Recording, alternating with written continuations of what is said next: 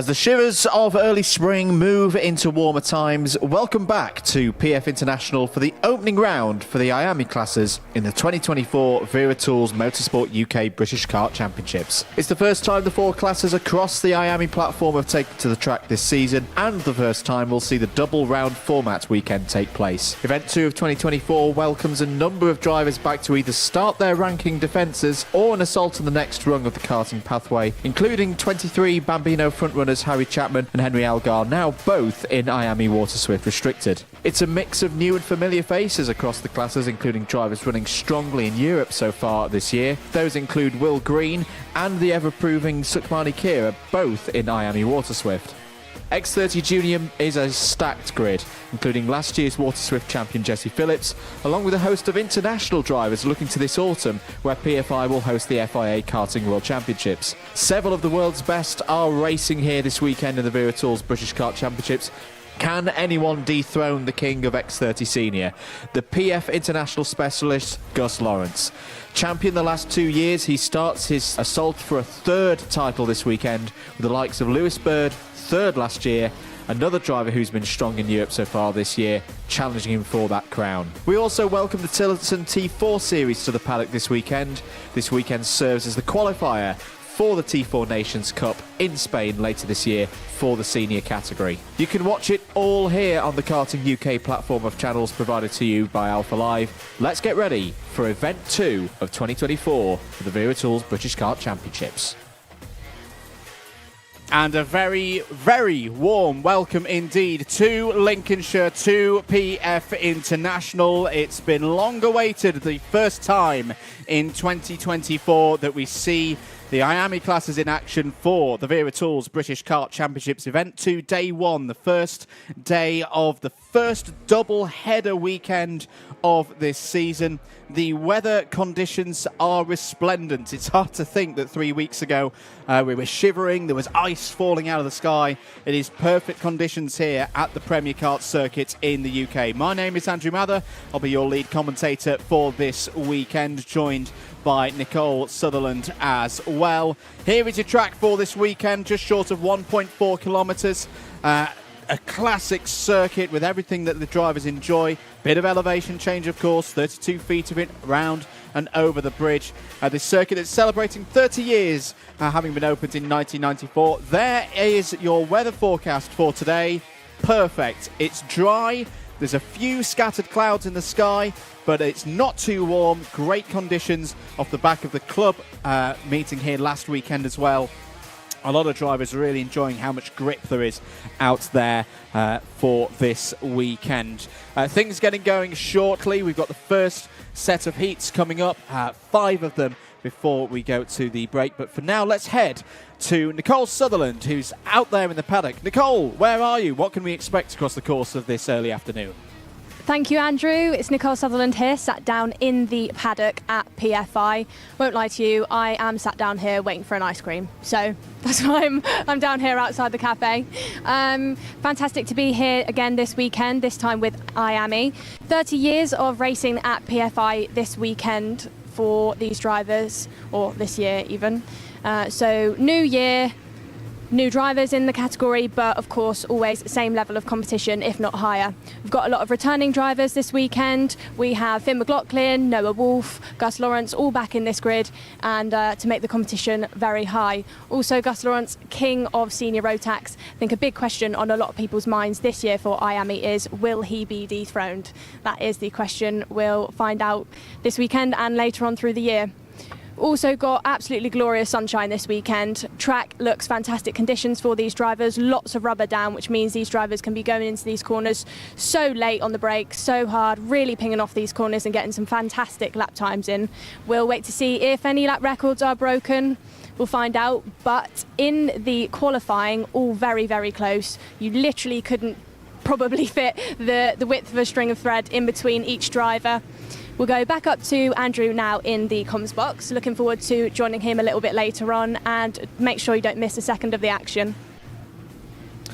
Absolutely great stuff, Nicole, down there in the paddock. Bring us an ice cream as well if you can, because it's quite warm already in the commentary box. There's a sight under the bridge here at PF International. On screen at your moments, practice for Tillotson T4. More from the Tillotson T4 paddock tomorrow.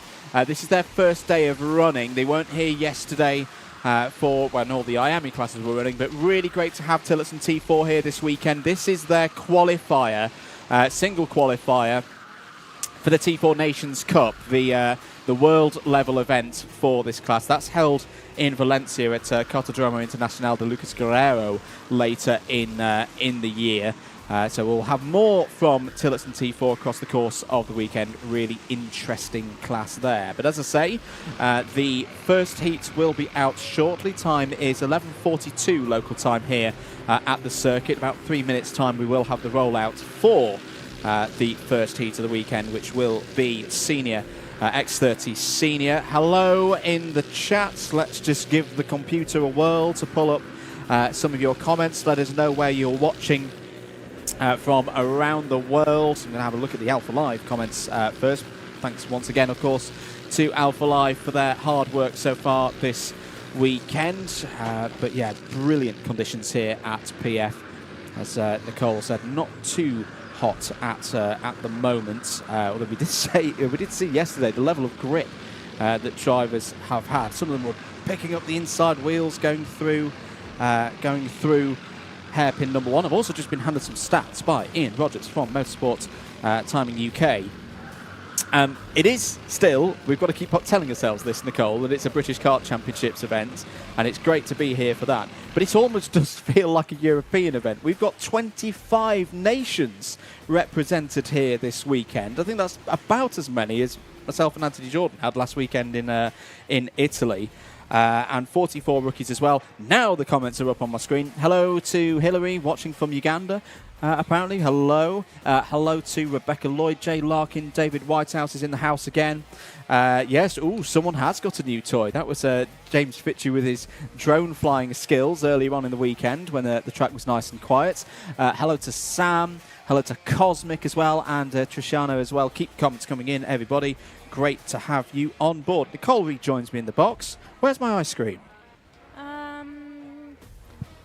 Forgot. You forgot? Ate it. Oh, That's dear. Yeah, ate it. There we go. Hello to Jay Larkin again. Best of luck to Adam Holmes and Keith Burke in X30 Junior. Relative quiet falls over the circuit. Hello to David Robinson as well, watching from Dubai in the UAE, supporting nephew Ethan Robinson, who we saw out in qualifying not too long ago. So we'll see Ethan out on circuit again for that first set of heats in. If I've got my facts correct, IAME Water Swift restricted. But yes, just for a little bit of time, it was Chris Olcott quickest in that Tillotson T4 Senior Practice 2. All of the timing, all of the numbers, you can get on the Motorsport Timing website. For now, though, we're going to go to our first race of the weekend. Event 2 kicks off with Senior X30 Race 1 coming right up.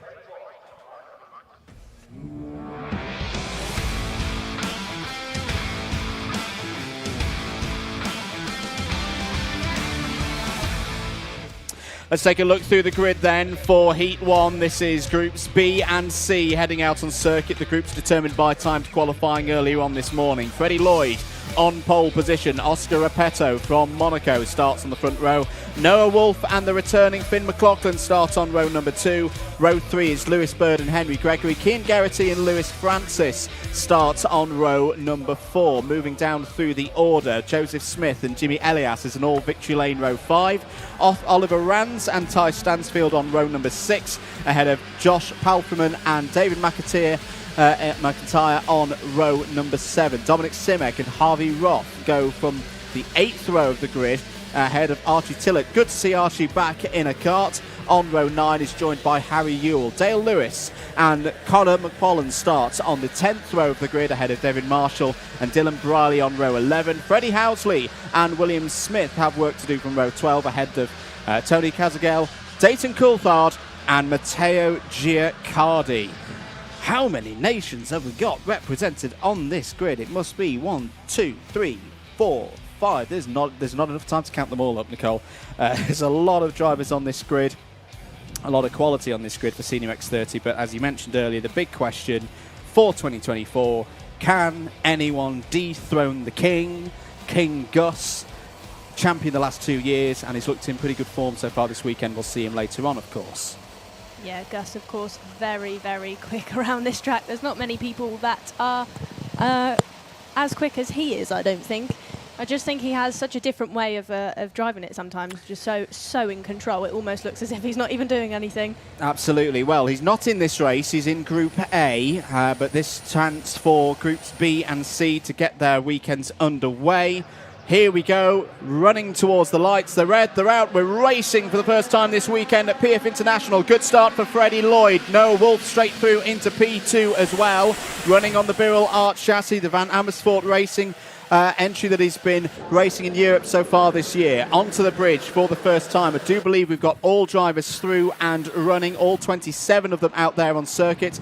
And straight away we've got a move down the inside from Noah Wolf. Nice stuff there from Noah Wolf. Takes the lead through hairpin number 1. Absolutely no hanging around from Noah Wolf there, and straight on the white line into the second hairpin to cover his back. Oh, we've got second place going for a move on Freddie Lloyd there, and he's got it done. Good job as well covering that, because he's still on the back of Noah Wolf after an ambitious move. Yeah, it's Lewis Bird for Croc Promotions, another driver who's run strongly. Will have been aware of these conditions from when I saw him racing in Valencia earlier on in the spring. It does feel very Spanish right now with 21-degree air temperature. End of lap number 1. It's Wolf from Bird, Lloyd, Repetto, Gregory, Cian Geraghty is up to 6th place. Not the best of starts from Finn McLaughlin. Down to 7th place. Work to do for the driver racing for Fusion Motorsport this weekend. He's doing all of his racing out in Europe for VDK Racing. He's been in good form so far in 2024. Down into hairpin 1 once Finn again. McLaughlin gone for a move there into hairpin 1, just as you've said that. Yeah, this is we saw a lot of overtaking from Finn last weekend Fred in Lloyd Italy. In on Lewis Bird there at the second hairpin. Sorry to cut you off there, Andrew. Yeah, indeed. So Freddie Lloyd fighting back into P2 as here comes Joseph Smith racing for Victory Lane as he's doing in Europe so far this year. The red helmet and the black suit. Good move there by Smith, cutting through the order, and that should be him up to 7th place. Early on in the race, however, Noah Wolf is on his fastest lap, 2 laps in a row, sets a 58.01 early on. Yeah, good pace there from Noah Wolf. Driver's already into a rhythm in this one. There's the number 54 of Henry Gregory, racing for Vismo International this weekend, who's had good starts out there. I can see Archie Tillett is up 8 spots already. It's a good move there from Archie. Does look like, unfortunately, we have lost David McIntyre by 13 positions. Still in the race, but has significantly dropped down the order. Yes, indeed. That's on the drivers for Mick Barrett Racing. They're down the inside, the number 39. That's Matteo Giaccardi. Don't know if it's just the design of those graphics, but looks like there's a bit of a dent going on in that nose cone.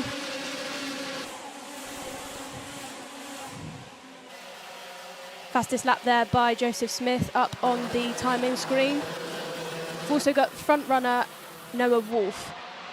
Great gap for him so far. However, you watch the way Fred Lloyd goes into that first corner so late and so hard on the brakes. And I think when you've got a driver out in the front and you're behind them and they've got nobody else in front of them, you can gauge way better how fast you can go into that corner by the way that you close the gap. Obviously, if you're out there by yourself... Ooh, bit of a crash there coming out of the second hairpin. And that looked to be the number 11 of Jimmy Elias, one of the Victory Lane entries. Meanwhile, further up the order, as yes, there is a bit of the graphics coming off the cart there. That's the number 30. That is going to be Dominic Simek from Czechia, another one of the Forza Racing drivers in the midfield. Won't cause any kind of technical flag. It won't be asked to come in, but I think just a bit inconvenient if that's flapping around in his face. Oh, Fred Lloyd there. We think we've missed out on a change for the lead. Noah Wolf back, trying to go back in on the first hairpin, and he's lost it to Lewis Bird. Lewis Bird down the inside on Noah Wolf. Well, this is going to be a lot of the style of racing that we'll see here this weekend. No holds barred, a lot of drivers knowing that this is a bit of a one-off for them. And also, Nicole, your take on the double header format, because described it earlier, it's almost 2 bites of the cherry. You're not necessarily thinking as much about the longevity through the weekend, knowing that if you want to do well in round 1, it's all about today.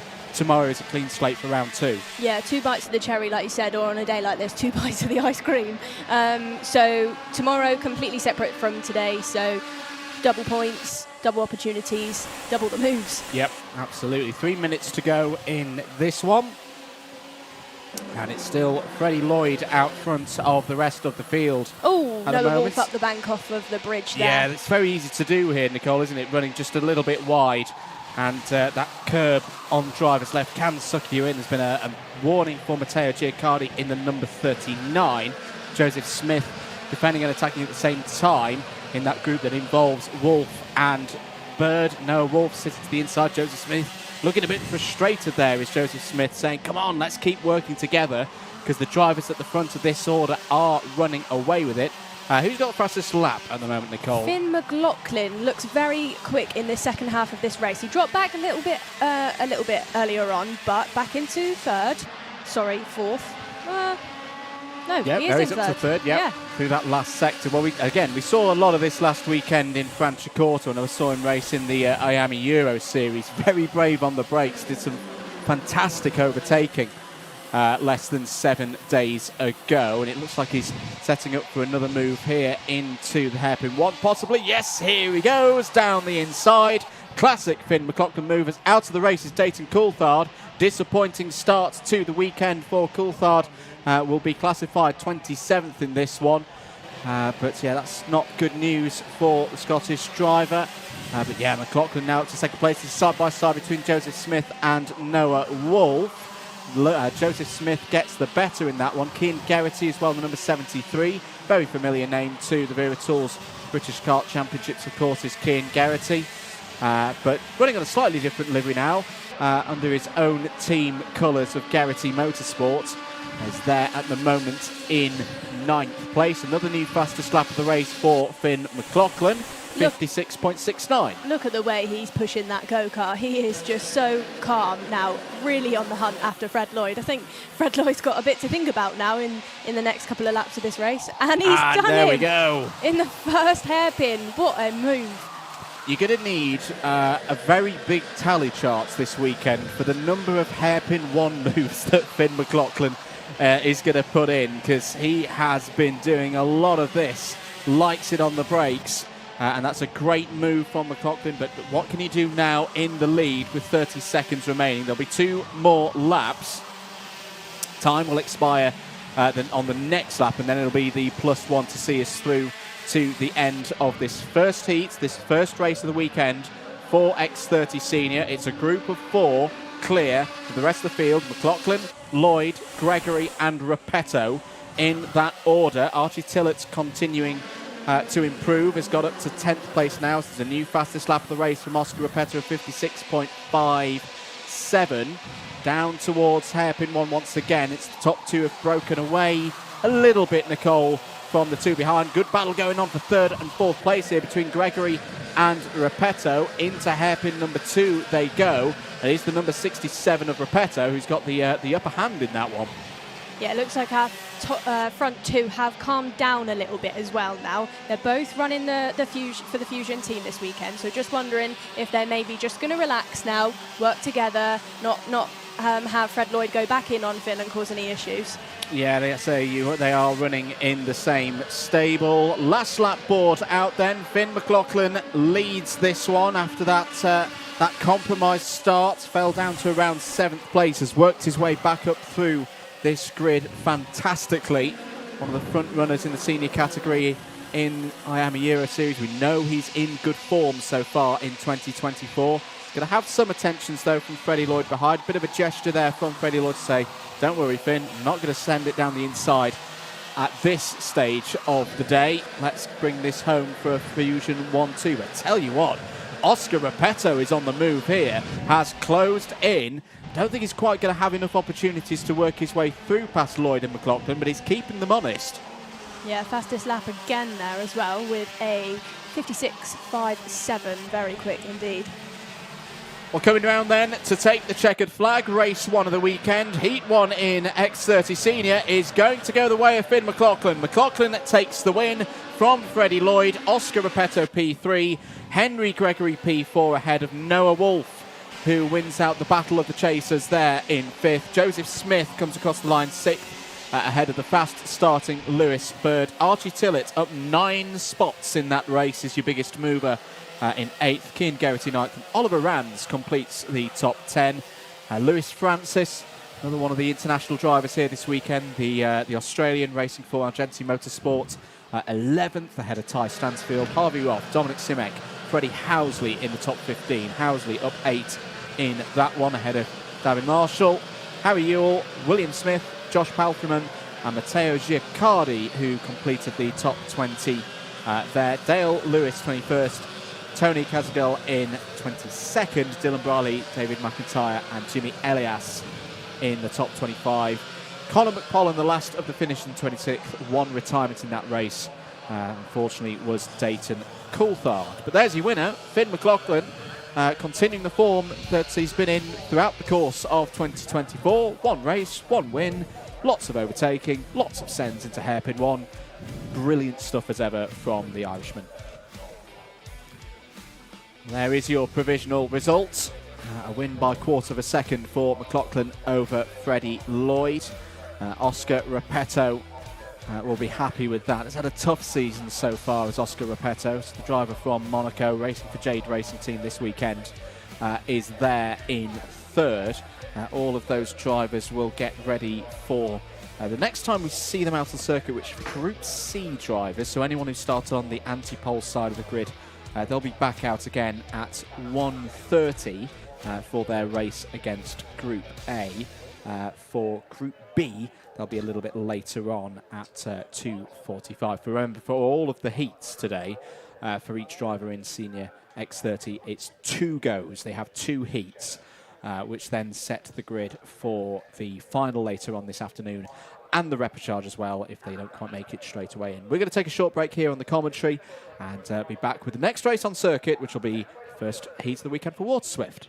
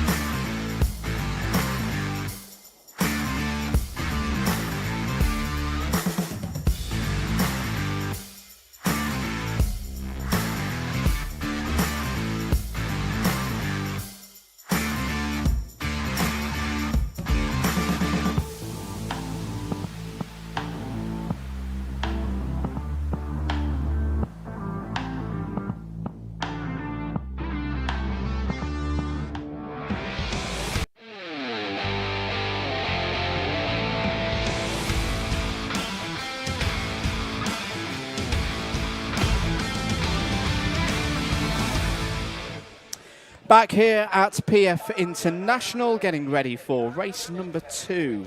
Will be Heat 1. Here is your grid for it. Charles Sayer and Austin Newstead on the front row.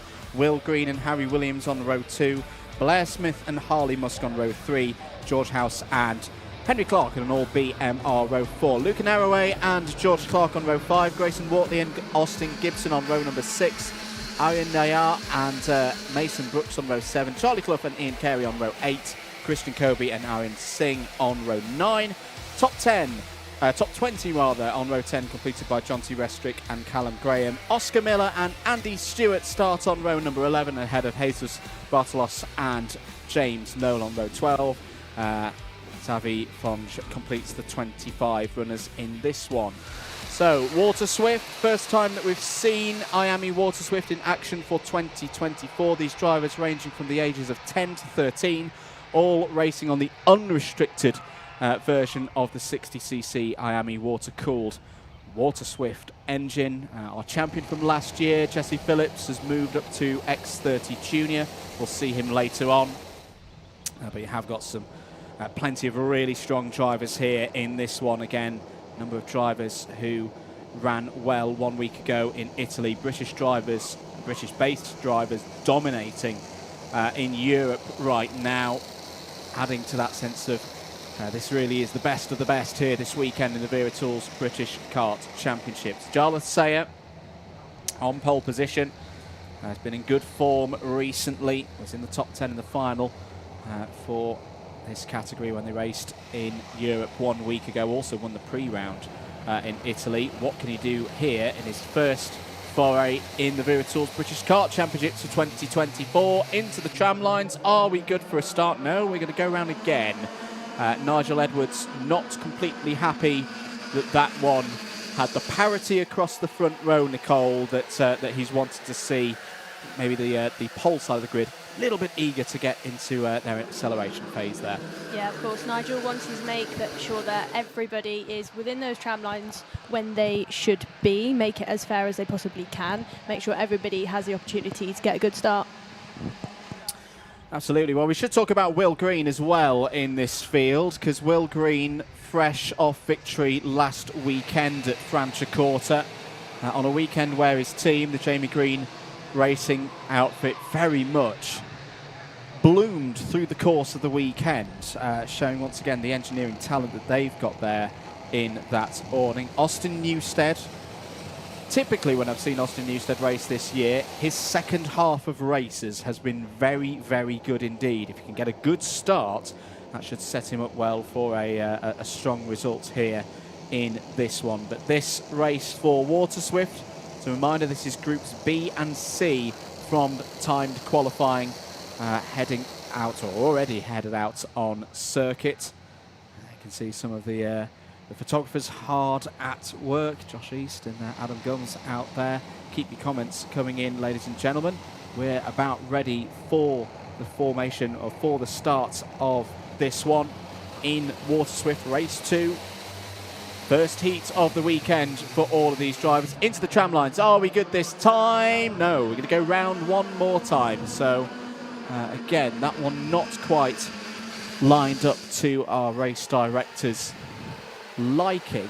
No, our drivers need to be a little bit careful now. We don't want to be in a situation where... what's the phrase Henry likes to use? Is it... The one I like to use is re-education. Rebriefing. So normally we see 3 false starts. That has some ramifications with it. So Sayre and Newstead on the front row, Green and Williams on row 2. Good to see Harry Williams once again showing strong performances. I've been really impressed with Harry so far this season. Very strong single lap pace. He's done it again here in qualifying earlier on this morning, and continually developing his craft. His racecraft as well. This is another strong opportunity for him. To see Dan Ashton in the background there, our clerk of the course here this weekend at PF. Just looking over things here. So hopefully we'll be third time lucky. Let's try and get some of your comments up this time before we roll round. Who's loving this weather? Well, in the commentary box right now, I'm going to mark it it's just right. Hello to XD.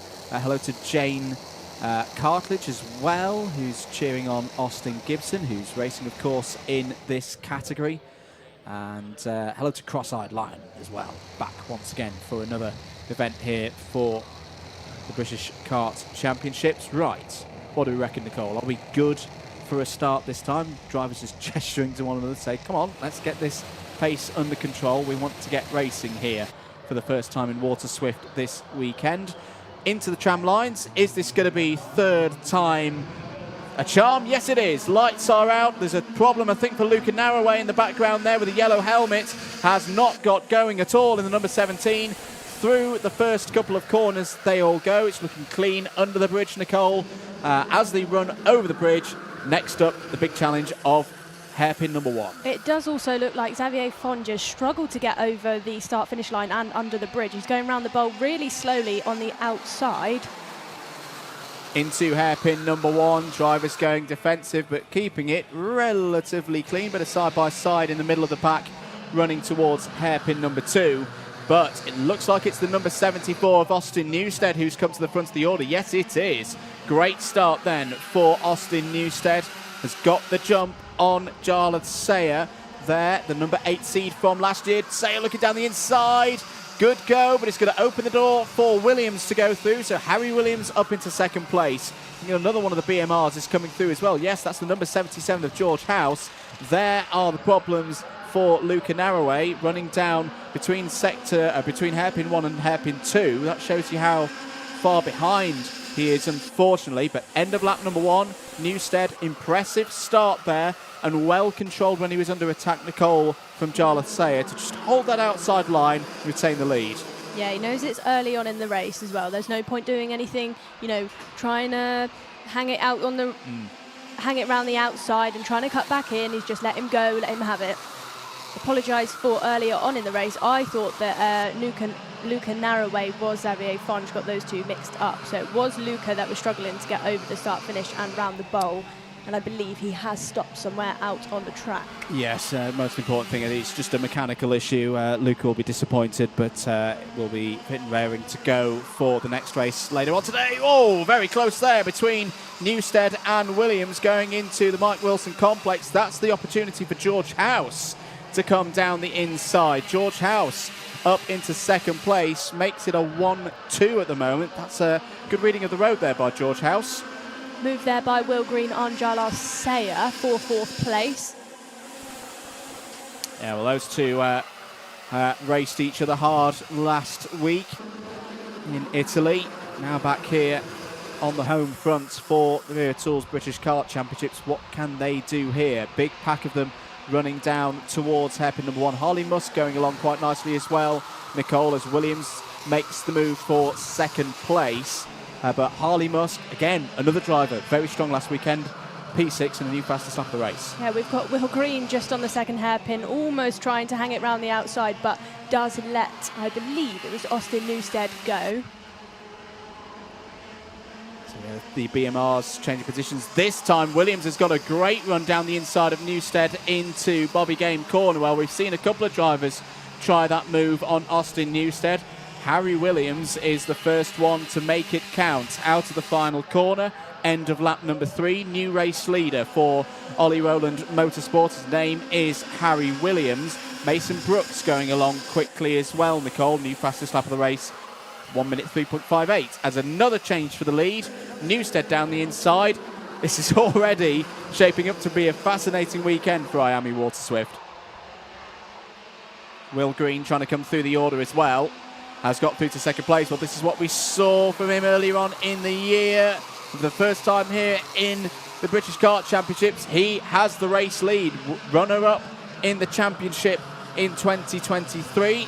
That's why he's got that number 2 board on his kart. But if there's one thing he wants to do in 2024, it's change that 2 to a 1. And it's those kind of moves that will set him up nicely to at least be a challenger into the lead now from Harry Williams. For Austin Newstead, well, things kind of going the other way to what I was expecting right now. Started the race very quickly. He's looking under a bit of pressure now there in third. Almost similar to our senior Rotax race previously. Started off quite calm, quite reserved, and now it's getting all a little bit messy in that front pack. Blair Smith coming through, has got into 8th place. Grayson Wortley is now your new fastest driver on the circuit, a 1 minute 3.32. Crucial now though, Nicole, we always say this is about momentum at this level, as there's a move there by Mason Brooks down the inside of one of the OMS. It's George Clark there, the number 42. That was for 4th place. But that top 3 now breaking away, side by side Harley Musk with Blair Smith. Blair Smith running in both Rotax and IAME categories this year in the British Kart Championships. Great. And, yeah, Mason Brooks making some good progress. Great start by George Clark as well, up by 6 positions in this race. Yeah, 2 minutes and 45 remaining on the clock. Still Will Green out front at the moment from Harry Williams. Can he keep hold of that? Well, right now, Green and Williams quite happy to work together. That's good tactics. New fastest lap of the race for the driver in second place. There's the number 99 on your screens of Christian Kobe going side by side with Arun Singh through the first chicane, through the Bruno Ferrari S's. got very close, but good racing between those two drivers, left each other enough room, made sure that they got under the bridge safely and continued their fight for what I think is around 15th place. Yeah, Green and Williams pulled a nice gap here in the past couple of laps to Austin Newstead. See more moves further down the field. That was one of the BMRs having a squabble there. I think it was Jonty Restrick in the number 67, fighting with Grayson Wortley, racing for OMS. Both of them going over, fighting over 13th place. Less than 2 minutes on the clock. Then Will Green and Harry Williams holding this formation right now, keeping things calm, keeping things collected at the front of the field, which isn't always the way in IAME Water Swift. They've done fantastically to break off from the rest of the field. Just see by the body language of Williams' kart, though, at the moment, Nicole, I think he's looking pretty keen to get through and ahead of Will Green at the moment. What do you think with 1 minute 20 to go? Yeah, he's still got a little bit of time, so he doesn't need to rush it, but I think he has got the opportunity to, into the first hairpin quite late on the brakes, into the back of Will Green there. On his screens, once again, one of the fusions down the inside of an ORM. That looked to involve, I think that was Austin Gibson on the move, past Blair Smith. That was over 8th place. So, Green and Williams out front. Newstead, Sayer and Clark the next trio, but not necessarily in that order, because I think Sayer has got through and into 3rd place. Looking a bit further down the order, Arian Naya has had a very good race, is currently there in 16th place, riding high in the top 20. 30 seconds to go, 2 more laps. Confirmed that Sayer now ahead of Newstead. George Clark has also got through in that battle. Austin Gibson, always a testing time for a reigning champion, Nicole, when they step up to the next level. On that same base platform, of course, moving from Water Swift Restricted to Water Swift. But good to see Gibson moving through the field. It's now up 4 places in this one and into 8th. Yeah, definitely. It's always hard moving up a class, especially when you're one of the fastest drivers in your previous class. You're naturally going to want to go in and carry on winning. Yep. But you've got to go in, you've got to learn, you've got to be maybe sometimes schooled a little bit again. But definitely this season, Austin Gibson will get back up there pretty quickly. Indeed. Time is up. Last lap board will be out in a short moment's time. As look at that fighting there. George Clark and Austin Newstead. New fastest lap of the race as well last time around for Jarlath Sayer, who's having a quick finish to this race. Good chance here for Harley Musk, George House and Mason Brooks to join the party for 3rd place. But we're going to focus here at the front of the order.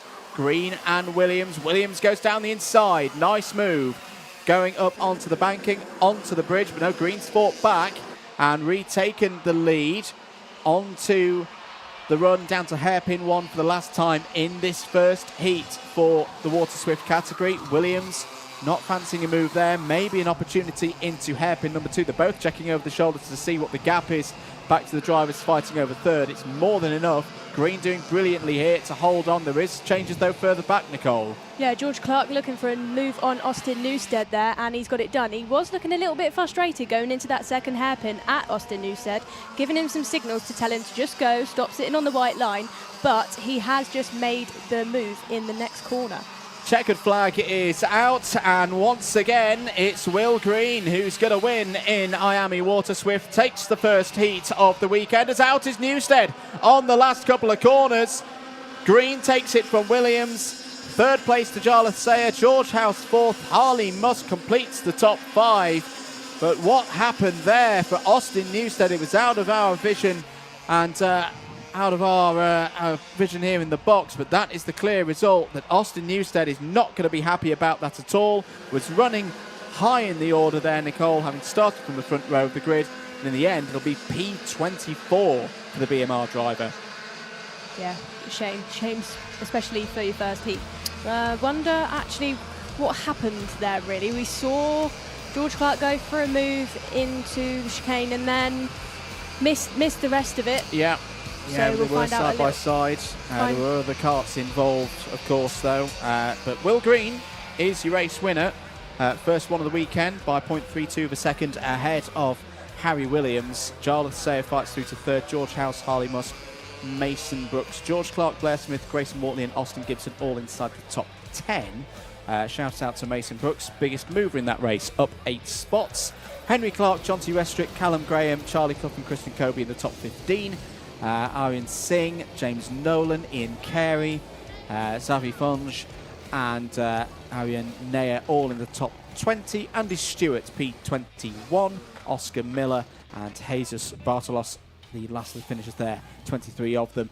Austin Newstead retiring on the last lap, and Luca Narroway had technical problems on lap 1. Well, discussions ongoing there, Nicole, between the drivers of how that first heat went for them. I think it's sure to be a very keenly competitive class here this weekend in Water Swift. Yeah, these drivers are young, but nonetheless, they still know exactly what they want to say. When they come in, you'll see them shaking hands, congratulating each other, but also probably telling each other about each other's races. They will indeed. More racing coming up here. We go into Junior X30 in the not too distant future. 2 races for them, which, no offence to any of the other classes here this weekend, is my most keenly anticipated class here this weekend. So do stick around for that. Keep your comments coming in as well. Hello to Derek, cheering on Austin Newstead. Unfortunate there for Austin Newstead, but there's some good race pace there quite clearly. Hello to Andrew May as well. Indeed, as Motorsport Magpie says, keep hitting that like button if you're enjoying the coverage here at PF International. We're here all weekend, all day today for round 1, and then we go back to 0. Everybody clean sheet of paper for round number 2 tomorrow, which we'll have here broadcast for you from PF. We're going to take a short break on the commentary though and be back for X30 Junior after these few messages.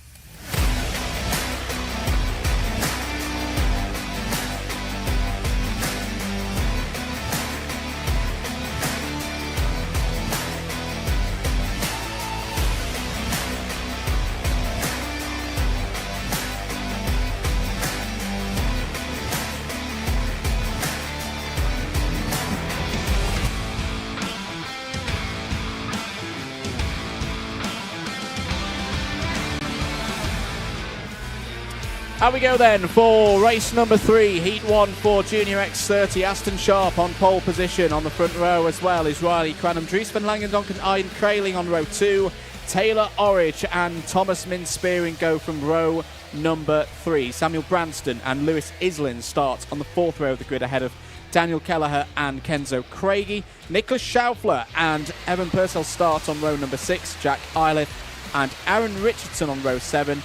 Monda Junior Canini and Archie Lovett go from row number 8 ahead of Iskender Sulfikari and Alex Dodds on row 9. Drew Waltz and Joey Brown start on the 10th row of the grid. Monty Brathwaite and Dylan Patel start on row 11. Emmanuel Hay and Jake Brook start on row 12 ahead of Leif Khan and Keith Burke on row 13. The 28 kart field is completed by Josh Parker and James Harris. Well, we had a little watch, Nicole, of the qualifying sessions earlier on this morning, Nicole, and I was nearly out of breath even before we got racing because there were so many changes at the front of the order. This really is where the class with the greatest quantity of drivers running as a one-off with the world champs in mind later in the year. Very intriguing picture as to how they're going to compete against the regulars here in the British Kart Championships. We're about to find out for heat number 1. Lights are out. Away we go. Good start for Aston Sharp. Good start for Dries van Langendonk as well. As there's an incident towards the back of the field. 1, 2, 3, 4 karts in trouble, it would seem. There, yellow flags are going to be out. We'll track through what's the 23 and the 74. That is going to be Jake Brook and Emmanuel Hay in trouble straight away there. Field running down through the order, and here we go. Aston Sharp, regular, of course, in the British Kart Championships, but has also been having a strong season so far in the Euro Series. on the IAME products for Mick Barrett Racing, has just casually got the reigning OK Junior World Champion for company at the front of the field at the moment. Dries van Langendonk still there in second place. No pressure. No pressure. No pressure at all. It's had a very strong year so far, both of these drivers. Dries van Langendonk currently the leader in the FIA Karting European Championships as well, and is not afraid to go for an overtake. Is Dries van Langendonk, the driver representing Belgium. Who else has had a good start? I can see Archie Lovett there, Nicole. He's up 5 places from where he started. Yeah, good start by him. Also, Tom Minspearing's looked quite strong so far. Up there in third. He's doing the double this year, Rotax and IAME. So looking forward to seeing how he gets on. As I've said that, I've jinxed him and he's dropped back. Well, you'll get used to that, Nicole, being in the commentary box in cursing drivers' races. It happens to the best of us. Technical flag for the number 11, Joey Brown. That's going to be the end of any competitive action in this one. Maybe able to get back into the race depending on what the problem is. I think it's a missing right-hand side pod. I don't think I can see it out of the commentary box window. So that'll be the end of Joey Brown's race for Fusion Motorsport. Meanwhile, back at the front of the field, intriguing situation here. Sharp and Van Langendonk, having broken away early on, are now being caught by Thomas Minspearing. A good lap there from Spearing, pulled in a bit of a gap. Taylor Orridge 4th place now. Spoke to him earlier on this weekend. One of the interviews that you can see on the Karting UK YouTube channel in due course. But yeah, something tells me, Nicole, this is going to be a bit of a spicy one at the front of X30 Junior. Van Langendonk then into the first hairpin. It almost looked as if he couldn't quite make up his mind whether he was going to do it or not. Oh, and as I say that, into the second hairpin, Thomas Minspearing gets the move done on him. I'll tell you what, Dries, welcome to the Wera Tools British Kart Championships. That's what happens sometimes when you don't quite make the move. You get overtaken at the very next corner. It's something I've talked with drivers previously about how's it different racing between here in the British Kart Championships and in the European scene. And drivers have told me, it's like, yeah, you've really got to have your wits about you at this level because it's so competitive. Move being attempted there. That was, I think, the number 18 of Riley Cranham going for a move. New fastest lap of the race from Aaron Richardson. Yeah, going back to what you were previously saying, Andrew, I think a lot of people come to the British and they know that more often than not, if you make a mistake, Thomas Minspearing into the race lead there out of the first hairpin. Well, that was the move that Van Langendonk needed to pull the previous lap. Got down the inside and went for it. Now Aston Sharp's going to have to defend from those behind as in comes Taylor Orridge. GP plate holder, won it here at Kart Masters last summer. He's getting involved. Kenzo Craigie coming through there as well in the green and red helmet. The Mercedes-AMG junior driver. 4 minutes to go in this one. New leader confirmed at the end of lap number 4 is Spearing, Sharp, Orridge, Cranham, Van Langendonk in the top 5. I think there's also been a mechanical flag for the number 9 of Monda Junior Canini. Fighting onto the bridge again. Here comes Orridge side by side with Sharp. Sharp will have the advantage down off the bridge, down towards hairpin number 1. This is playing out exactly as I thought it would, Nicole, at the start of the weekend. Seeing the entry list. It's fast, it's frenetic, it's a pack of, what's that, about 13 karts all going through hairpin 2 in the space of about 2 seconds. Kenzo Craigie trying to have a look then, but gets the door shut on him out of the second hairpin. Change for the lead. Aston Sharp goes back through into first position. And after all that great work from Thomas Minspearing, this is what can happen. He's shuffled down to 3rd, to 4th, to 5th, as out of the race is one of the Forzas. It looked to be, it's going to be Archie Lovett, isn't it? The number 35. Thomas Minspearing now a +5 second penalty. That could be costly in a race like this, Nicole, because it's so close out there at the front. 5 seconds is going to shuffle him down right into the middle of the pack in this one. Side by side again, Orridge and Sharp. Sharp fighting back, running wide a bit there, was the race leader. Look at this. This is a heat, ladies and gentlemen, not a pre-final or even a final that you're watching right now. And round. The first hairpin. That looked to be the number 29 of Dries van Langendonk. So, The OK Junior World Champion has definitely had the full introduction to X30 Junior here. Turned round, won't be happy with that at all. There is a confirmation of the warning to Thomas Min-Spearing. I do wonder, will there be a bit of a discussion in the ranks after this one? Say, guys, let's just calm this one down. It's only a heat. There's a long way in this weekend to go. 2 minutes remaining on the clock, though, Nicole. Taylor Orridge back at the front of the order here at PFI, a familiar position for him. I think what's really adding to the excitement of this race is two things. You've got the British drivers trying to prove that they're the fastest. Yes. And then you've got the drivers who have joined us from overseas trying to prove that they're also equally as quick and that they've got nothing to lose because they probably won't do the rest of the championship. Correct. They very much are. Everyone's trying to put their stamp on this one right now. This is only half of the drivers that we'll see this weekend in X30 Junior. 1 minute and 20 seconds remaining on the clock, still at the front of the order. I think there's been a change for 7th place as here comes Nicholas Schaufler. Well, Nicholas Schaufler had a great start to his season in 2024. He's done, again, a lot of racing out in Europe, but hasn't had the best of luck at times. But a driver that in his own race, when everything runs right, he is one of the fastest currently in junior racing across Europe and arguably the world. Top 3 clear, and they're all Brits at the moment at the front of the order. Orridge, Cranham and Islin. And for Riley Cranham, I've been really impressed with how Riley's driven so far this season. He's got his head down, he's been very competitive out in Europe, particularly through heat races. Maybe just looking to build experience a bit in the longer races when he gets to a final. That's a great opportunity for him here this weekend with 2 of them to run across the course of Saturday and Sunday. Yeah, talking of Lewis Islin previously as well, fastest lap of the race. Looking, we've not mentioned him so far, nope. But he's made up 5 places into 3rd and looking really calm, really in control. I was very quick here last week, took a new lap record for X30 Junior, so we know he's got things dialed in to this near 1.4 kilometre circuit. Time is up.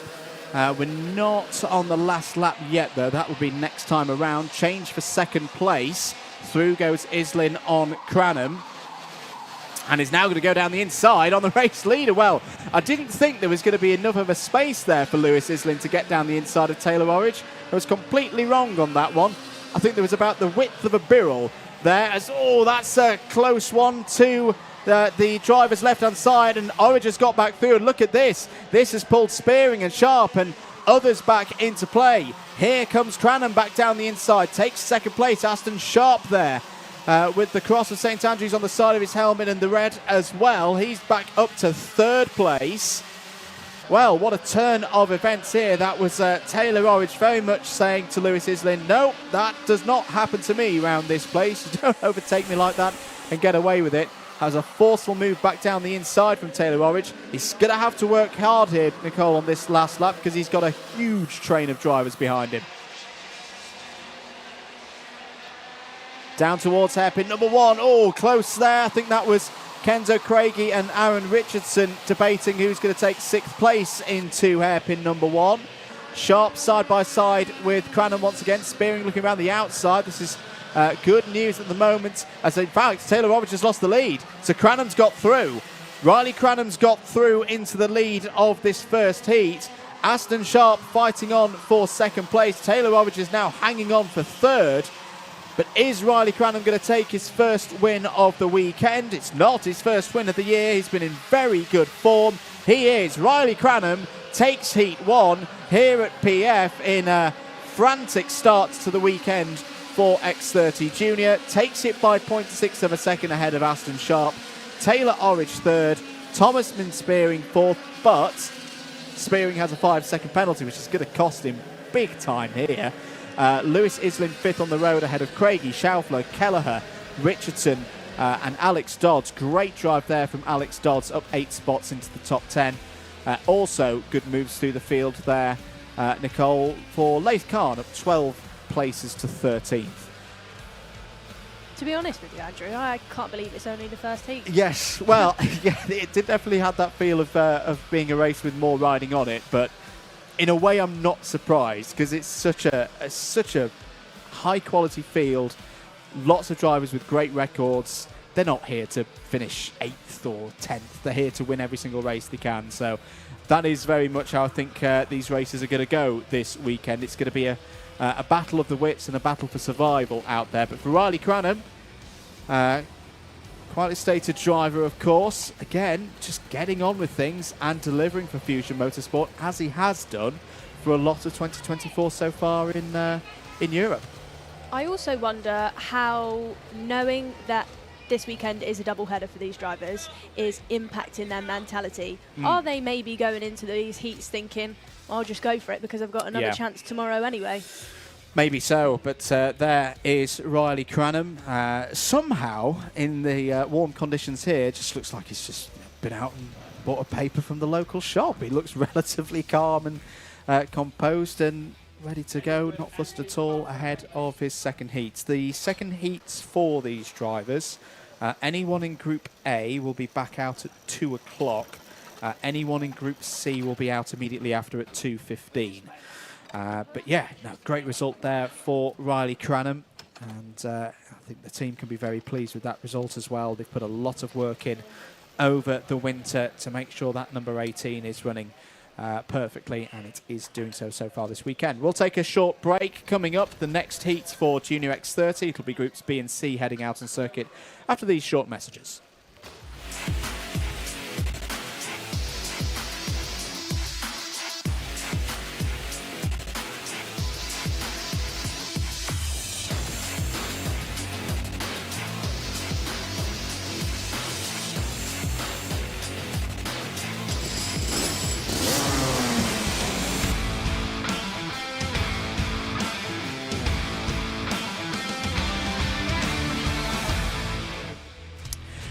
Cracking on then, Heat 2, race number 4 in the schedule. This is another one for X30 Junior. Harrison Whitcomb on pole position, Zach Green alongside on the front row. Harrison Mackie, winner last week in Italy, is joined by Morgan Moore on row number 2. Hamish Forrest and Rocco Coronel starts on row number 3 ahead of George Edgar and Mayan Patel. Rocco Leon Shenton and Sky Parker go from the 5th row of the grid. They're ahead of Jacob Backler and Max Ewell. Harry Walsh and Archie Owen go from row 7. Nat Johnston and Jesse Phillips start on row 8. Phillips, of course, the reigning Water Swift champion. Jarrett Clark and Charlie Myers on row 9. Jean-Matteo Rousseau, representing Panama, starts on row 10 alongside Adam Holmes. Zeph Nurnberger and Alexander De Benedictis start on row 11. Ahead of George Quartermain and Devin Waltz on row 12. Louis Cachet starts on row 13 alongside Daniel Samir. Ashley Haza, representing Jamaica, completes the 27-strong field here for Groups B and D. Anyone on the pole side of the grid are in Group B, so Harrison Whitcomb classified 2nd of all the drivers in X30 Junior earlier on this morning for timed qualifying. Anyone on the anti-pole side of the grid is in Group D. It's another strong one, Nicole.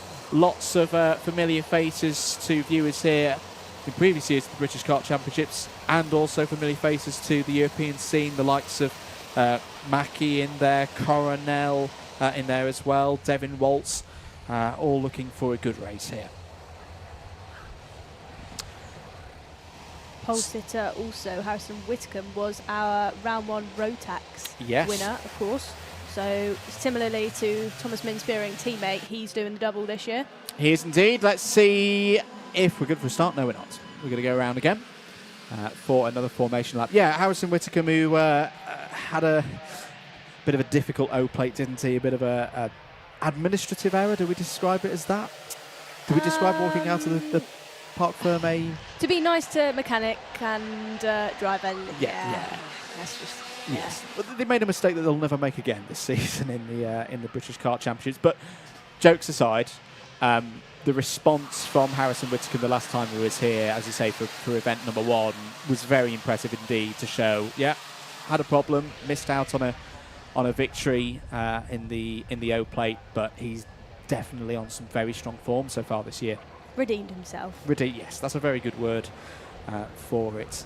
So, Harrison Whitcomb on the front row. Zach Green joining him there. Zach Green, who had a good chance to take the victory last week in IAME Euro Series, the junior category, similar to what we were saying with the Water Swifts earlier. Pretty good showing from the Brits across. I wouldn't say domination, but a pretty good showing from the Brits there. The driver who won last week in Europe on these machines, Harrison Mackie, starting third on the grid there. If you haven't seen the move that Mackie made for the race win, do go check it out. It was another one in the Hall of Fame of overtakes of the year for 2024. What are we going to see in this one? 8 minutes on the clock.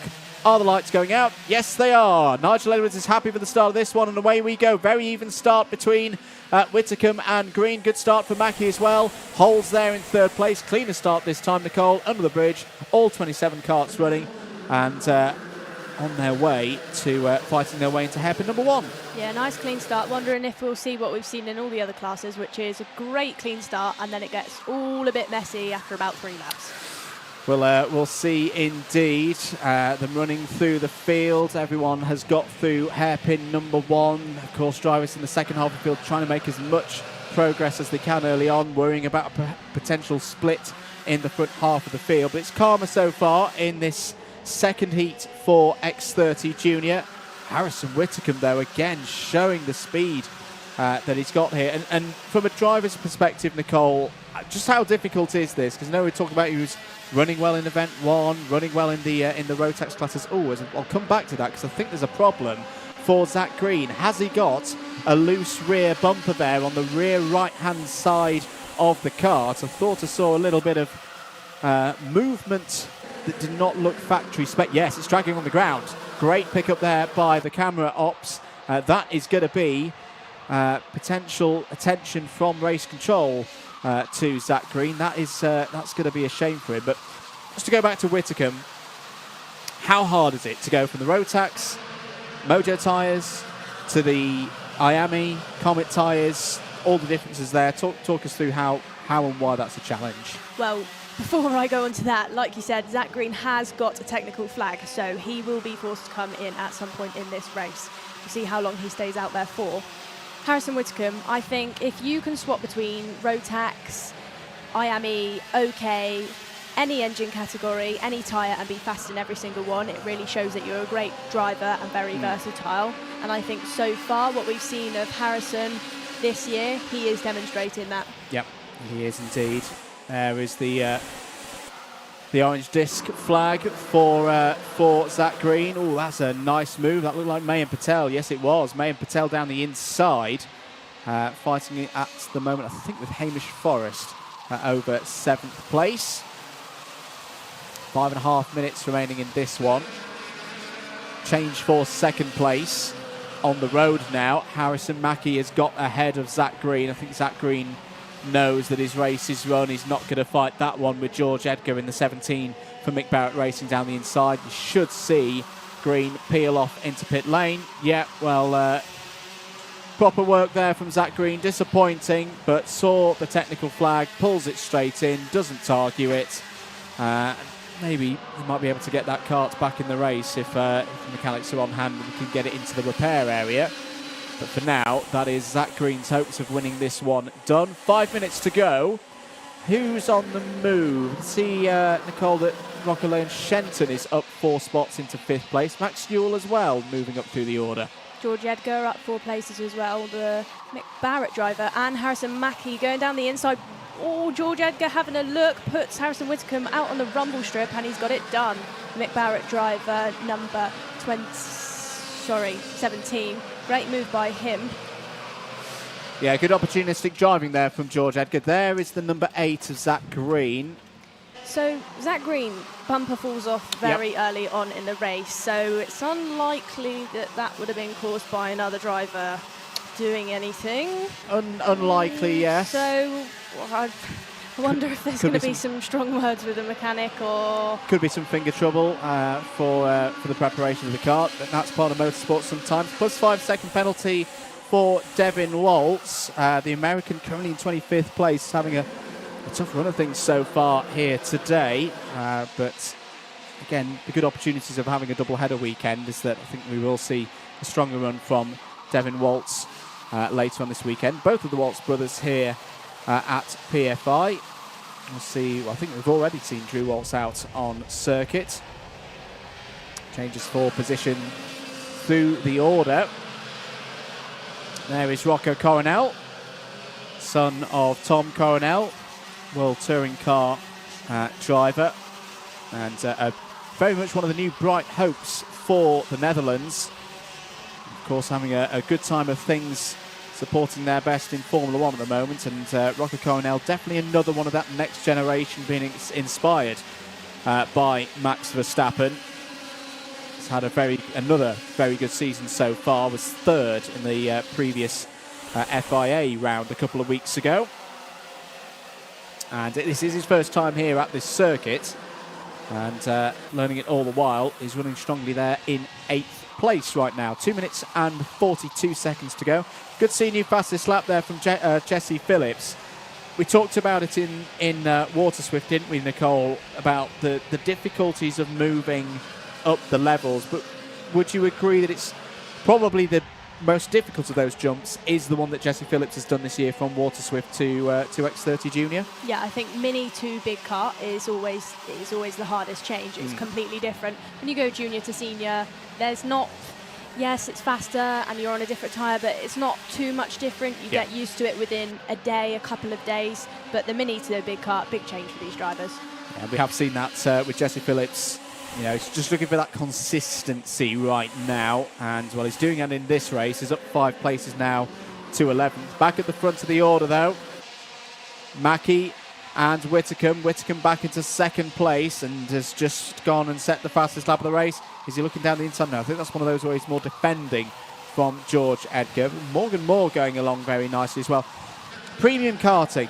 Interested to see how they get on this weekend, as Edgar has a little go down the inside of Whitcomb. That doesn't quite work out. Premium Karting as a team have been fantastic so far this year, particularly in X30 Senior. A lot of success for Marcus Luzio out on the continent. And another team to put in that mix of Fusion and Argenti and Mick Barrett Racing could get some good results here this weekend. Yeah, nice to see it being broken up a little bit. Lots of different teams in there instead of the same kind of groups of names. So just over a minute on the clock then. Live coverage of event 2 for the Wera Tools British Kart Championships. Andrew Mather and Nicole Sutherland on commentary duties for you right now. Is there some news, Nicole, regards Sky Parker? Sky Parker warning flag out there. I've not seen anything particularly untoward go on. I've missed that, but warning flag has gone out to her, so she needs to be careful now with where she's putting that kart on the circuit. Side by side here, this is the battle between the 73 and the 55, Harry Walsh and Max Ewell. This is over 11th place as we cut forward to the top 4 again.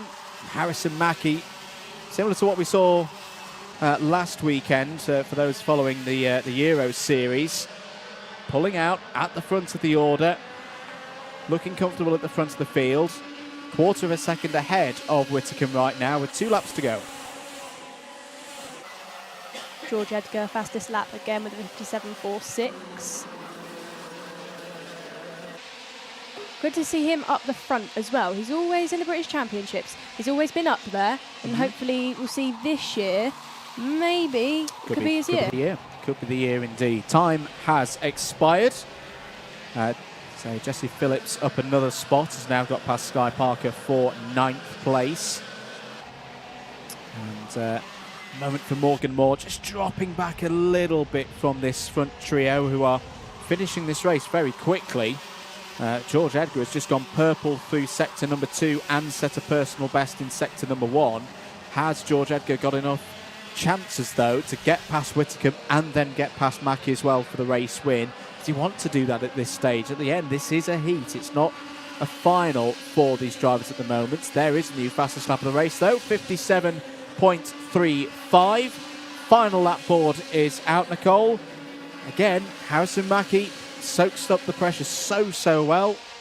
I assume he's working with his older brother Lewis again this weekend, who's on the spanners last weekend, did a great job, but has lost the lead now. Right, so Whitcomb has found a way through, going up and round the bridge. George Edgar looking to the outside now, maybe for a switchback out of hairpin number 2.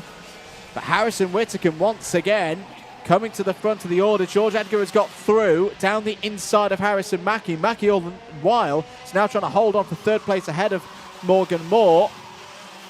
Well, it's been a calmer race this heat for Groups B and D in X30 Junior, and it's going to be won by Harrison Whitcomb. Whitcomb continues the run of results he had 3 weeks ago here in event number 1 at PF. He takes the race win by 0.2 of a second ahead of George Edgar. Harrison Mackie in 3rd, Morgan Moore 4th, Rocco Lane Shenton there in 5th place, having gained 4.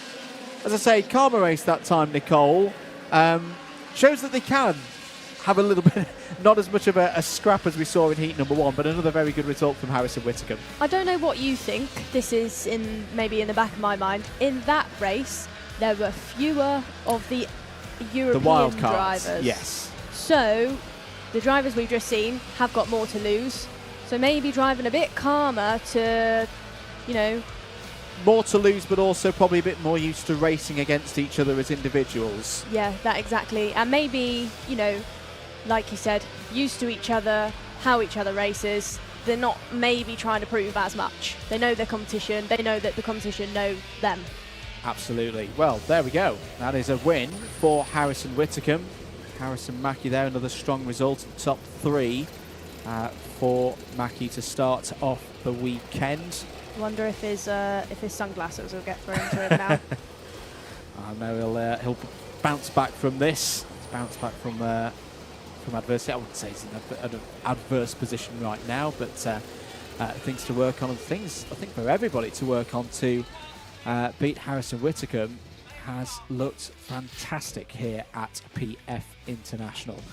There is your number 66. Let's get ready though. Next race is going to be out shortly. Race 5 on your programmes, and it's the first appearance of the weekend for Water Swift Restricted.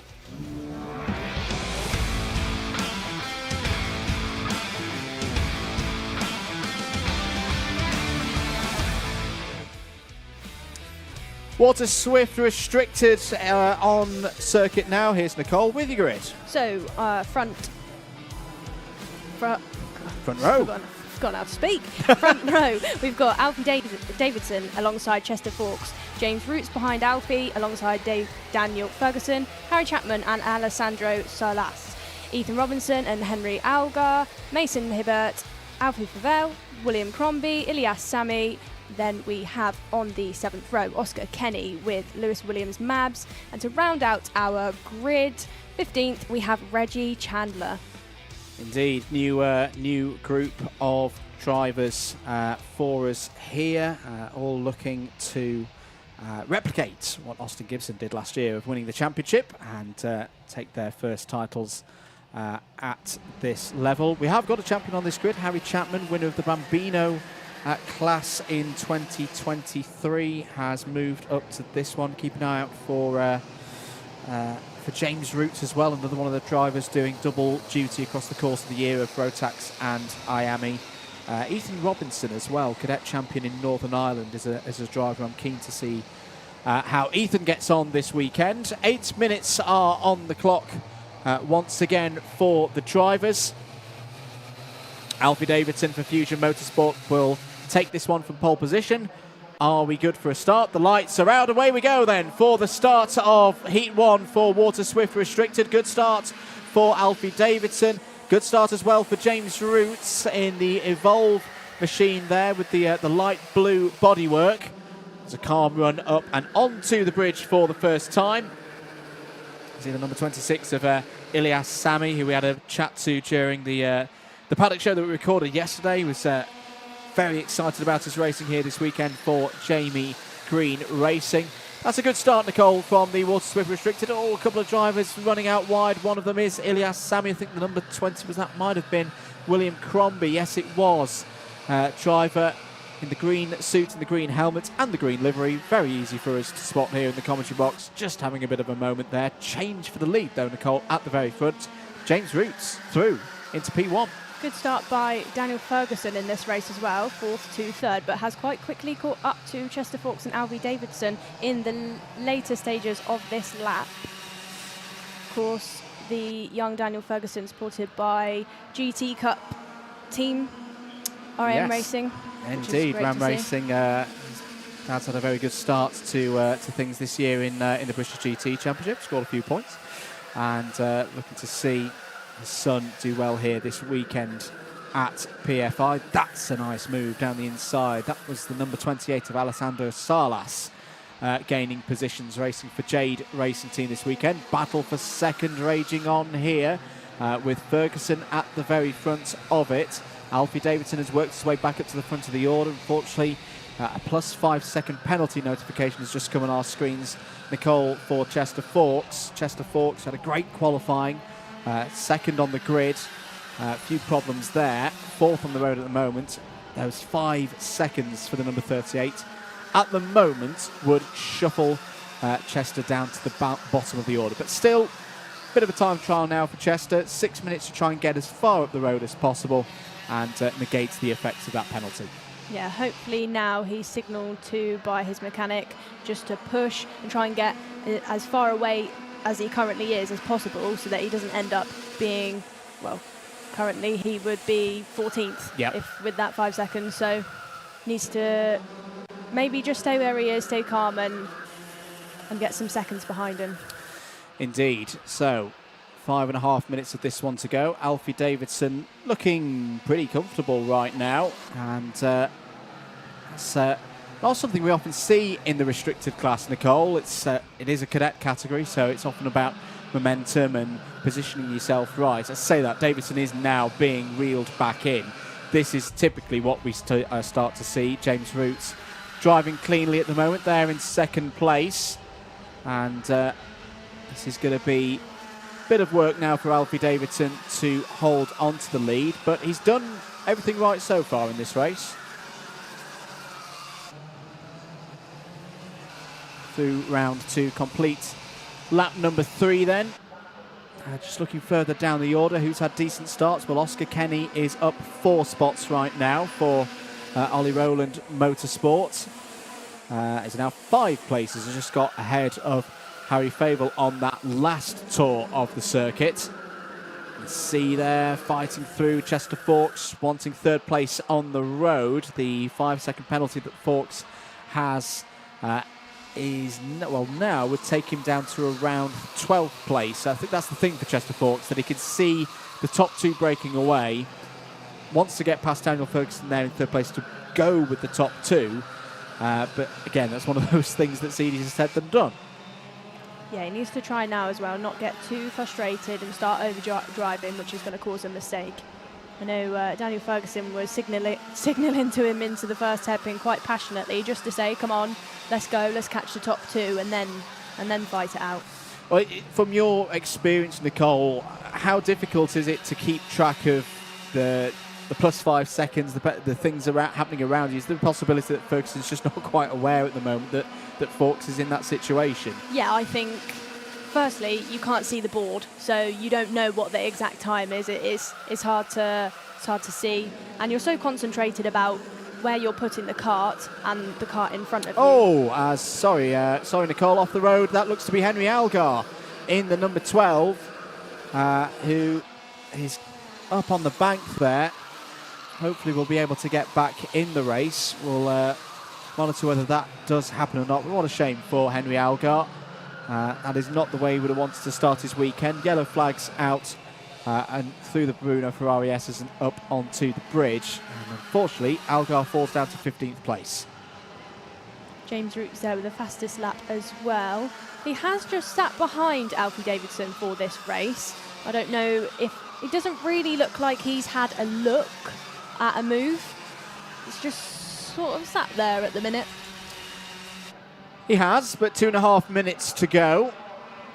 And with good reason, because they are edging away from the second pair. 1 minute 5.83 last time around for Davidson. 1 minute 5.77 on your screens there for James Roots. There is the stricken kart of Henry Algar.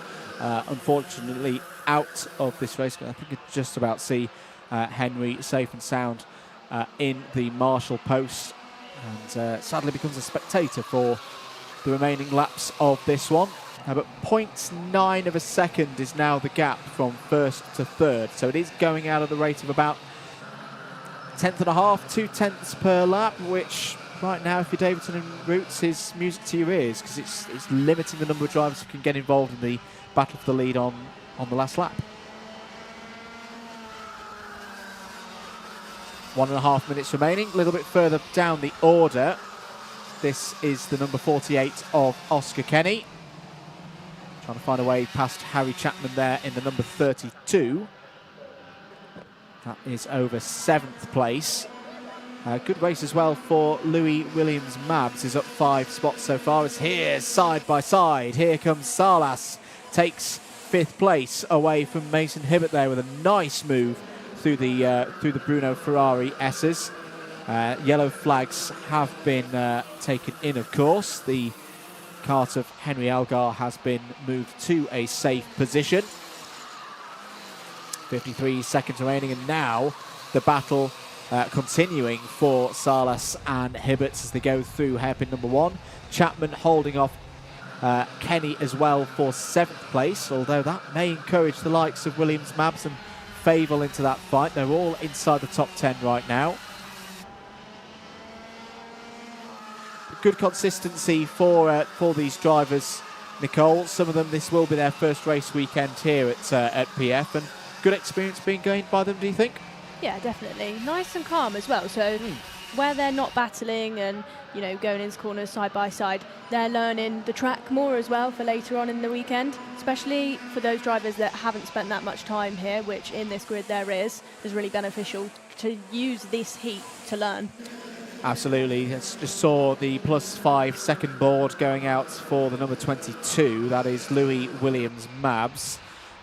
Would drop Williams-Mabs around to 12th place right now. Here is what is now a battle for the lead. We've seen a couple of defensive moves from Alfie Davidson, wanting to keep that track position ahead of James Roots. Roots looking to the outside as they go through hairpin number 2 now.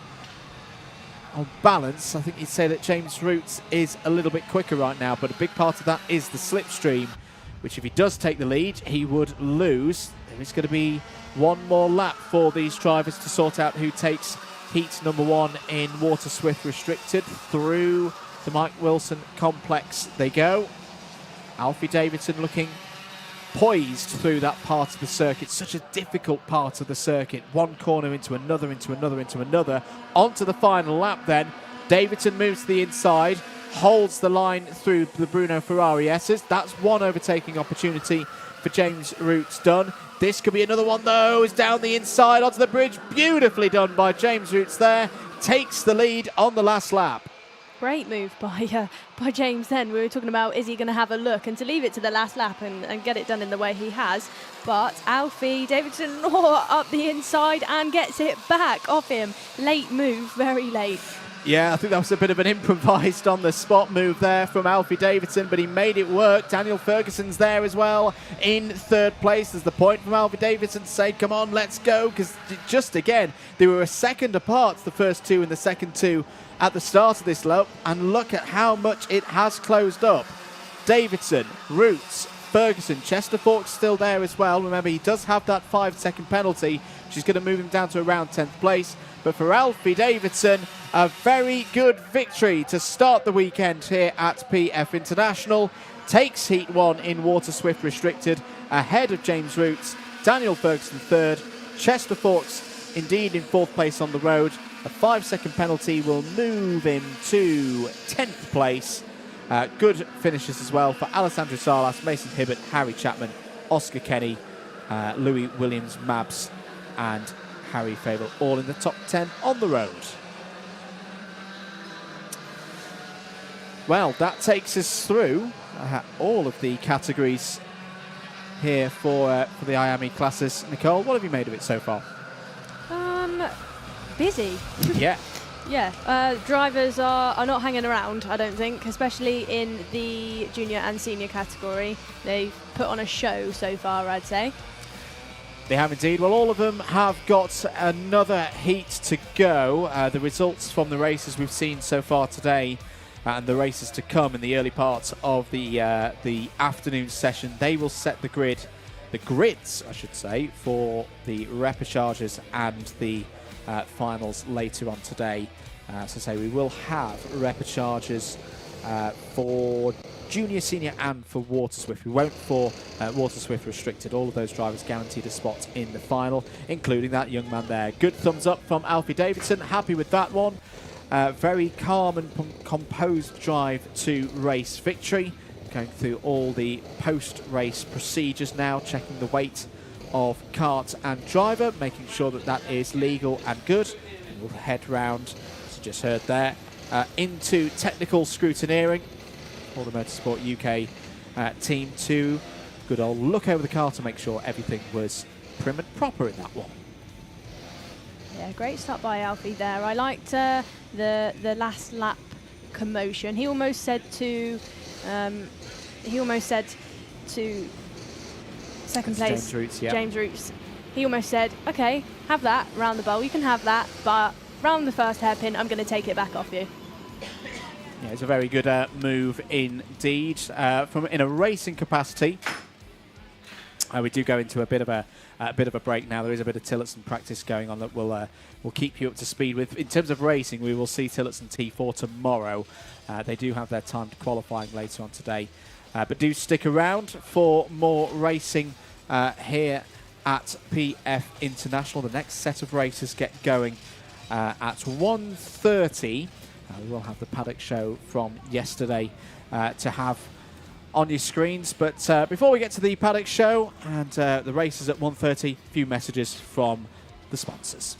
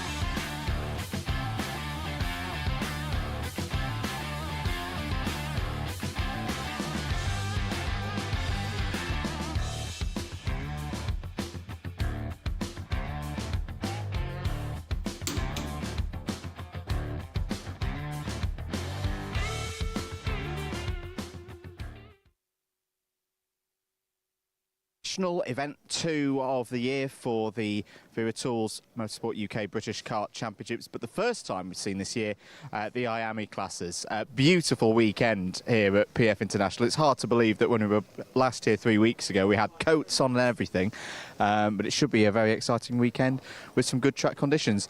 There's lots to cover, so let's get right into it. Let's have a little step into Jade for this weekend, see how they're getting on. Lewis Islin, I think, has just skipped into the back.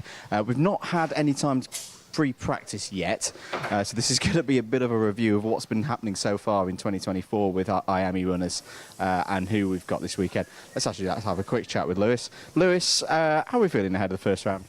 Yeah, looking good. Like the club round last week even, we're looking good. So hopefully we can bring that over to this weekend. Track's nicely rubbered in as well. There's not really been any rain at all since the club round last week. Is that conditions you enjoy? Yeah, the track's really quick. Like it might get to the point where it's going to over grip a little bit, but hopefully it stays how it is. Lots of Euro runners here this weekend. What do you make of that? Yeah, it'd be interesting to see where they end up. Like it's nice to see unfamiliar faces here, and we'll see how they get on. And the wider team, how are we feeling this weekend? What kind of results do we think we can get? Yeah, the whole team's looking good. We're all confident going into this weekend, so hopefully we can all get a nice result for the team. Good stuff. Well, have a good weekend, Lewis. Good to see it. Yeah, I think some good results from the last time we were here for the Bills. I've just noted, I don't think Noah's around at the moment, but Noah Wolf, familiar name to the British Kart Championships, but this is the first time I think that Noah's raced with us this year, but has been running very, very well in Europe. This is one of the entries that we're going to be talking about in terms of the World Championships later in the year. Noah here, running in the FIA classes so far in 2024, running very well in those classes. That is a driver running this weekend, obviously looking to win this weekend, of course, but has also got an eye on September and on how things are going to be running there. Evolve, what have I got in my notes for Evolve? Luca Narroway running with them this weekend, should be on for some good results. I think we got Luca's Kart right in front of us at the moment. In fact, right on cue. Luca, can we have a quick word for the Paddock show? How are we feeling ahead of this weekend? Really good. Just quite confident going into it, as like last weekend, the club round, we did quite well. So. Have you been out on circuit yet, or is this your first practice that you're heading to now? This is going to be our third practice, so the times are looking quite good, but don't know because the timing is obviously not on yet. But this session we'll know whereabouts we are. Good stuff. We'll let you get going. I don't want to hold you up before your practice session, but good to have a chat there with Luca. Cooper Snedden's joined me as well. Cooper, good to see you again. How are we feeling ahead of this weekend? I'm feeling quite confident about this weekend. Of course, France courses didn't really go to plan, but this weekend I think it's going to be a different story. What do you think you learnt most from racing last weekend in Italy that you can bring here? It's a very different circuit. Well, I thought just bringing through more speed through the corners and stuff. I think it's just whenever any driver goes out to Europe, I think it just makes them a bit of a better driver and get more experience in the kart. And you're proudly repping a bit of Mr. Norris as well with his win last week? Yeah, Norris is my favourite F1 driver after Max Verstappen. Yeah. Good stuff. We'll catch you later on. We should, of course, send our congratulations to the whole Norris family. There's many people in this paddock here this weekend who were around when Lando was racing through. A very, very popular victory, not just in the Formula One paddock, but here as well. Really good to see that the UK has a new Formula One Grand Prix winner for these young drivers to hopefully emulate in the future. Where should we go now? Let's go down here. Let's go around the back. To have a bit of a fuller talk of this weekend. As we say, it's the first weekend of the first round for IAME. 4 classes of IAME here again this year. You've got, starting with the IAME Water Swift Restricted, good number of new drivers through there. With the cadet category, you then got IAME Water Swift, the non-restricted category. That's got quite a few numbers moving up through it. You've got the junior and then the senior X30 categories, and you've also got this weekend Tillotson T4. This is a one-off appearance for Tillotson T4. Aim of the game for all the drivers this weekend. Good strong field of over 20 drivers here at PF. This acts as their qualifier for the T4 Nations Cup later on in the year. That's an event that'll be run at Valencia, at Autodromo de Lucas Galero. So I think it's going to be a really competitive run for the drivers here this weekend. Going to do hopefully a bit of a feature on Tillotson as well, so more across the weekend on that. BMR have been running very, very well in X30 Mini in IAME Euro Series. In terms of who they've got in their awning this weekend, Austin Newstead and George House in particular are names that jump out. They've both been running very well in Europe so far this year. I think we've got George at the back of the awning here. We'll have a quick chat with George if that's okay. George, back in the UK, PF, round 1, how are we feeling? Good, confident for this first week of the British Championship. Yeah, hoping we can do well. What's your favourite thing about PF as a circuit? It's a long circuit by UK standards. I like the bridge. Yeah, it's quite, it goes up the hill and then it comes down. And some really good race pace in Franciacorta last week. I know it wasn't quite the final result that you wanted, but a solid run into the top 10 there and looking good for this weekend? Yep. Yeah, it was good. Good stuff. We'll have a chat with Austin Newstead as well. Austin's had a really good year so far in Europe. Austin, getting ready for one of your free practices, back in it again. Race pace has been really, really strong so far this year, whether it be in Spain or in Italy for the Euro Series. Is that looking good again for this weekend? Yes, we've currently been right up there in the IAME Euro Series. Hopefully we can continue it on to this weekend. Qualifying is probably the bit that's been the Achilles heel, or the initial first lap pace. What have you been working on to try and get that fixed? In what way? In terms of switching the tyres on as well, is that something that you're working on for this weekend? Yeah, generally before I've been quite good, like getting the tyres switched on. When we go new tyres before, for the practices before as well, I've managed to get them switched on straight away, which hopefully I can do that in the qualifying as well. Good stuff. Well, thanks for talking to us. But yeah, Austin's been running fantastically so far this season. I think he's in a good position to have a strong year. Where shall we go next? Let's head to ORM. ORM always a big factor in these IAME rounds, particularly in the younger categories. Myself and Anthony Jordan, Anthony sends his love by the way, having a big discussion last weekend about how at the start of things in the cadet and inter categories it was very much the ORM versus Fusion Motorsport story. There's definitely going to be other teams involved in that picture this weekend, but I'm expecting this kart here, the number 44, to run very quickly, particularly in qualifying. Harry Williams had a mega run last weekend in Italy, took timed qualifying pole position, got himself a top 10 in the races as well, and raced through to some good championship points in the finale. Different points system, of course, in those competitions, but a very good sign nonetheless. Christian Kobe as well. Christian Kobe's been running strongly so far this season.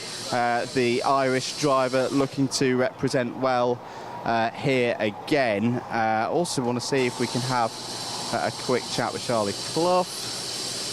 Let's have a little chat here. How are we feeling ahead of this weekend, Charlie? Good. How's there's a lot of noise up behind us. Track, have you been out yet? Is it feeling good? Yeah, bit warm. it is a bit warm. Does that change things for you? Is that a bit of a... Have you got to change the setup for that? Yeah, a little bit. Good stuff. Well, we'll catch you later on. I think keeping things close to the chest of the ORM guys, but we'll be in a decent position to get some good results this weekend. Colby Patterson as well, we should note, ran very quickly last weekend in Europe. Let's do a little bit of a shift this way. I want to see if we can catch up with some of the Argenti team. We've touched on it a little bit already, but a big part of this weekend is going to be drivers here as a one-off. Drivers here as a one-off for preparing for the World Championships. If you were with us for event number 1, you'll all know, because we wax lyrical about it, that it's great to have the World Championships here at PF later on in the year. But yeah, there's particularly an X30 Junior, it is a stacked entry this weekend, with a lot of drivers choosing this meeting to give themselves a bit of race practice ahead of coming back here later on in the autumn. In particular for Argenti, Arjen Kraling is in here this weekend. Lewis Francis, another one of the development drivers with the effort here. Let's have a little pop in and see if we can find anyone in the paddocks. Kenzo Craigie down there preparing tyres ahead of his session. We won't disturb him right now because he's hard at work. But as I say, Arjen Kraling from Germany running this weekend. Will be interesting to see how he gets on.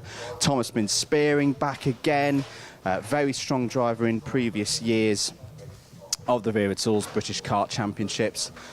Sky Parker also running here this weekend. And keep an eye out for Harrison Whitcomb. Had a really good response after adversity earlier on in the year. Another driver that I'm expecting to see towards the front of the order here at PF across the 2 days of... It's a double header. We haven't mentioned that yet, that it's a double header this weekend. So 2 completely separate rounds being held across the course of the weekend. I'm just seeing if there's anyone further around there. I did see, they're right there. Victory Lane, another example of drivers here as a one-off, but to introduce them to people who might not be familiar, running on the Kart Republic chassis, this is a very, very strong team. Based out in France. They've got the likes of Louis Cachet and Rocco Coronel here this weekend. I am very interested to see, and he's right there in fact, we'll see if we can have a quick chat with Rocco Coronel. I'm very interested to see how they get on this weekend. This might be where I stick my head in to see if Rocco's all right to have a very, very quick chat with us. Great to have a number of our international runners here this weekend. Rocco, great to see you once again. PF International, you raced here before? Never been here before. And for the folks back home, you're here this year, I presume, very much with an eye on the World Championships later in the year. So what are you learning? What are you looking to learn here this weekend? For sure the track itself, because it's quite a difficult track with the bridge and everything. But for the rest, in where you can overtake, and that's only where we're here, and just where we can be fast.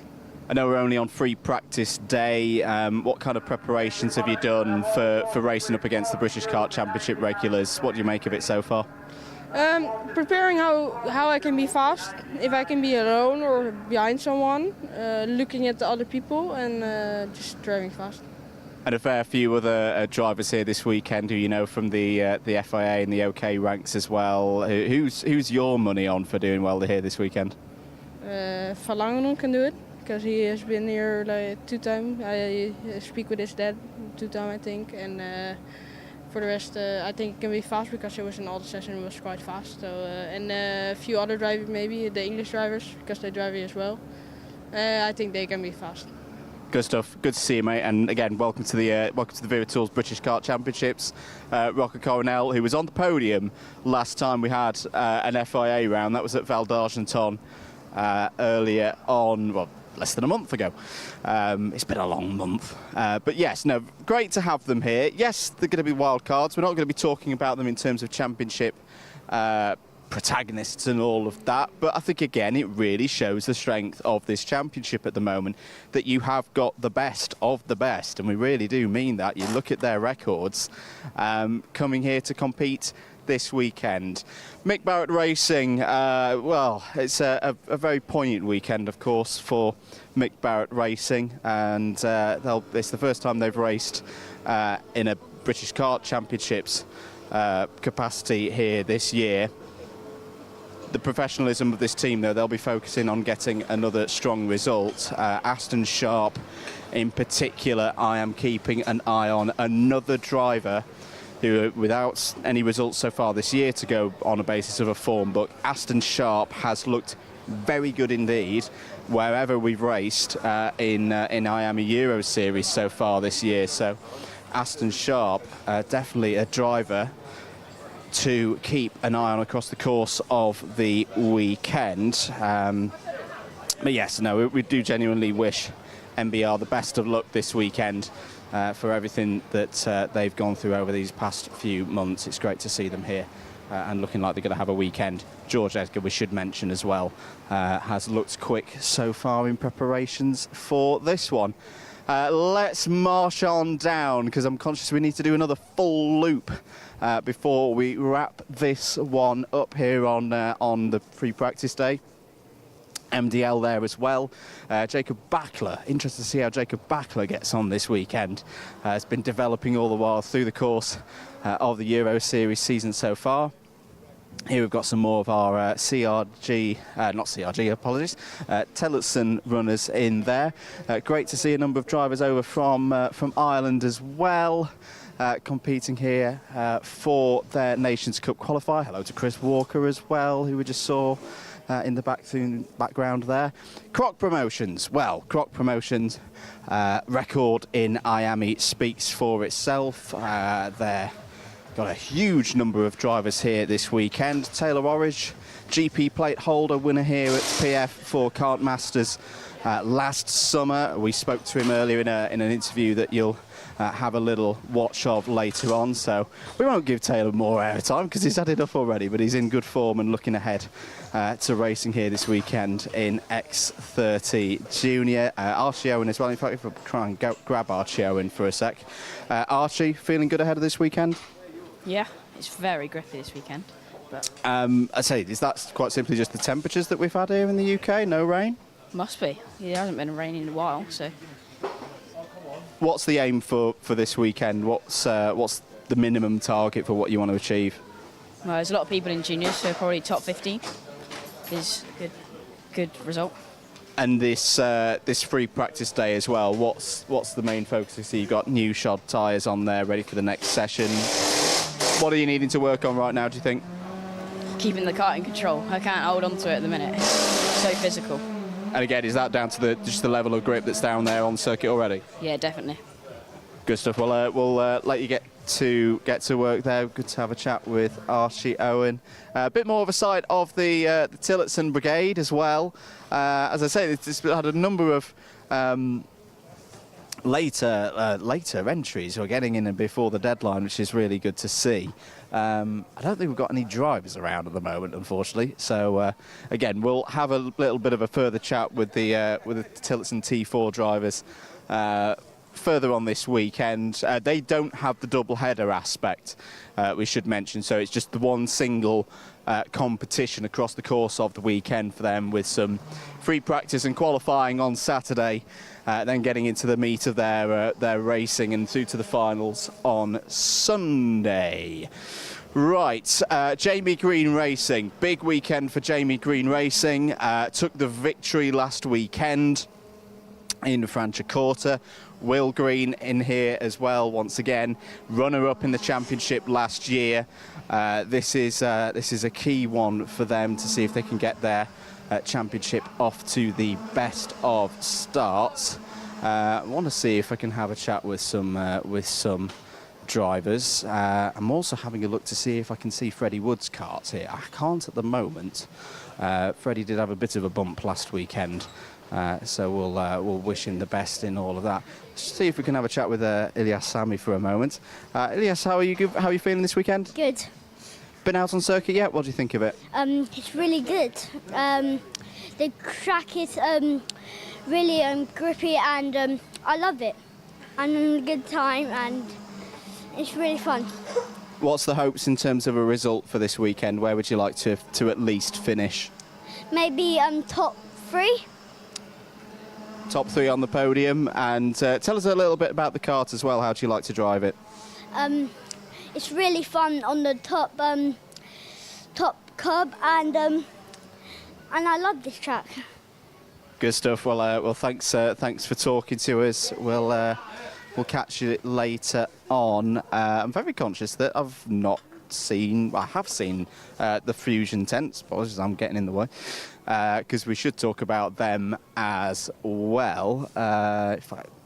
Apologies, Piers. I'm running circles around. Yeah, we're going to go back that way to have a chat about Fusion. We've had a chat with Sukhmani Kira already in an interview that you'll see in due course. But yeah, they're looking good once again. Jarlath Sayer looking strong so far this weekend. Austin Gibson moving up from IAME Water Swift Restricted up to the non-restricted category here this weekend. So particularly keep an eye out for him this weekend. Who else have we got in? We've got another few of the international runners in here this weekend, including the likes of Nicholas Schaufler, who, again, I'm looking forward to see race this weekend. Let's have a chat. In fact, there is Nicholas Schaufler's. Let's have a chat with Alfie Davidson to see how things are going. I'm interrupting Alfie in the middle of some cool refreshments. Alfie, is that an enjoyable snack that you've got there? Yeah, it's just a little bit because it's very hot and stuff so just need to have a little bit of refreshment sometimes. How best do you prepare apart from the ice pops for these hot conditions? Because you think back to a few weeks ago when we were last here for the British Kart Championships. It was cold. It was not very nice. You know, it's suddenly turned very warm here in the UK. How do you prepare for it? I just prepare for it just try and drink a lot of water and sit down a lot and just stay calm at least. So yeah. Good stuff. Well, we'll leave you to the refreshments and catch you later on. I want to see if we can have a word with Riley Cranham because Riley has been running fantastically so far this weekend. Finn McLaughlin as well. Good to see Finn back here. They're running. And in fact, there's an array of drivers. Riley's run away, so we'll have a word with Jesse Phillips. Jesse, moving up. X30 Junior now for this year. For the folks at home, how's it been so far this year? Yeah, it's been all right. We're making huge improvements throughout the year, so yeah, hopefully we can keep making steps forward. And it's a big step, isn't it, moving from where you were last year into X30 Juniors. What do you think's been the biggest learning curve for you so far this year?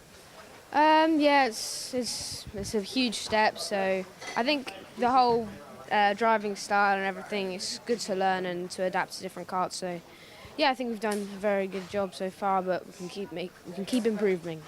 And running in the familiar surroundings of Fusion as well, how important is it to have that consistency in their expertise? Yeah, they're obviously a really good team, and I think it's good to keep it consistent and knowing everyone that's in here. I think that also plays a big part. Good stuff. Well, I hope you have a good weekend, Jesse. Good to see you. I think we'll wrap up the Paddock show there for this run round the Paddock on Friday on free practice day. As we say, full coverage all the way through Saturday, all the way through Sunday as well for this double header, rounds 1 and 2 for the IAME classes here at the Wera Tools British Kart Championships. I've been Andrew Mather. It's been very good to have you with us here at PFI, and we'll catch you very, very soon. Bye-bye.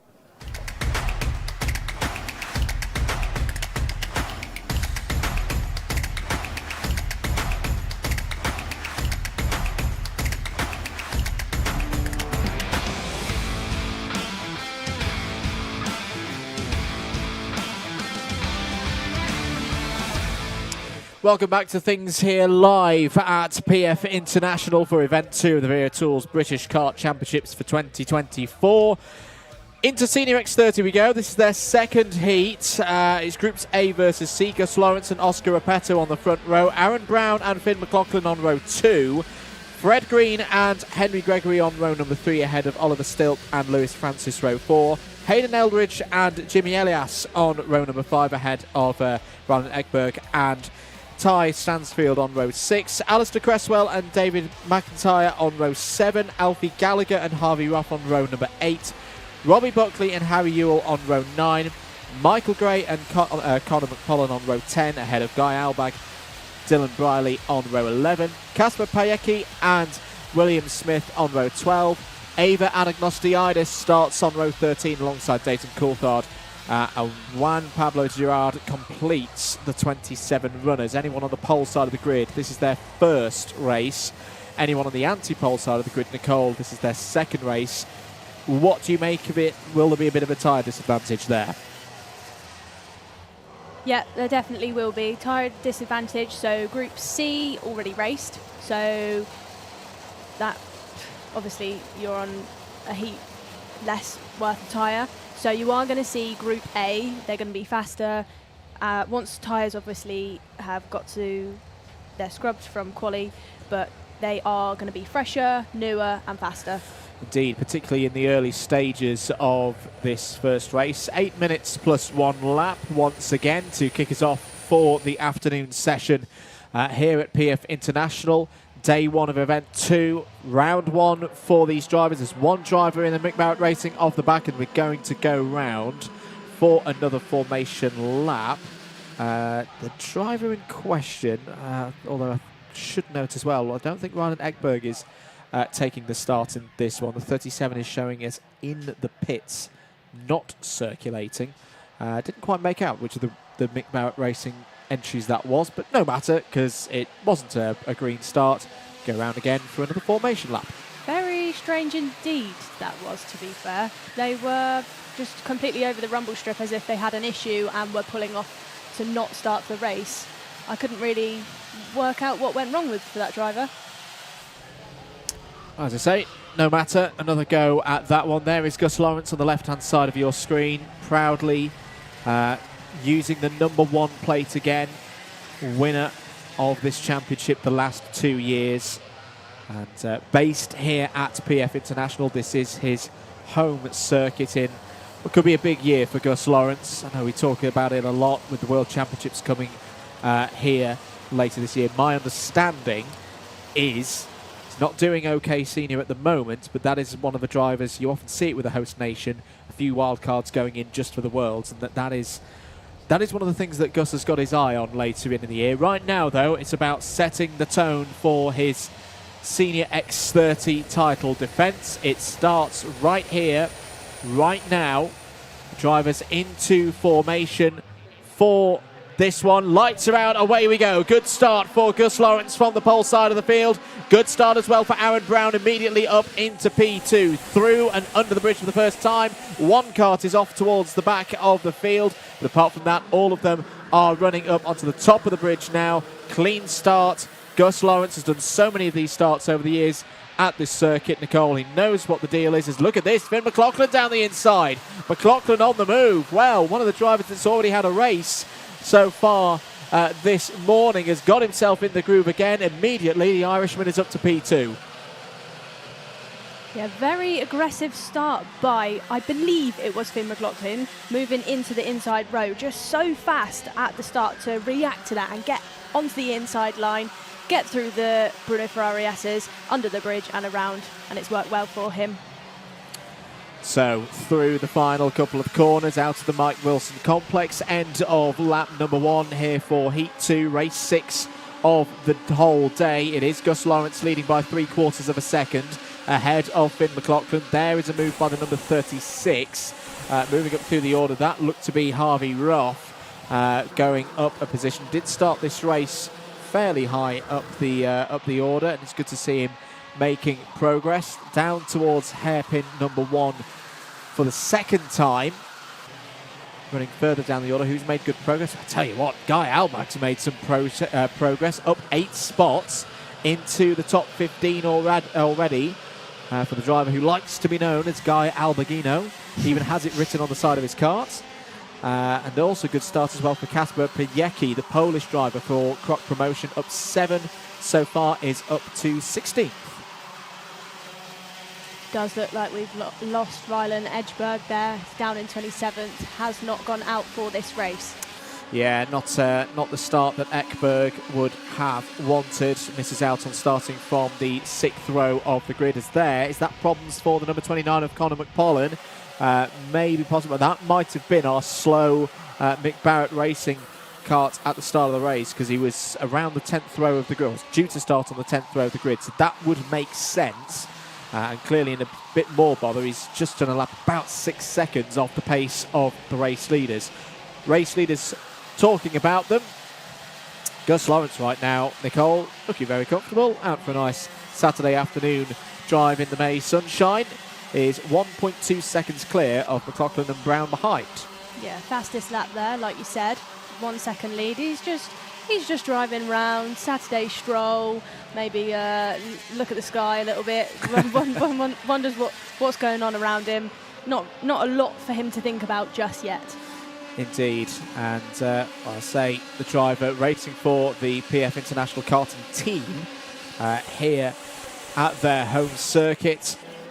Great support from them over the last 2 years. As, 3 wide into the bridge. Somehow they all came out of the bridge still pointing in the right direction. I think that was all around Jimmy Elias, who had problems in heat, the first heat earlier on this morning, so needs a decent result in this one to avoid the perils of the repechage.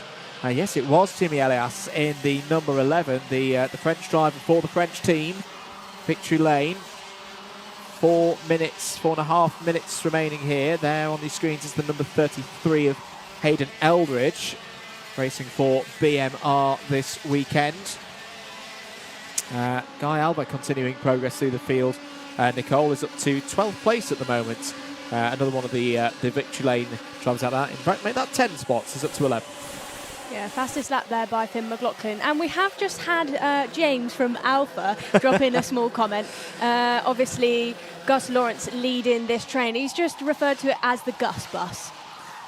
Well, the Gus bus surely would have other people involved in it. The Gus bus has left everybody behind at the station right now. He's a second clear of the rest of the field. That's a nice move down the inside. I think that was Guy Alba coming through again. I think it was one of the victory lanes. Apologies if it was not. There is your group chasing the Gus bus. Side by side again into the Fullerton S's. That indeed is the number 19 coming through the order. Side by side now it's the number 99 flying through. That's Kasper Pajecki from Poland, who's gained 7 spots now in that race with that next move. 3 minutes of this one to go. Well, I don't know if, I doubt Finn McLaughlin can hear us, but if he can, he's definitely getting on with things and trying to catch up to the reigning champion. 56.53, new fastest lap of the race. Lead down to less than 9/10 of a second for the home favourite. More moves going on. That's the number 36 of Harvey Roth down the inside for another position. Started the lap in 16th. That should be Roth up into the top 15. Got Alistair Cresswell as well. Alistair Cresswell's previously Motorsport UK Academy athlete. He's gone up 4 places in this race. No stranger to PFI. He's been racing at this track and in the British Kart Championships for a number of years. So looking forward to seeing what he gets up to this weekend and later on in the year. Yes, absolutely. There's the number 13 of Robbie Buckley down the inside. Another driver for Croc Promotion who's racing here this weekend, having already raced earlier in the year in Europe. Another new fastest lap of the race for Finn McLaughlin. 56.38 seconds. Lead is coming down. But I just feel at this stage, Nicole, that Gus Lawrence has got enough in reserve here. We often see this when you have this form of lead. The driver at the front is now thinking, right, preserve the tyres, preserve the materials, don't need to win by 2.5 seconds in a heat. Let's just coax this through and make sure that we've got control of this race. Yeah, what shows that to me as well is that Finn has already raced those tyres. So, really, Gus should be faster. Should be, yeah. So, shows Gus is out there. He knows he doesn't need to push anymore, preserve the tyre as much as he can, whereas Finn is in a different position. That's probably why Gus isn't anymore getting those purple laps. Indeed. Well, Aaron Brown is keeping Finn McLaughlin honest, but McLaughlin, with all the skills that he's shown across the course of 2024, when I've seen him race, Nicole, are on display yet again here. He really is one of the brightest prospects in this level of karting right now. Just over a minute to go. Changes further down the order. Jimmy Elias has got back up to 15th place ahead of Robbie Buckley. Michael Gray has also overtaken his stablemate in the Croc Promotion tent, Kasper Piecki. Good to see Dayton Coulthard moving up through the order as well. Nicole, retirement from the first race, having to start from the back of the grid as well in this one, and is up 6 places, the privateer, and is into that top 20. It's also a shame to see David McIntyre. He's not had a great start to his weekend. Yeah, difficult, Had some bad luck heat 1, and in this one he is down by 8 positions. So hopefully that Mick Barrett 83 driver will make some moves up in the later stages of this weekend. Yeah, you never know with the repechage as well. It can be a bit of a springboard step for a driver to have a stronger weekend. We have seen that before. There is Dayton Coulthard on your screens in the number 38. Has had his, I'll tell a little story here. He came in for his lovely photo done by James from Alpha Live. I have a question. Dayton, I've got to ask you a question. Why are you marked down as English on my entry list? This cannot be right. And he was quite shocked and promptly went off to the Motorsport UK tent to sort that one out.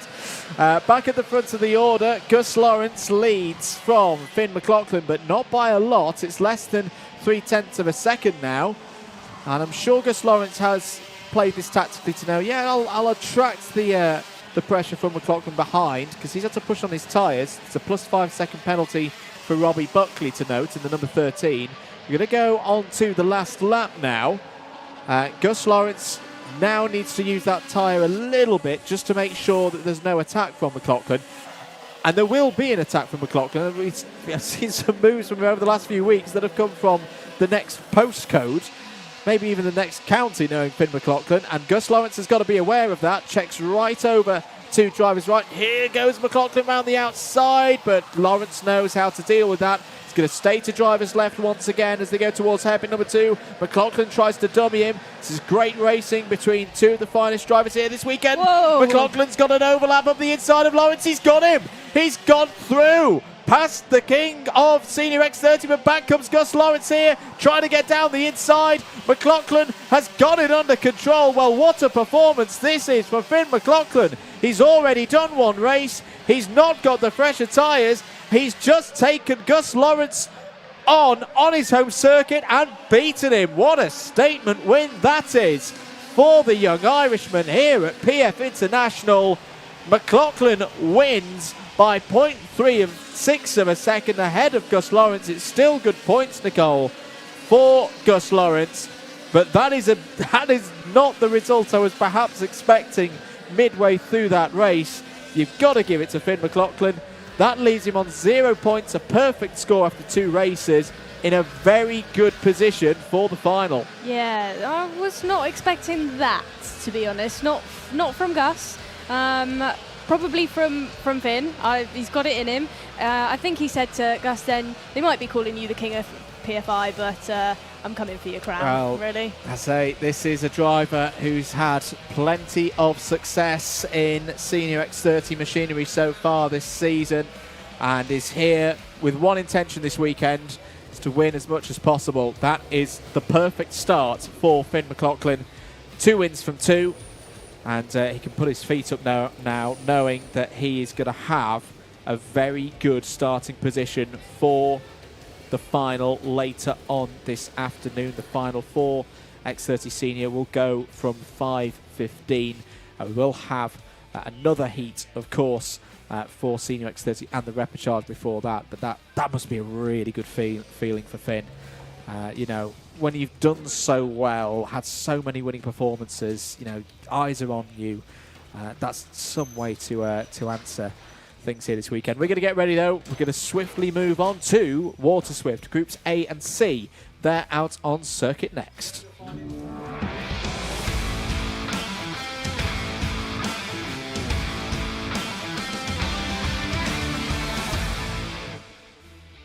Let's go through the grid then for the 7th race of the day, Heat 2 for Water Swift. This is Groups A and C from time qualifying earlier on today, going out on circuit. Finley Lyons and Austin Newstead on the front row. Teddy Porter and Harry Williams on row 2. Sukhmani Kira and Harley Musk on the 3rd row of the grid, ahead of Colby Patterson and Henry Clark. Zjednek Babicek and George Clark go from row number 5, and then it's Freddie Wood and Austin Gibson on row 6. Max Mason and Mason Brooks start on the 7th row of the grid. Behind them are Knight Measures and Ian Carey on row 8. Jensen Ackerman and Aryan Singh start on row number 9. Cooper Snedden starts on row 10 and is completing the top 20 there with Callum Graham. Sophie Campbell and Andy Stewart, 2 drivers both from Northern Ireland, are on row 11, and Andy's brother Johnston Stewart is just behind there on row 12, is joined by James Nolan. 25 kart field is completed by Mexico's Pato Medina for Croc Promotion. So the story of Water Swift so far today: current intermediate classification, Will Green on 0 points, Harry Williams on 2, Sayer on 3, House on 4, Musk on 5. For anyone in Group C on the anti-pole side of the grid, this is their second heat. Looking good, and they've just seen a driver from that side of the grid take the win in X30 Senior, so you never know what could happen in this one. But it's a front row of Finlay Lyons, who's done a lot of winning so far in the Vera Tools British Kart Championships. That's been in the Rotax categories. What can he do here this weekend in IAME?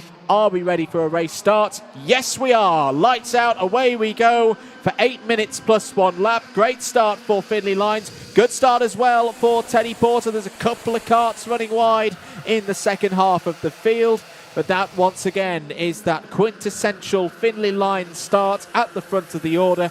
He will look to control the pace. Oh dear, is there's all kinds of goings on in the second half of the field over the bridge. I think about 7 karts involved. Hopefully everybody will be able to get back going again. I think there was one kart, might have been the 39 of Andy Stewart, stricken on the curb, beached on the top of the curb. Sophie Campbell is back in the race, but has had a hold up there. I think James Nolan also was held up in all of that. That was simply a case of an incident in the midfield there, Nicole, and for the drivers in the back quarter of the field, just nowhere for them to go, unfortunately. Yeah, as a driver, you've got incidents in front of you, and sometimes, you know, drivers don't hold the brake or different things happen and you get caught out. Slow procedure. Battenberg flags are out, so the race is neutralised with Finlay Lyons in the lead. Teddy Porter P2, Harry Williams third. There you see the number 39 of Andy Stewart just on the bottom left of your picture. Yeah, that was the kart that was kind of stranded on top of the curb at the end of that incident on lap 1. So it's Lyons from Porter, Williams, Newstead, Musk, Babicek, Kira, Patterson, Clark, Mason. The top 10 right now. Well, that's good to see that Andy is out of her kart and looking okay. That is damage to the number 76 of James Nolan. Rear left puncture for James Nolan, and sadly the Irish driver will be out of this race. I don't think that was even a puncture. I think It's it just actually come off the rim. Yeah. So, race continues to be neutralised. It'll be up to the officials to decide whether we're good to go racing again here. This kind of resets things for Finlay Lyons. What do you think will be going through his mind at the moment, Nicole? Well, Finlay, you could see him coming round the 90 right then, giving a signal to Teddy J. Porter to kind of say, when we start again, follow me, follow my lead, let's pull away, trying to convince him, you know, not to make any moves at the start. So coming round onto the pit straight again. Let's see whether we'll go around. I think we are going to go round for at least one more lap of the slow procedure. Yeah, just a bit more work needed at the top end of the circuit to make sure that we are good to go racing. Although that's some bad luck for the driver that is now out of this race. At the minute, it's good news for Finlay Lyons, because he doesn't have as much to do for the minute, kind of counting down the clock, try and get some laps gone so that he's got a little bit less defending, a little bit less to think about once we go green. How do you play this in your mind as a driver, Nicole, when you say him in the middle of the pack? I'll pick Freddie Wood, for example, 11th on the grid. How do you tackle this next phase knowing you haven't got as much time as you would have wanted to do one of those big drives through the field? You're definitely going to be attacking much harder because you've not got as time, and you know that. I think when the lights go green, you're going to see probably a lot of commotion going on because all these drivers are going to be doing the exact same thing into the first corner, which is trying to swing it around the outside or go up the inside of somebody. I think you're going to see a big bunch of karts together. The important thing for these drivers, though, as they go around, that I used to find, you've really got to stay focused. Don't start wondering about how far behind the kart is behind you or in front. Just head in the race, think about the race.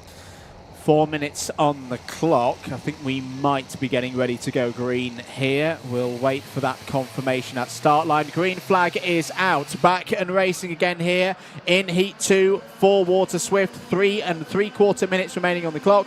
And just as you predicted there, Nicole, defensive driving straight away. Everyone trying to hold their position at least, if not gain, through this restart. But that's nicely formed there by Finley Lines. Continues to lead. Teddy Porter there in P2. His teammate Harry Williams just behind in third place. Relatively calm down the inside. Molly Kira going to the inside there. The driver on the Alpine Formula One Race Her program had a very, very good week last week in the IAME Euro Series. Scored points for the first time in round 2 at Franciacorta, and good to see that form continuing so far this weekend. She's up there in 7th place. 3 minutes remaining.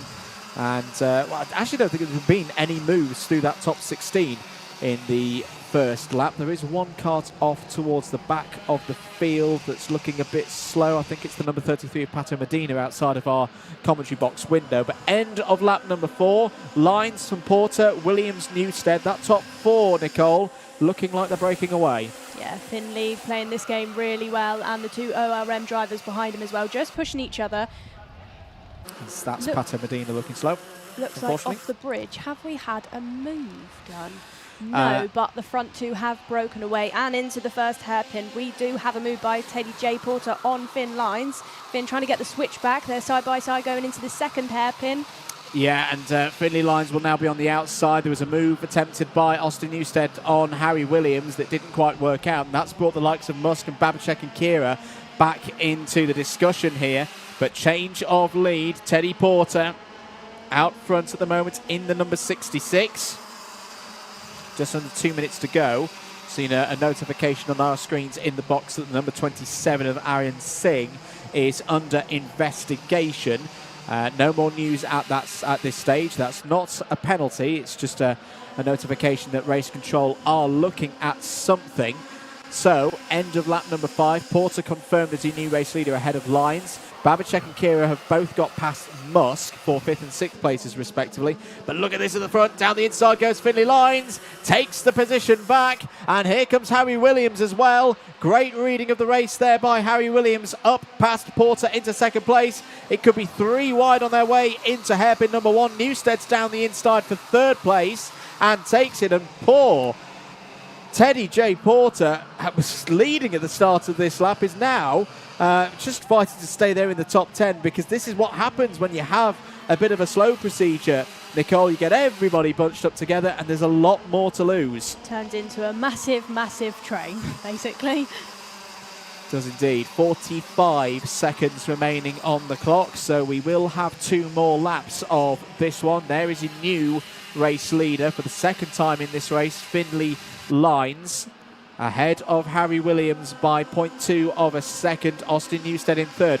And this is the kind of race, when I've seen him race so far this year, Nicole, Austin Newstead comes to the fore. Very strong in the second half of races. That wasn't really the case earlier on this morning.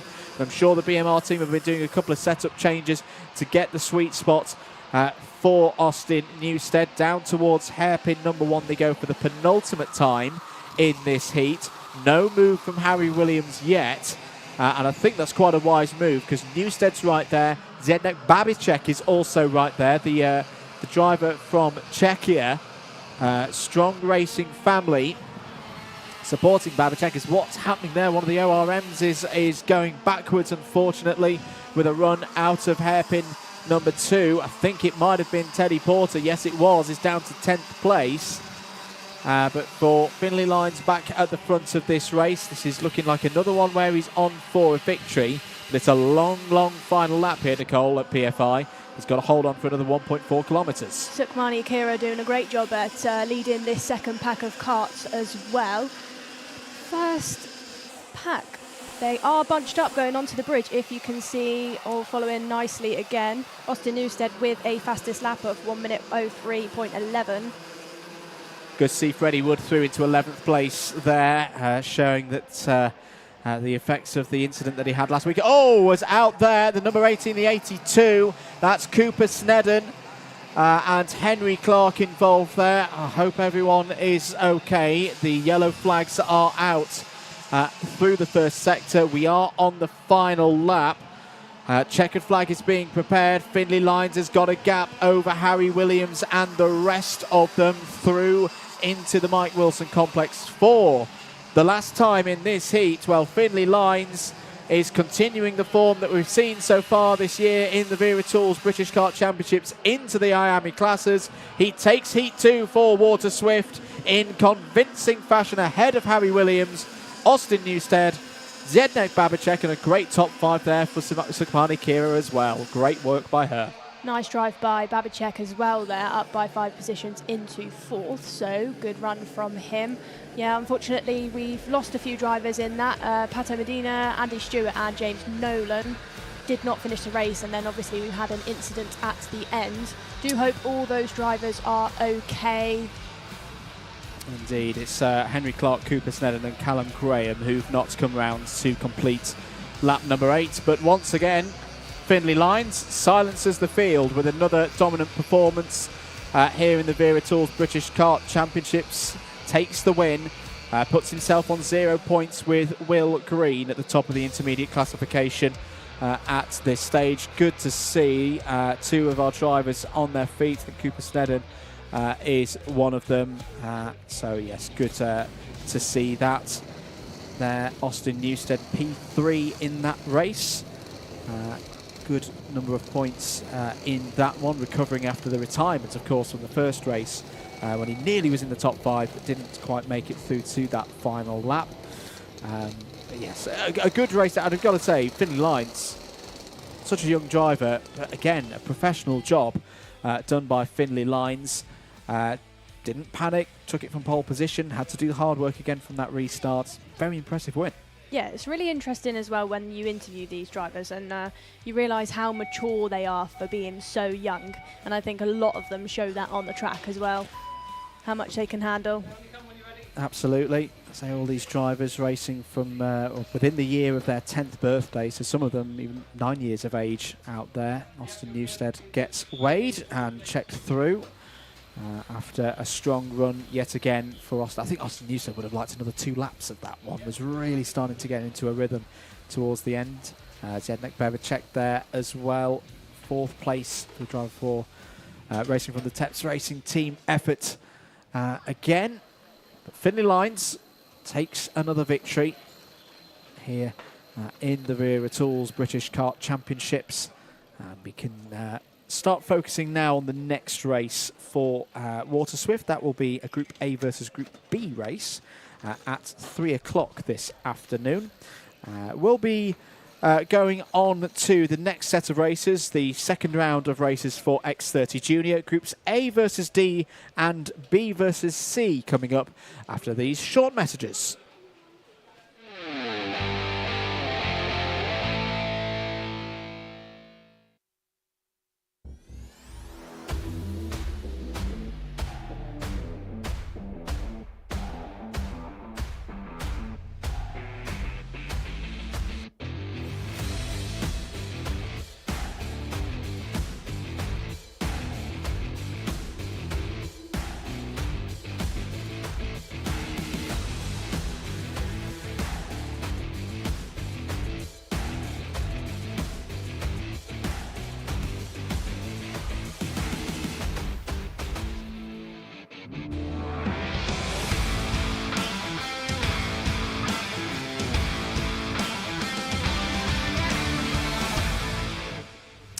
Ready for the third heat for X30 Junior. This is the start of the second round for them. Let's have a look through the grid in a few moments. here at PF International. It will be 8 minutes plus 1 lap again. Groups A versus D racing against each other in the first of these 2 races, and then Groups B versus C. This is the second and final round of heats for X30 Junior. So races from these next 2 races combined with the results from the previous 2 races that we saw this earlier this morning, they will set the grid for the final later on today, and of course the repechage. Here is your grid for X30 Junior A versus D. Aston Sharp and Zach Green on row 1, Dries van Langendonk and Morgan Moore on row 2, Taylor Orridge and Rocker Coronel on row 3, Samuel Branston and Mayan Patel on row number 4. Row number 5, we've got Daniel Kelleher and the only female in this grid, Sky Parker, with Argenti Motorsport. Row 6, Nicholas Schofler and Max Yule. 7, Jack Iliff and Archie Owen with the Madcrock team. And row 8, we've got Monday Junior Canini and Jesse Phillips. Iskender Sulfikari and Charlie Myers go on row 9. Drew Waltz and Adam Holmes complete the top 20 on row number 10. Monty Brathwaite and Alexander De Benedictis start on row 11. Emmanuel Hay and Drew Waltz start on row 12. Leif Khan and Daniel Samir in row 13, and on row 14, rounding out this 27 kart grid, is privateer Josh Parker. Very good field out here again for X30 Junior. If you're just joining us, if you missed the first few races earlier on this afternoon, don't worry, you can watch it back for free across the Karting UK platform of channels, whether it be on the YouTube channel for Karting UK, Motorsport UK as well, and Alpha Live. And of course on Facebook as well on the Wera Tools British Kart Championships page. Here are the results. Here are the standings for the intermediate classification as things stand. Harrison Whitcomb and Riley Cranham, they have a win each from the first round of heats in this category. They are both at the top of the order on 0 points. Second in the first round of heats were Aston Sharp and George Edgar there on 2. Harrison Mackie and Orridge on 3. Morgan Moore and Nicholas Schaufler on 4. Now is that drama for Taylor Orridge? It is. Taylor Orridge has pulled into the pit lane with presumably a technical problem. Driver currently tied 5th in the standings for the intermediate classification. May not take the start of this race. Let's see if we're going to go for a start this time around. The drivers pull into the tram lines, looking for those lights to go out. Yes, they do go out. Away we go then for the second round of heats in X30 Junior. Very fast start for Aston Sharp. Dries van Langendonk is immediately up to P2 as well. Round the banking for the first time in this one and onto the bridge. Oh, there's one kart off towards driver's right in the lower reaches of the field. Round goes, is that one of the Forzas that's gone round? I think it might be the number 30 of Jack Iliff. We'll confirm that in a few moments' time. But what a sensational start to this race. Taylor Orridge, Kartmasters British Grand Prix winner here last year, is going nowhere fast at the moment. Attempts to repair the kart ongoing, but it's going to be a lap off the lead here in an 8-minute race. That's going to be a big score. In a bad way. Dries van Langendonk has a look down the inside there of Aston Sharp, your race leader. Zach Green is sitting in 3rd place, has had a good return from the start of the grid. Real disappointment for Taylor Orridge. That is not how he would have wanted his second round of heats to go. Van Langendonk attacks again down the inside, takes the lead away from Aston Sharp. Well, Dries van Langendonk, I think, had a bit of a baptism of fire for his first race here in the Wera Tools British Kart Championships. I think he's learned from that first race, Nicole, and gone, when you get a chance, you've got to go for it first time. He's done that and taken the lead of this race. Yeah, I'd say he's reflected on that and thought, do you know what, I can't do that again. If I'm going to go, I need to go. Notice as well, Jesse Phillips and Monday Junior have gone up both 6 positions, so good start by the Fusion pair. It was Jack Iliff, the spinner in the number 30 on the bridge on lap number 1. The American has got back into this race, but is down in 26th position. 6 minutes rather to go. With Dries van Langendonk, so much experience, reigning OK Junior World Champion, looking for the double this year, looking for a victory here this weekend as he learns this circuit in preparation for the World Championships later on this year. Aston Sharp, though, very impressive earlier on today. At the moment, this result would leave was with our 2 race winners from earlier on today, both on 0 points. They'll face off against each other in the next race, as there's a fight here going on.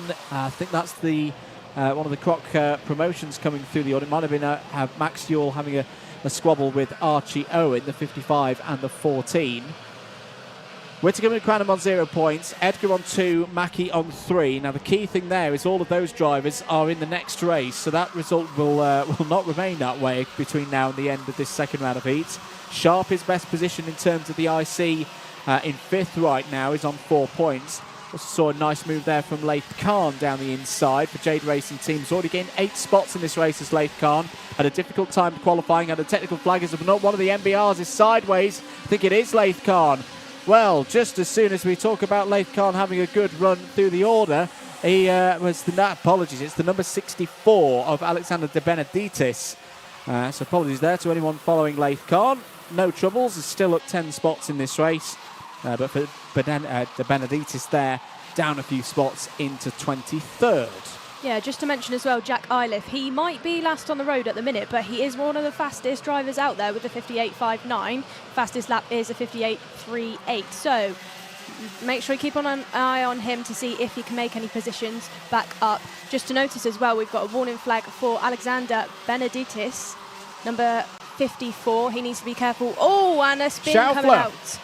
Nicholas Schaufler goes round on the entry to the Mike Wilson complex. There's the number 55 of Max Ewell getting involved in the Croc promotions. Well, last time we saw some of these drivers out, it was Van Langendonk who span out. Now it's his rival from the Europeans. As down the inside, look at that, Morgan Moore takes the lead of the race. What a move on Aston Sharp there. Van Langendonk is now down to 4th place. Zach Green in 2nd. You've got to say, these high runners from Europe coming across are not having everything their own way against the regulars here in the British Kart Championships. And it's Morgan Moore who's come to the front of the order with 3.5 minutes to go, plus 5-second penalty to notify there. It's the number 70 of Daniel Kelleher. There's also one for Mayan Patel, 5th and 6th on the road, both of those drivers. Make of that what you will. But how about this from Morgan Moore? Well, we said it earlier on in the broadcast, didn't we, Nicole, that Premium Karting this year as a team have been doing some great work behind the scenes, some very strong performances in IAME Euro Series, and they've clearly brought it here to the Vera Tools British Kart Championships in the form of Morgan Moore. Side by side, battle for 3rd place. Sorry to cut in there again, Nicole, because there's so much going on in this race. Dries van Langendonk back up to 3rd, Aston Sharp 4th. It's now Danny Kelleher who's trying to get his way past the Mick Barrett Racing driver there in 4th place. This is a continuation of what we said at the start of the day, didn't we, Nicole, that with this field of mix of regulars and drivers, getting some race time around this circuit, it is wild out there today. Oh, very wild indeed, as out of the race go Monda Junior Canini and the number 20 of Mayan Patel? I think it was indeed. Well, they get back on circuit, but a very, very scary moment there through Bobby Game Corner. Yeah, Monde went into that barrier pretty hard, to be honest. And it's a shame as well, because he had made up 6 or 7 positions in that race so far. Just to mention, going back to Morgan Moore and Zach Green, doing a great job together so far. They have pulled away from Van Langendonk, which is great. Well, not great to see. I'm impartial, I'm not out there. But yeah, the countrymen working well together so far. Let's have a look to see if Zach Green makes a move later on this race. He's looking back and he can see how far behind the 29 is. So I would have thought he'll be having a look at overtaking Morgan Moore shortly.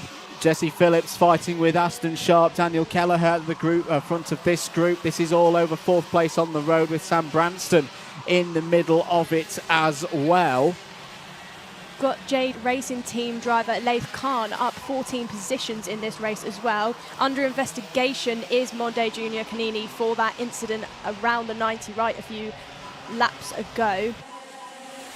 There's a bit of a race between all the drivers who've had problems in this race, breaking out of the back of the field as well there. You've got Jack Iliff, Nicholas Schaufler, Devin Waltz all involved. This is Jesse Phillips. Look at this, Jesse Phillips starting to weave his way through the order. This is the kind of racecraft that we saw last year when Phillips went on the march to the Water Swift title. Is now breaking away. It's at the fastest lap of the race so far. Daniel Kelleher. I'm quite intrigued here with the situation for Daniel Kelleher because he's defending hard from the rest of these drivers, but he has a plus 5 second penalty. Surely this is going to be compromising his final race position, because look at the stack of drivers up behind. You've got Rocco Coronel in there. Iskender Sulfikari. Off the track goes Leif Khan for a moment. Is there a bit of a... Oh, there's a problem there, definitely, for the number 14 of Archie Owen. That is an exhaust that's looking a little bit more like a space shuttle solid rocket booster at the moment than a X30 exhaust in its proper position. So we'll note that one. Time has expired. Another 5 second penalty for Daniel Kelleher. This is quite unlike what we see normally from Kelleher. That's 10 seconds worth of penalties that the Irish driver is going to have handed to him at the end of this race. Yeah, that's going to drop him to about 20th position, which is not what he's going to want in this race whatsoever. Like you said, a bit out of character really for him. It is indeed. Change at the front of the field. Zach Green has got ahead of Morgan Moore to take the lead of this heat. Through the Mike Wilson complex they go. They'll see the last lap board this time around. Still not completely done here because Dries van Langendonk is still there in third place. Plus 5 second penalty for Iskender Sulfikari now as well. It's all broken down a little bit in the middle of the pack, and the officials and race control pretty busy with things right now from this one. We are on the final lap of this race. Can Zach Green hold on for another heat victory? Another driver who had a strong weekend. Oh, there's two drivers off drivers right coming around. It's the number 25 and the 55. That's Sky Parker and Max Ewell. So two drivers who are hoping for a top 10 in this race, all of a sudden will be outside the top 25. Still wrestling down at hairpin number 1. Kelleher fights back through. Leith Khan gets dropped about 6 positions with one slight run off the road. Back at the front of the field in what has been another frantic, I think we'll say, heat in Junior X30. There's 3 carts off through hairpin number 2 as well. We're going to keep here at the front of the order. Zach Green, if he could just get it to the line, he does, takes the checkered flag and takes race victory by 0.2 of a second ahead of Morgan Moore and Dries van Langendonk. For Zach Green, that's a good one in the books. He's beaten some very strong drivers yet again in that race. Jesse Phillips up 12 to 4th. There is one of the carts that was off. At the end, it was Drew Waltz, Josh Parker and Adam Holmes, I think, with the 3 carts stranded at hairpin number 2 for a few moments. Yeah, Drew Waltz, I think he was wrestling with that side pod a little bit. I could see it was very bent and he was trying to do something with it. Don't know if it was interfering maybe with the back wheels. Indeed. Well, that was similar to the very first X30 Junior heat that we saw. In the end, it's Zach Green who comes out on top, takes the race win. And it just shows by keeping things nice and calm this weekend, Nicole, in X30 Junior, you're going to do well. Yeah, it's going to work. I'm also seeing a common theme between some of these Junior X30 drivers, which is the sunglasses. Zach Green, his driver photo, interesting choice of eyewear there. I would say he looks more set for Val Thorens in the winter than skiing PFI. holiday. Yeah, skiing holiday, but rather than PFI in May. If it 23 works, degrees. it works. And another race win for Zach Green. And those drivers at the front of the order will move through to the final later on today. They won't need to worry about the repechage. Good drive again from Morgan Moore. Really impressed with Morgan so far this weekend. As things stand, is 7th in the intermediate classification, still with another race to run. The IC right now looks like this. Whitcomb from Cranham, Edgar, Mackie, Shenton and Richardson. We're going to be back in a short few moments' time after these few messages for the next race in X30 Junior.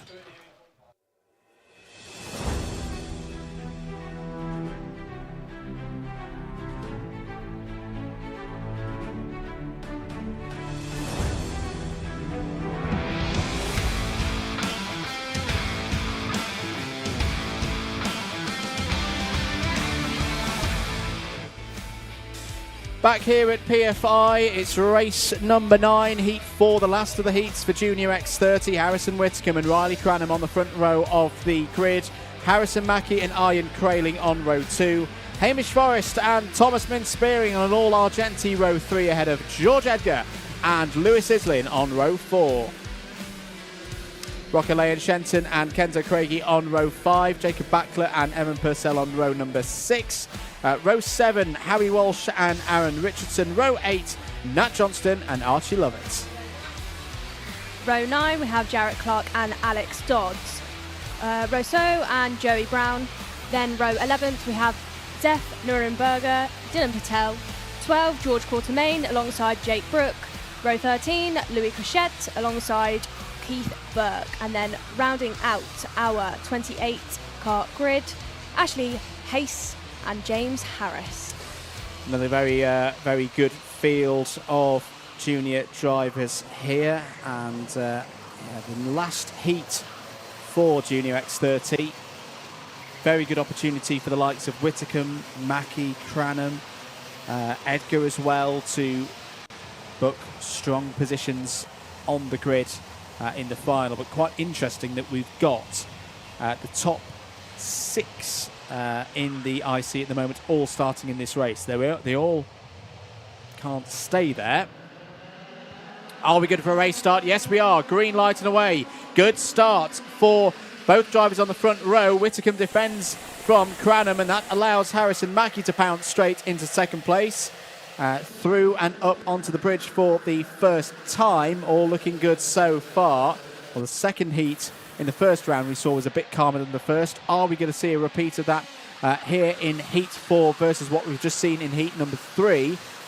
Into the first hairpin they go. Everyone's still running. All 27 drivers on their way already through hairpin 2 for the leaders. It's Harrison Whitcomb, Nicole, at the front of the order. Great start by him. He did a pretty similar thing in the first heat as well. Nice and calm. I just think he's got his start sorted this weekend. Yeah, and we saw it a few weeks ago for event number 1 as well. Kenzo Craigie making a move there on Thomas Mintz-Spearing. Thomas Mintz-Spearing having to get the elbows out right now because he's being overtaken left, right and centre. This is what can happen. Even the best drivers, when they get off the racing line, Nicole, they lose one place, you can lose a stack of others, especially in a close race like this. Thomas Mintz-Spearing needs to be really careful here because I believe he did get a penalty in the previous race. He doesn't want to be in a position where he's getting another one in this one.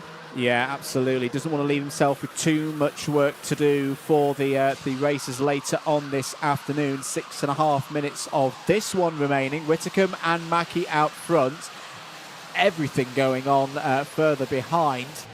Through hairpin number 1 there, the number 53 of Alex Dodds fighting in the middle of all of that. Alex Dodds started this lap in 14th place. The driver racing for MDL, apologies, actually started this lap in 17th place. He's already made 3 up on this second tour of the circuit. But it's the 2 Harrisons out front right now. Whitcomb from Mackie. And Whitcomb looking to continue this winning streak that goes across multiple events of the Wera Tools British Kart Championships. Right now, the intermediate classification would look like this if the race results finished thus. Whitcomb on 0 points, Cranham on 4, Mackie 5, Moore 6, Sharp 7, and Edgar on 7. Here goes down the inside. That looks to be, was that one of the Fusions getting past an Argenti there. Question, Nicole. If you're Harrison Mackie, you're on 5 points right now. Well, he's kind of answered the question that I was about to ask for me because he's just taken the lead of the race. Would you rather start the final here second on the outside of row 1 or on the inside of row 2 in third? Personally, I'd be starting in third behind Harrison. Indeed. He's got his start sorted. He really does ping off that first curb. I just think you're better off in his position maybe to stick behind him and push him through because the likelihood of you ended up in second is a bit higher. Indeed. Well, he's just been helped by the fact that Riley Cranham has got through to third place. That has changed the points in the IC, but not the positions. So Whitcomb at the moment still has a hold of the lead of the intermediate classification and therefore pole position in the final with 2 points. Cranham and Mackie are on a share of 3. Now, when it's a tie, they're not going to let me finish talking about it being a tie because through goes Riley Cranham into second place. Harrison Whitcomb, I don't think, was particularly too happy about that one. But in the event of a tie, it's the timed qualifying result that it's used as the tiebreaker. So at the moment, that's why Cranham is ahead of Mackie. But we'll see how those position changes have affected the points. Trio of Argentis ahead there of Lewis Islin. 4 minutes to go in this one. Mackie leads from Cranham. Now, Cranham looking at pole position for the final with this result as things stand. Whitcomb down to second place. And Mackie, despite winning the race, still there in third. Yeah, Thomas Minspearin as well. Started off the weekend really well. He's now dropped 13 positions to 19th. Just wondering, has he maybe lost his head a little bit there? Needs to... I don't know what quite has happened. I've missed it, but he has dropped a few positions. I can see him out of our window trying to gain positions back. That's one of them. He's just gone past, I think he went past Gianmatteo Russo there in the Fusion. But yeah, he's not got long to recover these positions back, and it is a strong field this weekend in X30 Junior. This is the battle for third place on your screens, coming through the Mike Wilson complex now and onto the pit straight. Whitcomb ahead of Lewis Islin, and well, a few laps ago we were talking about the continuation of the winning streak for Whitcomb. That's looking a bit unlikely right now because Mackie and Cranham have stolen the march right now in their Fusion Motorsport entered karts. They're 1.75 seconds now clear of Whitcomb there in third. You say that, however, after what we saw between McLaughlin and Gus Lawrence earlier, I'm almost trying to not make too many predictions. Yeah. It's a thing you'll find in this game, Nicole, that you'll make predictions and about 10% of them will be right, and you just kind of roll with it. Anyway, change for third place. Lewis Islin has now got through past Harrison Whitcomb. Harrison Whitcomb is now going to have the attentions of his teammate for this weekend, Arjen Kraling. Arjen Kraling, another one of the international runners here this weekend, part of the Kart Republic works efforts. Of course, the close relationship between Argentine Motorsport and Kart Republic. Again, here present, the German in 5th place now. Kenzo Craigie up there in 6th place.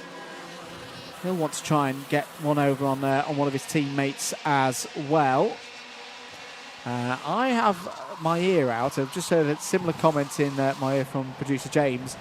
Is there a loose exhaust out there? Something sounds not very silent. We'll try and catch it in a moment, but there may be someone about to leave the seat. Oh yes, there definitely is a loose exhaust out there. I heard that over the cameras. And if anybody's ever heard an X30 engine without an exhaust on it, it's not a nice sound. It's very, very loud. Well, as I said, Anthony Jordan had one of these earlier in the year, and we reckon that all the way back to here in the UK, you could have heard the exhaust. Yeah, there's definitely. The question is, who is it? It might. I'm not going to speculate on who it might be. We'll find out in due course when the technical flag, the mechanical flag comes out. New fastest lap of the race from Kenzo Craigie. He's got past Arjen Kraling for 57.51. Harrison Mackie stretching out the front. It's Gianmatteo Russo who is being called into the pits. Put one and one together and hopefully not get 3. I think that's going to be the source of our loose silencer and broken exhaust.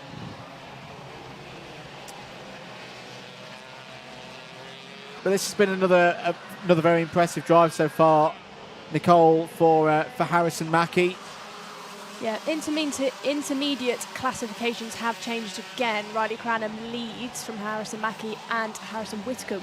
So different from earlier, but what we were talking about with maybe Harrison Mackie wanting to start second or third. Now the question is more for Harrison Whitcomb. Do you want to start second or third? Indeed. And for Riley Cranham, he'll be very happy with this. This is very much what we've seen so far this year in Europe for Riley Cranham. Very strong in the heats. I think it can build his confidence that he's continuing that form. It's just making sure that the finals go his way that he'll want to put right here this weekend. That was a nice move. That was Kenzo Craigie down the inside of Harrison Whitcomb. Very strong race for Kenzo. Yeah. Purple after purple after purple.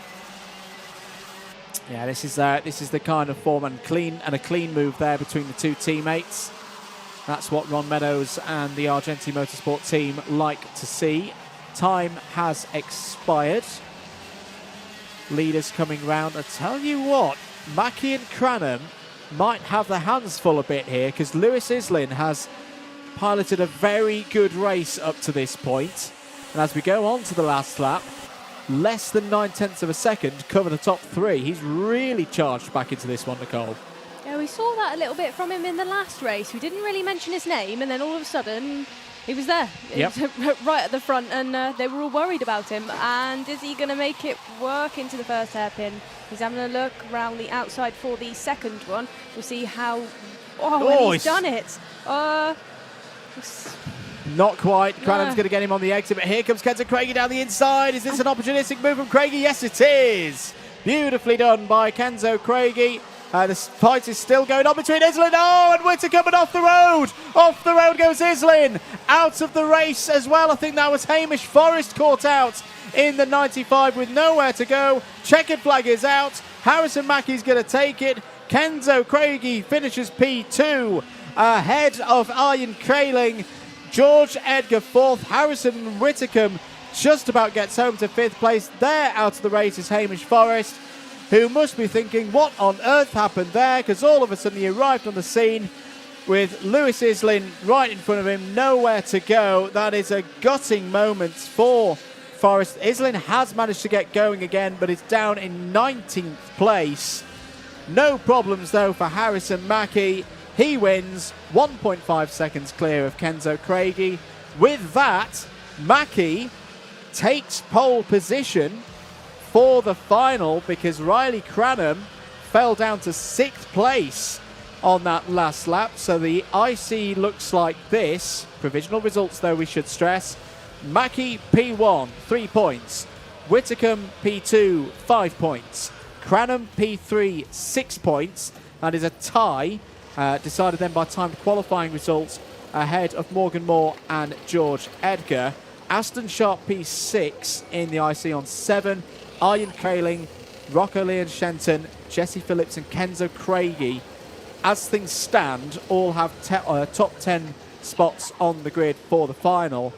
Harrison Mackey, again, I can't say anything too bad about that race. That was another tremendous performance from Mackey, looking calm as ever, not getting too excited at this stage, because if last week taught him anything, there's a lot of racing to go here. Even just for today at PF. Yeah, great performance by our top two. Kenzo Craigie, young Mercedes junior driver.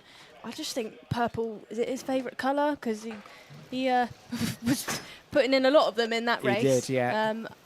Up by 8 positions, great to see. So before we head on to our next race of the day, which will be the Walter Swift Heat 2, we'll just have a quick word from our championship partners.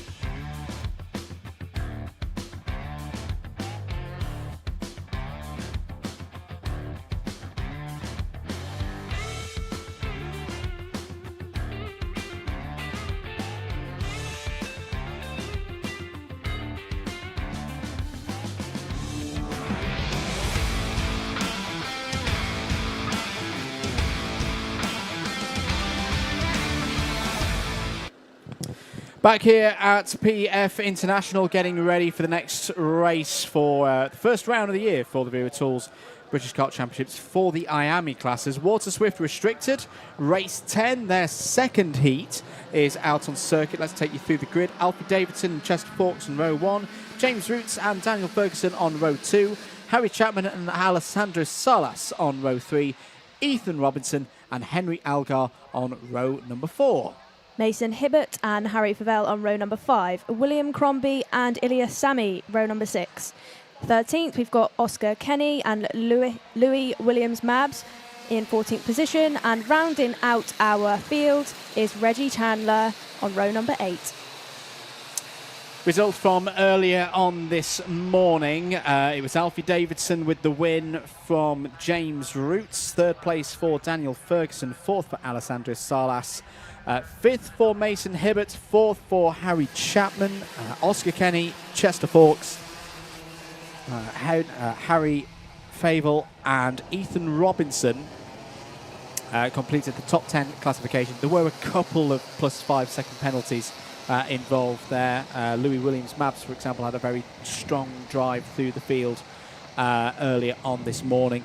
We'll be looking to repeat that and hopefully on a clean run as well.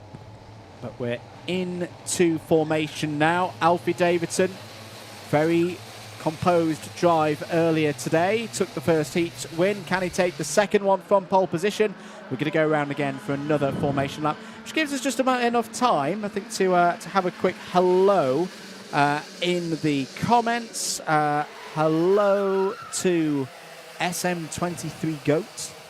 Hello as well to Speed Demon Racer. I will get it confirmed. Yes, I think it is free to come down this weekend to PF to watch some of the action. So yes, if you're in the locality and you can make it down here for tomorrow, it's all completely brand new round tomorrow for round 2. That's how these double headers are going to work across the course of the IAME season. Remember, we're also at Wilton Mill the second weekend of June, off to Shennington, up the road from my house. I will appreciate that one massively at the end of July. Get a lion then. Get a lion, absolutely. Three Sisters as well at the end of September. The meetings for the IAME categories this year. Hello to Skate as well, rooting for Adam. And yes, keep all your comments coming in. Hello to Jill Raybould as well, cheering on Austin Gibson from Mexico. Well, this is the category that Austin Gibson won last year. Who is going to get the best of starts in 2024? Into the tram lines they go. Ready for race start. Away we go then for 8 minutes plus 1 lap. Very good start for those on the pole side of the grid. Not a good start at all for Chester Fawkes. Has gone all the way to the back of the grid of the field, unfortunately. But for Alfie Davidson, perfect start again onto the bridge for the first time in this one. Once again in the lead of one of these Water Swift restricted heats. Nicole is looking very good so far this weekend. Yeah, Chester Fawkes, not an ideal start at all. Wondering if there is some sort of mechanical issue with that kart. So he did drop back considerably, gone all the way to the back, yeah, very quickly. But he does kind of look like he's got going again, to be honest. So not really sure what's happened there. We'll keep an eye. Well, the good thing for these drivers is they don't need to worry about not making the final. They will all make the final. There will be no repechage. There will be no cut-off for these youngsters. Mason Hibbert making a move there. That was past Alessandro Salas. Coming around to complete lap number 1 then, it is going to be Alfie Davidson at the front of the field. James Roots P2. So a repeat of the formation that we had at the start of the day for heat number 1. Let's see how these two drivers compete across the course of the last one. Of course, the last race that we saw for Water Swift Restricted, Nicole, we had that switch back and forth between Davidson and Roots. So we know they can race each other well. Yeah, I wonder if this time, though, if Roots is going to leave it literally to the last lap. and then they'll battle then, or if he'll have a look a bit earlier on in the race, maybe try and cause Alfie Davidson to possibly get caught up a little bit, bring some other karts into the battle. Personally, that's what I think I'd be doing. If I know that a driver is that strong, you'd be thinking, okay, let's back him up, bring some other people involved, and then it makes it harder. If you're in the lead, it makes it harder for second place, and you have less to worry about. Absolutely. They've got to start, if they're in second place, they've got to start thinking about attacking and defending at the same time. We've got some quick drivers behind him as well. Daniel Ferguson has made an overtake work against Harry Chapman. That's for third place. So end of lap number 2. It's Davidson from Roots, Ferguson, Chapman, Robinson, Hibbert, Salas, Fable, Crombie and Kenny. That is your top 10 right now. Daniel Ferguson as well, very consistent this weekend. Very. Running third in the last heat, running third in this one, quick in practice. So let's see how he gets on for the rest of this weekend.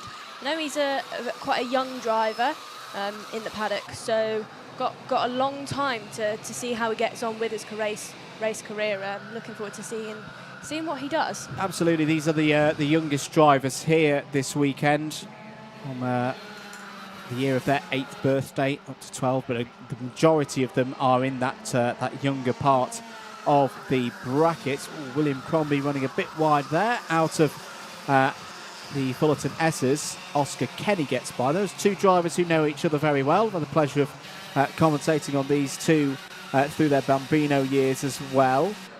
William and Oscar, both building their crafts. It is often the interesting thing with the cadet classes now, with the Bambinos, as an opportunity for drivers to get into racing even younger, that even by the time you get to this level, you've got drivers who've raced for 3, maybe 4 years, and know each other's racecraft very well as they've come up through the ranks together. Yeah, most definitely. So James Roots with the fastest lap of this race. Chester Fawkes, who we saw drop back at the start of the race, whatever happened at the start doesn't look like, I don't know if it was a bit of a mechanical demon, but doesn't look like it's that big of an issue. He's made up a few places again. He's sitting in 12th, so let's wait to see if he does make some move on the 26th of Ilias Sami in this lap.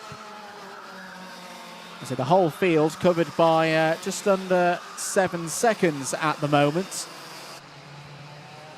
Very consistent driving from all of them out there. For Alfie Davidson, another lap ticks on by. For James Roots, it's another lap where he's been working with the race leader. Fastest driver on the circuit right now, though, Mason Hibbert in 5th place, as we have a look at Daniel Ferguson leading this battle for 3rd place. Harry Chapman taking a slightly tighter line around the bowl there and onto the bridge, but no space to get down the inside of Daniel Ferguson. As you see, Mason Hibbert, the 3rd kart in this chasing pack, keeps that pace up. He's got a good chance here of getting into this battle with Chapman and Ferguson. Could be on for another good result. Another driver who's come up through racing in the younger categories and has got a good level of experience before, of course, racing this year in IAME Watersmith Restricted for the Oliver Rowland Motorsport team. Bit wide there for Ferguson, out of the Fullerton S's, through Bobby Game Corner and into the Mike Wilson complex. It doesn't seem to be fading Ferguson that moment at this precise point of the race, Nicole. Still holding there in 3rd place, and I think actually for Chapman behind, he's now going to need to think about the pace of Mason Hibbert, because here comes Mason Hibbert, pouncing straight away down the inside, side by side. Go Chapman and Hibbert through and under the bridge. Good racing room, good racing respect between Chapman and Hibbert there. That was some fine racing from the two youngsters, and it's Chapman who holds on to 4th place. Yeah, some big words in this sport, racing respect, and they showed that then, gave each other enough room, and their teammates as well, so important for them to do that. Hibbert down the inside through hairpin number 1. This time he's found a way past Harry Chapman. But again, they've got to keep an eye out for Alessandro Salas, who's improved me so far this weekend. Alessandro Salas is currently sat 5th in the intermediate classification. On that point, drivers moving up and moving down.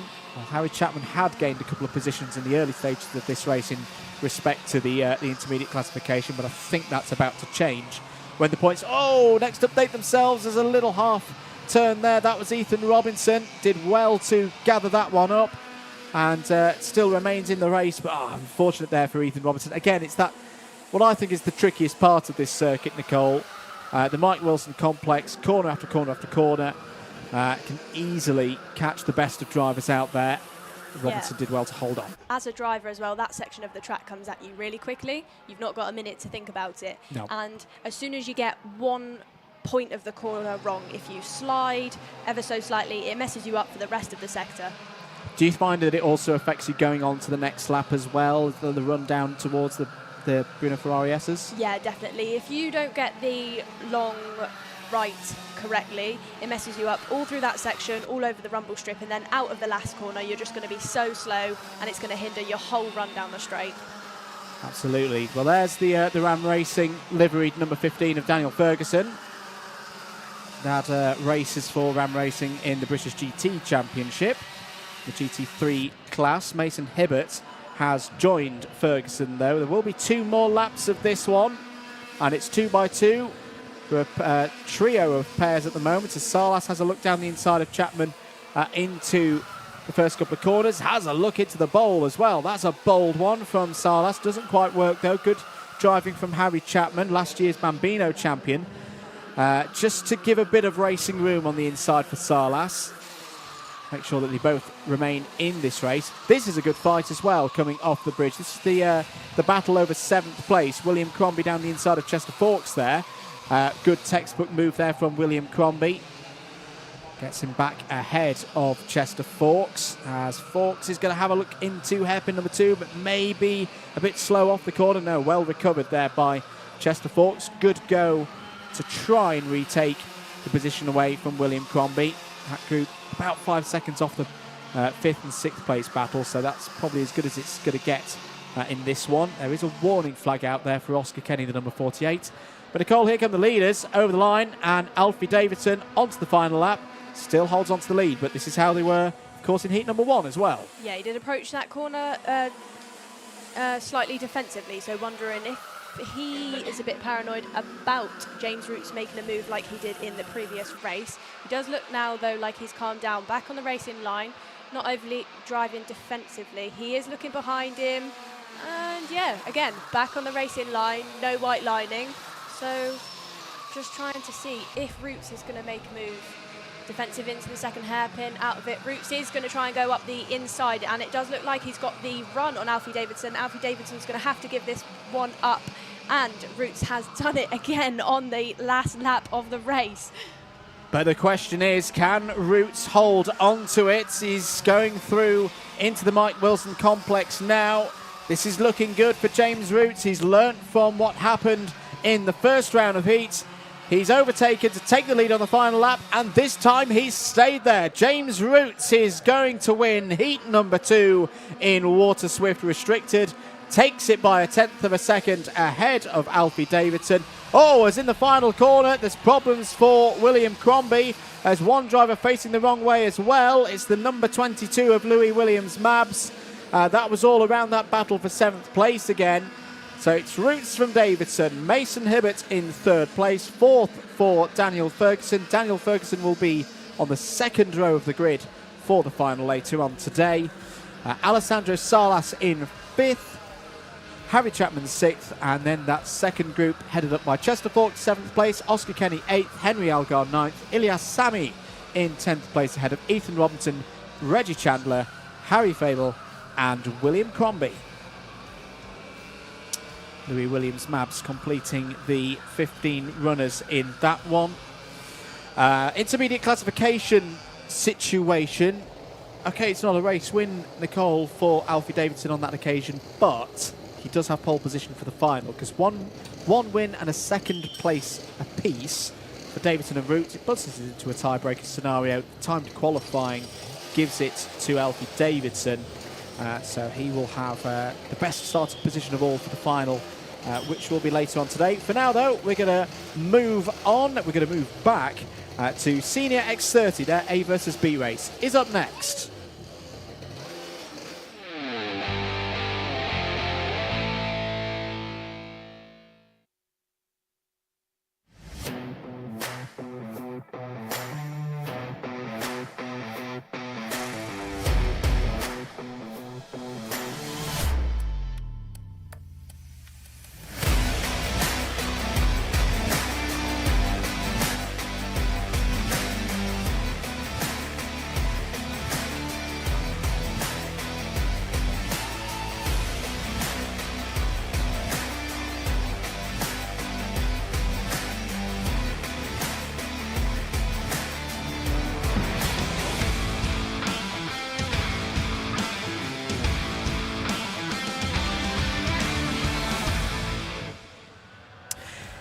Heading out on circuit, it's Senior X30. Heat number 3, race 11 in our programmes here today, and it's got Gus Lawrence on pole position, Freddie Lloyd alongside on the front row, Aaron Brown and Noah Wolf on row 2. Fred Green and Lewis Bird go from the third row of the grid. Then it's Oliver Stilp and Cian Geraghty on row number 4. Row number 5 is Hayden Elridge alongside Joseph Smith. Number 6 is Ryan Ekberg and Oliver Rands. Row number 7 we have Alistair Cresswell and Josh Paliframan, and row number 8 Alfie Gallagher alongside Czech Republic's Dominic Simek. Robbie Buckley and Archie Tillett start on the 9th row of the grid. Michael Gray and Dale Lewis on row 10. Guy Albag on row 11 alongside David Marshall. Casper Pajecki and Freddie Housley on row number 12. Row number 13 we have Australia's Ava Anagostinadis and David Kazaguel. Rounding out our 28 kart field, row number 14, we have Juan Pablo, Gerard Diaz and Matteo Giacardi. 28 drivers indeed, ready for this one. And the intermediate classification as things stand, if you're just joining us, McLaughlin on 0 points on top, Lawrence 2, Freddie Lloyd 2, Aaron Brown 3, Noah Wolf on 5. Here we go then. For Senior X30 A versus C race. Good start from both on the front row, but it's going to be advantage to Gus Lawrence as they go through the first couple of corners. All drivers clear and under the bridge. There is one yellow flag out. I think there might be there's 2 drivers off.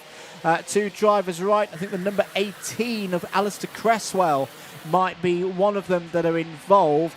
But at the front of the field, it is Gus Lawrence once again leading things. Well, in the last race, we saw Finn McLaughlin be able to take the fight to the winner in the championship the last 2 years and beat Gus Lawrence. Is Gus Lawrence going to allow this field another opportunity? Well, Aaron Brown's going with him at the moment, Nicole, but something tells me that for Gus Lawrence, he won't have liked finishing second on his home circuit in his first race of the weekend. He's going to want to put that right. No, I think the way it happened as well maybe would be a bit of a sting. Yeah, I think he'll be trying to redeem himself in this one. So end of lap 1, Lawrence leads from Brown, Lloyd, Green, Bird, Wolf, Geraghty, Stilp, Eldridge and Rands. That is your top 10. Still early stages in this one. Was there a slow kart that I just saw there running up round the bowl? That might have been a trick of the eye. We'll confirm that in a moment. If things were to stand thus as out of the race, it's the 81 of Dale Lewis. So it's the 18 and the 81. There was a kart in trouble. Looks to be a TWM perhaps. We have lost Matteo Giacardi. I think that first lap incident was Alistair Cresswell and Giacardi together around the bowl. And Dale Lewis we saw in the pits at the end of lap number 1. So I see right now McLaughlin 0, Lawrence 2, Lloyd and Brown both on 5. Repetto's doing well out of this result at the moment, even though not being in this race. Is there on 7 points. Fred Green 9, Gregory 10, Wolf, Bird and Stilp currently holding positions in the top 10.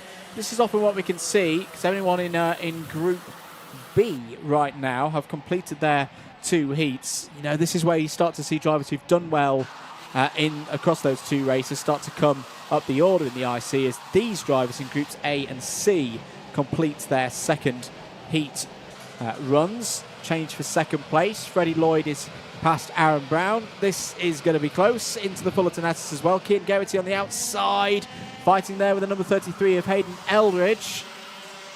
Joseph Smith at the back of this group as well in the black and white Victory Lane machine with the orange rear bumper position holders there on the outside. 5 minutes to go in this one. Gus Lawrence leading by just over 3.5 tenths at the moment, Nicole. Again, he's going to have some challenges from behind because Freddie Lloyd in second place has just done the fastest lap of the race. Yeah, there's no tyre disadvantage for Gus this time either, so he's going to actually have to push quite hard, keep Freddie and the rest of the grid behind him. Our biggest mover in this grid so far is Freddie Housley. He's gone up 9 positions in this race. Freddie took some time off a little while ago. It's great to see him back in both the IAME and the Rotax Paddock. He had a bit of bad luck last weekend, I believe, so looking forward to seeing what he gets up to this weekend and in this race. Yeah, good to see the Piers Sexton Racing, the PSR team, continue to get stronger and stronger as the weekends go by. That's a nice move. That is Lewis Bird in the number 24 down the inside of Hayden Eldridge in the number 33. And that's the kind of move that we've been seeing from Lewis Bird across the European circuit so far in 2024. Had a very strong start to the year with Lewis Bird at the IAME Winter Cup, which is the first big major event in the IAME calendar, at least in Europe. Noah Wolf pushing really hard in this race. Purple lap just now, and saw him just a short while ago, really getting his head down on that straight, trying to duck away from that wind, that headwind, letting it go over, especially since he's not in a direct tow. Needs to get right up behind Fred Green there. Absolutely. He'll keep working hard. 3 minutes and 25 seconds on the clock. Keane Geraghty there, ahead of Rylan Ekberg for 9th place. We're talking about some of the drivers in the restricted category knowing each other very well, rising up through the ranks, particularly here in the IAME ladder. Geraghty and Ekberg, remember, two drivers racing each other in the old IAME Cadet back at Wilton Mill Kart Club a few years ago, a few more than I care to admit. 3 minutes to go in this one though. Gus Lawrence, well, it was Finn McLaughlin last time he had the attentions of. This time it's Freddie Lloyd. And Freddie Lloyd holding at that 0.2 second of a second gap right now. It's just gone purple through sector number 1. What has Freddie Lloyd got here in the locker to attack the reigning champion of not just last year, well, won last year, of course, but also in 2022. Gus Lawrence going for a three-peat here this year, but still very early stages of the season to be talking about that, of course. In two serious terms. Oh, Lloyd a bit wide out of the final corner. Aaron Brown and Fred Green still there as well. Tell you what, this is an even harder proposition, I think, for Gus Lawrence than he had in the first race. Yeah, Fred Lloyd, very, very fast driver. To me, really, really works the kart hard. Yes. Into the corners, really hard on the brake, holds the brake really well, so there's no slide. On the wheel, never... He's not yanking on the wheel. You don't want to see these drivers going left, then right, then left, then right, because they're just going to slide the kart to the outside, scrub over the surface of the tyre, lose time, and just shred the tyre to bits. In this one, he's working the kart hard. He's in control. You're not seeing any of that from him. No, not at all. Archie Tillett has made a move. He's passed Joseph Smith for 12th place, a little further down the order as well. Alfie Gallagher for Lichfield Motorsport has got past Robbie Buckley for 18th place. End of lap number 7 though. Lawrence, now that's interesting. Lawrence has just put in a new fastest or personal best of the race, a 56.48. We're only talking 600ths here, Nicole, but he's just grown the gap back out to 0.25 of a second, which for a number of drivers is too big a gap to have a big send down the inside. He's just giving himself enough breathing space to hold on to the lead here. Yeah, very consistent. He, I think if you threw a 50p on the track and told him to hit it every lap, he probably would. I say we were having a chat with him yesterday in part of our work on the We Are the Champions features. That's a video that you can look forward to on the Karting UK YouTube channel in due course. Got you singing the We Are the Champions song in the middle of it? No? What? One, nobody wants to hear that. Two, I don't want the Karting UK channel to get demonetised. Anyway, 20 seconds to go in this one. Lawrence still leads by 1/4 of a second. He seems to be holding the attack of Freddie Lloyd off right now. There's been a change for 3rd that we should talk about, because Fred Green has got past Aaron Brown. The Vismo International team, another team in orange, which will absolutely delight Henry Baudet, I'm sure, when he makes his return later in the season. But they're doing very well. And some good pace from Aaron Brown in this race so far, on course for a top 5. Back with the leaders. Freddie Lloyd. Again, it's that game of hundredths here, hundredths there. For maybe spectators watching at home as well that might not know this, obviously on your screen, on the timing, you can see that Noah Wolf is with the Jade Racing team, which typically would have a Birrell Art graphics on it. However, Noah is supported by the Van Amersfoort Racing team, which is a single-seater team led by Fritz Van Amersfoort, the founder. So that's why you'll see on his kart, instead of the Birrell, it says VAR. It does indeed. He's not a fan of certain Premier League football disgraces to the sport, but no, they've some great support from the Van Amersfoort Racing team, and with moves like that, you can see why they enjoy supporting him. It didn't quite work that time for Noah Wolf, but yeah, it's been having a really strong season so far, whether that be in the IAME Euro Series or, as I say, with the focus later on in the year here at PFI in the OK senior category. We are on the last lap though. Gus Lawrence is going to hold on to this one. He replies after the disappointment of heat number 1 with a victory in heat 3. Gus Lawrence wins at PF International. Not for the first time and definitely not for the last time as well. Takes it by half a second clear of Freddie Lloyd. Fred Green in 3rd, Aaron Brown 4th, Noah Wolf in 5th, ahead of Oliver Still, Lewis Bird, Hayden Eldridge, Kim Garrity and Rylan Ekberg. That's your top 10 in that one. And a smile on the face of the champion. We'll go to the final. The intermediate classification right now. Should stress these are provisional results, of course, but if there are no changes, so this was the last race for the heats in Senior X30, it'll be a McLaughlin, Lawrence front row, Lloyd and Repetto on row 2, Aaron Brown and Fred Green on row 3, Noah Wolf and Gregory on row 4, Still and Bird row 5. That is a tasty looking grid for the final, which will be later on today at 5:15 local time here in Lincolnshire. And we've got one more race in this particular rotation to go. It will be Water Swift A versus B coming up next. But for Gus Lawrence, again, not giving too much away there.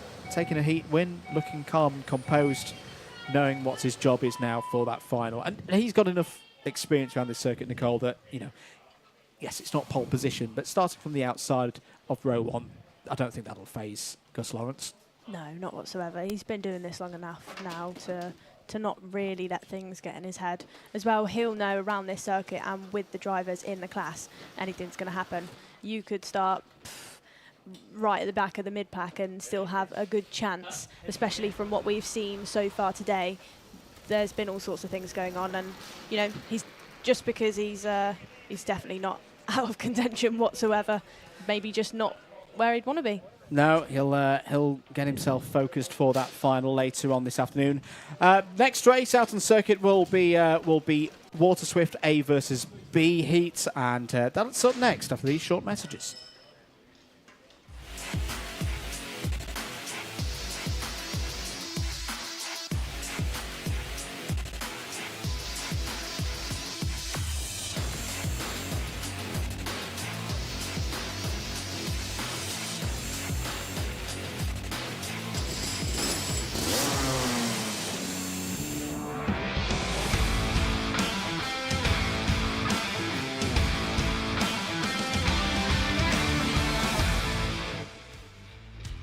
Getting ready then here at PF International. It's going to be race number 12 on the schedule for round 1 of the IAME classes for the 2024 Wera Tools British Kart Championships. And it's going to be Water Swift coming back out on circuit. This is heat number 3 across all the heats for Water Swift. For all of these drivers, this is their second and final one. Group B, they've already completed theirs. Finley Lines has pole position. Jarlath Seo alongside on the front row. Teddy Porter and Will Green on row number 2. Sukmani Kira and Blair Smith will start on the 3rd row of the grid ahead of row number 4. Colby Patterson and George House. Zdenek Babicek and Luca Narroway start on row number 5. Freddie Wood returning after a difficult week last week in Italy starts on row 6 alongside Grayson Wortley. Max Mason and Aria Neyar starts on row number 7, Knight Measures, and Charlie Clough on row number 8. Row number 9, we have Jensen Ackerman with Christian Kobe. Row number 10, Cooper Snedden and John T. Restrick. 11, we have Sophie Campbell and Oscar Miller. Row number 12 is Johnston Stewart alongside Jesus Bartolus. The last row on our grid will be Pato Medina and Xavier Fonge for Evolve Motorsport. Yeah, Xavier Fonge completing the grid there, one of the youngest drivers in this category. Drivers racing in the year of their 10th birthday up to 13, and Fonge being one of those who hasn't quite hit 10 years yet, but will do later this year. Good to see him there on the grid. Jesse Phillips, of course, was your victor in this one last year.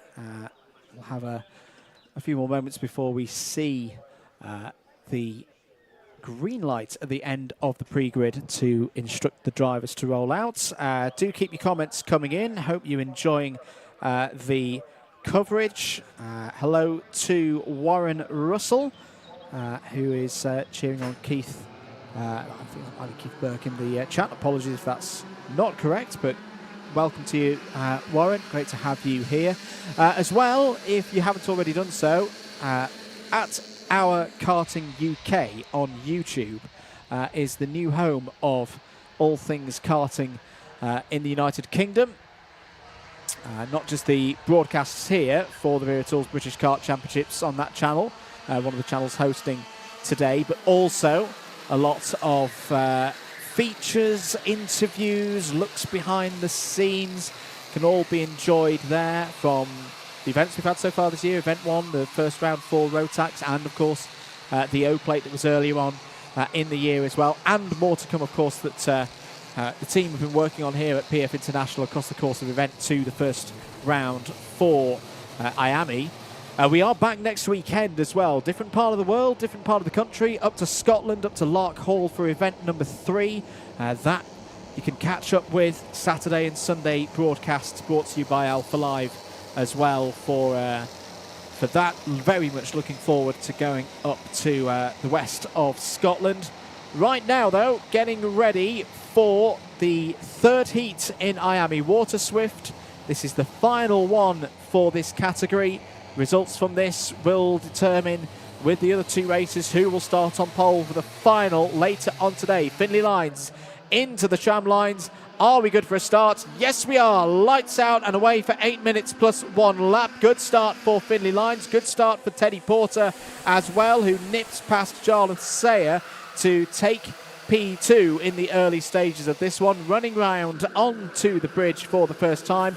All looking clean. Freddie Wood coming through the field as well there. To say, good to see Freddie racing last weekend. There was a question mark after an exit from the final in IAME Euro Series 1 week ago, but he's fighting hard here in the Wera Tools British Kart Championships. George House on the inside as well there as they're running down towards the second hairpin. I think there has been a problem for Blair Smith. I did see one kart rolling out of the pits that hadn't done the formation lap. I think that might be Blair Smith because he's missing from that first group through sector number 2. We will confirm that in a moment, of course. But end of lap number 1. Oh, is that a bit of a mistake there from Finley Lines? Not too many times this year we've said that so far, but Lines has got a bit of pressure here. Porter behind, Sayer, Green, Kira. It's the top 5 covered by less than 7/10 of a second. And yes, indeed, Blair Smith is circulating, but down in 26th place for the ORM driver. Change at the front of the field. It's a Fusion that's come through to the front, and it's piloted by Jarlath Sayer. Down the inside goes Will Green, going for the move, takes second place. Third now for Teddy Porter. Finley Line still part of this this front group there in 4th place. And Sakamani Kira at the back of it as well. This is a very good start. Very competitive start as well. It's a Fusion, then a JGR, then an ORM, then a Synergy. 4 different teams covering the top 4 positions in this heat at the moment. 6 minutes on the clock. End of lap number 2. New order confirmed. Jarlath Sayer ahead of Will Green and Teddy Porter. This is a tough phase of the race now for Finlay Lines. He's got to get back on it, get the pace back up and catch back up to the rest. But at the moment, it's Sukmani Kira coming through. And now an attack from Colby Patterson as well. And again, another two drivers who excelled under the sun in Italy 1 week ago. I think he's prepared them quite nicely for conditions here at PF. Colby Patterson having his strongest year in his young racing career so far. Oh, problem there! And that looks to be Finlay Lines. Finlay Lines off with Zdeněk Babicek. So two drivers, both fancied in this race, are well and truly out of it in terms of competitive results. Love to have another look at that again if we could, but well, yeah, that was two drivers possibly going for the same piece of tarmac, and that is the result. Lines and Babicek are both okay. That's the most important thing, but obviously very disappointed with how their heats have finished. Jensen Ackerman has just set the fastest lap of the race, 1 minute 3.27. 10th place at the moment for Jensen Ackerman. Good to see Cooper Snedden back out there as well after a bit of a scary way to finish his first heat earlier on today. He's gained 8 positions so far and is the lead Volvo Motorsport driver in this field at the moment. They're in 11th place. Good news is Lines and Babicek have both got going again. They've just come over the line but are some 25 seconds behind the main pack. Back up towards the front of the order. Here is the fight from second place down. So this is the chase group trying to get on terms with Will Green right now. Green continuing the kind of performances that were seen in Franciacorta last week, where he won the second round of the X30 Mini category in the IAME Euro Series. Racing here on similar setup of machinery in the IAME Water Swift category. He's showing his pace once again, but as we often see in the interclasses, very, very difficult to stay out ahead of a big group of drivers who are working together right now. Patterson, Porter, Sayer, Kira and Mason. 2 Oliver Rowland Motorsport drivers, followed by 2 Fusion Motorsport drivers, and then the second of the Jamie Green Racing drivers, all trying to close in. Under 3 minutes to go. You can see on your screen as well, confirmed on our timing screen in the commentary box as well. It's now an investigation. Well, I don't think it's going to matter too much, because there is the driver of the number 81. Finlay Lines is now out of the race. The other driver under investigation is the number 35 of Zdeněk Babicek. So you'd imagine that is an investigation for the incident and the happenings that took both of those, or left both of those drivers stranded at the side of the road out of hairpin number 2. Meanwhile, changes for the battle in second place. Great work by the teammates. Sayer and Kira, second and third now. Both gained 2 positions out of that move, up through and onto the bridge. Into hairpin number 2, side by side between the 2 teammates there, Colby Patterson and Teddy Porter. Oh, for Teddy Porter, this is a bit of a repeat of what we saw earlier on this morning. Great time qualifying for Porter. Struggled a little bit in the second half of the race as everything bunched back together. He's currently sat 9th in the intermediate classification. End of lap number 6 then. Will Green still leads, but only by 1/10 of a second, 2/10 of a second nearly. Doesn't necessarily, as things stand, need to win this race to take pole position for the final. There's a 4-point lead over Harry Williams, who isn't in this race, we should be clear. He could therefore afford to go down to 3rd place and still take that pole position. Although saying that, no, I don't think he would, because Sayer would come back at him in the points. Sayer is currently on 5 points, and if these 2 drivers were to swap, it would put Sayer on 3, Green on 2, so then Green would need to stay ahead of Sukamani Kira to hold on to pole position for the final. Not too long to find out what's going to happen in all of that, because there's 40 seconds on the clock. There will be 2 more laps. Race control notification, plus 5-second penalty to the number 90 of Sophie Campbell. Sophie Campbell currently in 19th place, just ahead of Savi Fonge, who's gone up 6 places so far in this race. Biggest mover of all of them out there. Well, at the moment we've got a few drivers who've both taken 8 spots. 3 drivers who've taken 8 spots. Max Mason there in 5th place, new fastest driver in the race. Jensen Ackerman and Cooper Snedden have all gained the same number of positions. As down the inside there, that's good to see. Teddy Porter fighting back. Gets ahead of, I think that was getting ahead of Grayson Wortley for 6th place. That's the leaders coming through the Fullerton S's here on lap number 8. Will Green has been in this position many times before. Will know how to deal with the pressure. With a driver in the shape of Jarlath Sayer behind. Jarlath, who wants to bounce back from a bit of disappointment in Italy 1 week ago, get his British Championship on the front footing. He's got 1 lap here to find a way past Will Green, and is giving him a little bump draft under and through the tunnel there, under the bridge, onto the bridge. I've got to think. I think for Jarlath Sayer, we have seen moves into Bobby Game Corner in IAME Water Swift before. It might not necessarily all be down to what he does in hairpin number 1. That's to say, if he's going to do anything at all, he could just go, do you know what, I've got 3rd on the grid right now for the final. That's a useful place to begin. I wouldn't want to be on the outside. Might just hold here for 2nd place in this race. Sukamani Kira still there in 3rd place. He's had a tremendous run in this race. More improvements from the driver on the Alpine Formula 1 racer female drivers development program. For Will Green, though, another routine win. Started on the 2nd row and is perfect through the heats. 2 from 2 for Will Green. That will be pole position for the final. Jarlath Sayer does hold in 2nd place. That does mean that Jarlath Sayer will be on the inside of row 2 for the final. Harry Williams will be on the outside of row 1, as we've seen many times here at PF.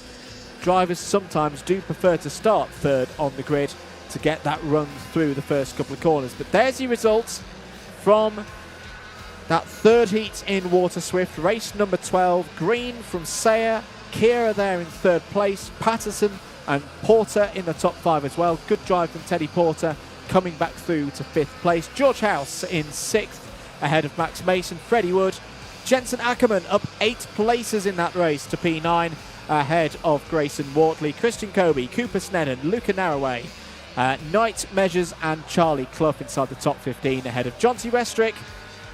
Aryan Nair in 17th, Blair Smith from the pit lane in 18th place, ahead of Savi Fonge in 19th place. Sophie Campbell completing the top 20 on the road. Pato Medina, Johnston Stewart, Jesus Bartolos, Oscar Miller and Zjednek Babacek, the last of the finishers. 1 retirement from that race. Winner of the O-Plate in Rotax early this year, Finley Lines. So that completes things for the Water Swift heats. It also completes things for all of the heats. That's all of the heats across all of the IAME categories done for today.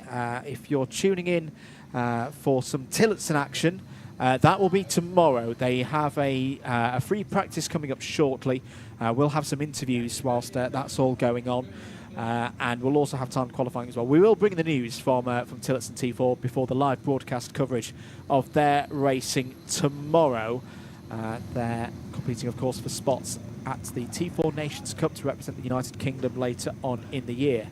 But for Will Green, well, he just seems to be getting better and better and better. Runner-up in the championship last year. Seems very happy at the moment, and so do the team.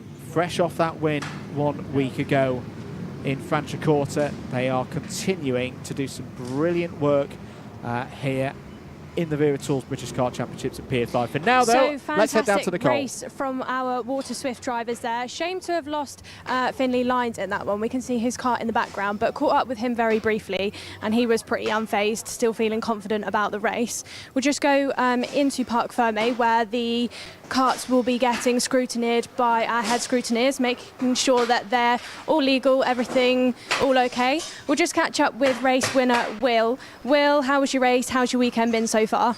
Yeah, it's been a good weekend. I've had a win in both of my heats and an alright qualifying, so we're starting first for the final, which is good. And in that race as well, I don't know if you are aware or if you saw, we lost Finn Lyons, who was our pole sitter. Obviously, Finn's been really strong this weekend, so how does that make you feel for the rest of your weekend? Well, I didn't know that until he said then, but it's alright. I don't mind. It doesn't really bother me, but hopefully, yeah, it's alright. And you're wearing like the Argenti suit, but we know that you are with family-run team Jamie Green. What kind of advice have the team been giving you this year to keep you fast? Well, the team have just helped me a lot through my this weekend, and we've just been able to get the good, consistent results in, which has helped us a lot. Well, good luck for the rest of your weekend, Will. We'll catch up with you a bit later on. Also, go and speak to second place Jarlath Sayer, Fusion Motorsport driver. Jarlath, can we have a quick word with you? How's your weekend been going so far? Yeah, it's been pretty good. Consistent top threes, yeah, so just really what we were looking for. And we've seen you as well doing a bit of racing out in Europe. You've been all over the place, doing a lot of hard work. How's that been helping you? Well, it's just helped with a bit of racecraft and pace, and gets confidence up a lot, really, so yeah. And I just asked the same question to Will Green, your competitor. So you're racing with Fusion Motorsport. What kind of advice have they been giving you this weekend and this season to help you improve and get you to the front? Just kind of keep calm and get your head down, really. Just need to stay calm, and that's what I've done, so yeah. That's great. Great to hear from you, and good luck for the rest of your weekend. These drivers, obviously, very, very quick, and one of the only females in this grid this weekend, Sukhmani. Sukhmani, can we just catch up with you really quickly? Great race there for you. Can you talk us through it a little bit? Yeah, so at the start I managed to get up to third, I think. Kept there for the whole race. Defended a little bit on the last lap, but came home in third, so really good. And I know that you're part of the Alpine Race Academy, and I know you spoke about that a little bit yesterday, which later on we're going to see a highlight of that. But how do they help you on a day like today? There's a lot of behind-the-scenes work. Some people come and help me, like Sean and Alice. They come and help me, give me tips and stuff. And sometimes I go back to the factory. They give me tips there as well. That's great. That's great to hear from you, Sukhmani. We'll speak to you a bit later on. And we'll just throw back up to the stream, where yesterday we interviewed Sukhmani. Great little driver, a big career ahead of her. So we'll just hear what she had to say yesterday. Down here in the Fusion Motorsport awning with Sukhmani Kira. Sukhmani, great to see you once again racing this weekend at PFI. How's things going so far? Really good, thank you. 2024, a really big year for you. First of all, now part of the Alpine Formula One Race Her programme. How's that going for you so far? Really good. There's been a lot of work behind the scenes to help me, and hopefully I can do really good. What kind of things do you think it really helps you with in terms of preparing for a race event? There's lots of behind the scenes work with like fitness, people coming to watch, giving me tips and stuff, so. Racing again in Water Swift this year, building on the great success of 2023. What are your hopes for the season? Hopefully win the championship and British Kart Champs. Last year as well, you took the award for the Kart Sport Trophy for the BWRDC. How was that for you? It was really good. I'm really proud of myself, and hopefully I can do really good in the future. Looking into the recent history as well, it was good to see you race last weekend in Italy at Franciacorta. Scored points for the first time in the IAME Euro Series, amongst the best of Europe in the category. How did that weekend go for you from your perspective? That was definitely one of my best weekends. I got one of the fastest laps in the superheat. Unfortunately, in the final, I had the pace, but I just wasn't in the front group. But I still managed to finish 8th from 12th. So. And this circuit as well, different to Italy last weekend, but it's another long circuit with long straights, hosts this similar kind of events as well at an international level. What do you think you can take from last weekend to PF this weekend? Well, I know there's a lot of grip here considering it's summer, so hopefully I can transfer my European knowledge to here. And as well, you know, racing in this championship, what are you hoping to show for others being able to race in the championship from different backgrounds? Well, like beat the boys, obviously, but hopefully win this weekend, definitely. Good stuff. Well, Sukmani, we wish you the best of luck. It's been great to see your progress up through the karting pathway as well. Have a good weekend. Thank you.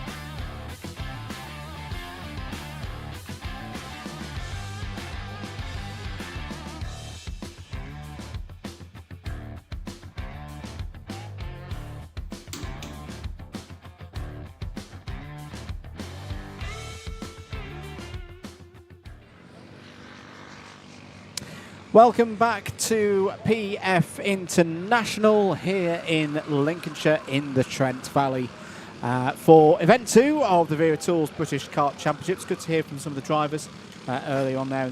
Big thank you, of course, to Wera Tools, proud title sponsors of Motorsport UK British Kart Championships. We've just seen the completion of free practice 4 for the Tillotson T4 Senior Series. We'll see these ladies and gentlemen race tomorrow. But just to give you a bit of news whilst we're waiting for the confirmation of some of the results, grids, who's made it through to the final, who's not made it through to the final, because the repechage are coming up. Matt Wildman was fastest in that last session, ahead of George Townsend, Aaron Coogan, Philip Rawson and Jason Bradbury. But I say, more from Tillotson T4 tomorrow when we see them racing. We will also give you the news of what happens in their time qualifying session later on today. For now, though, Nicole Sutherland, we've got 5 minutes or so.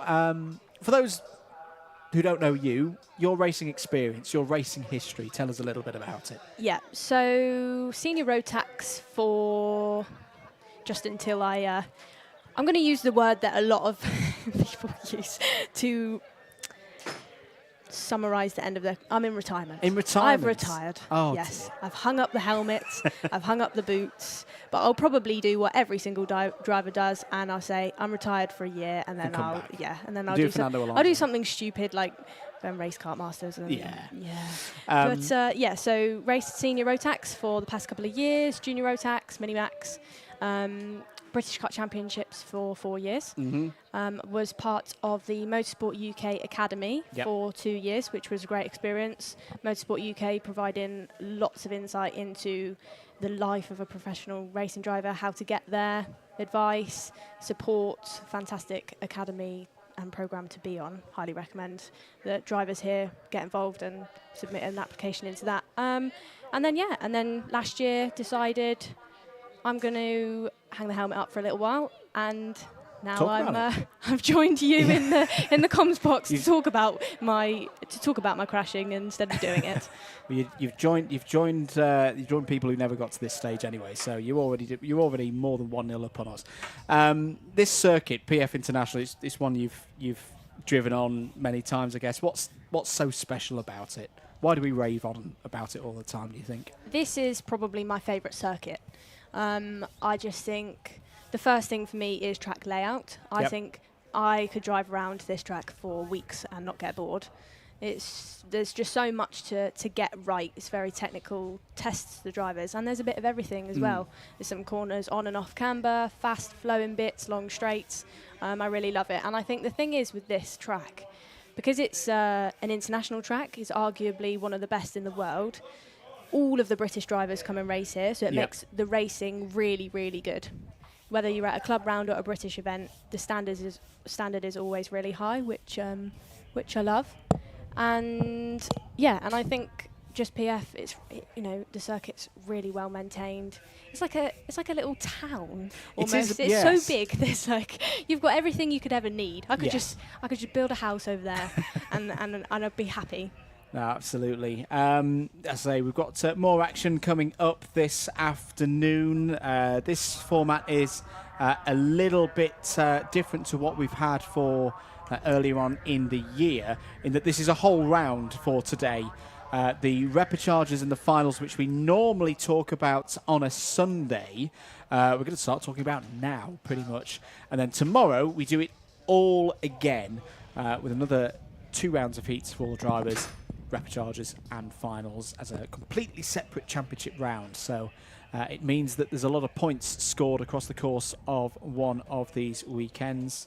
David Whitehouse has got started again, has started making more mockery of my football club's season. We won't talk any further about that.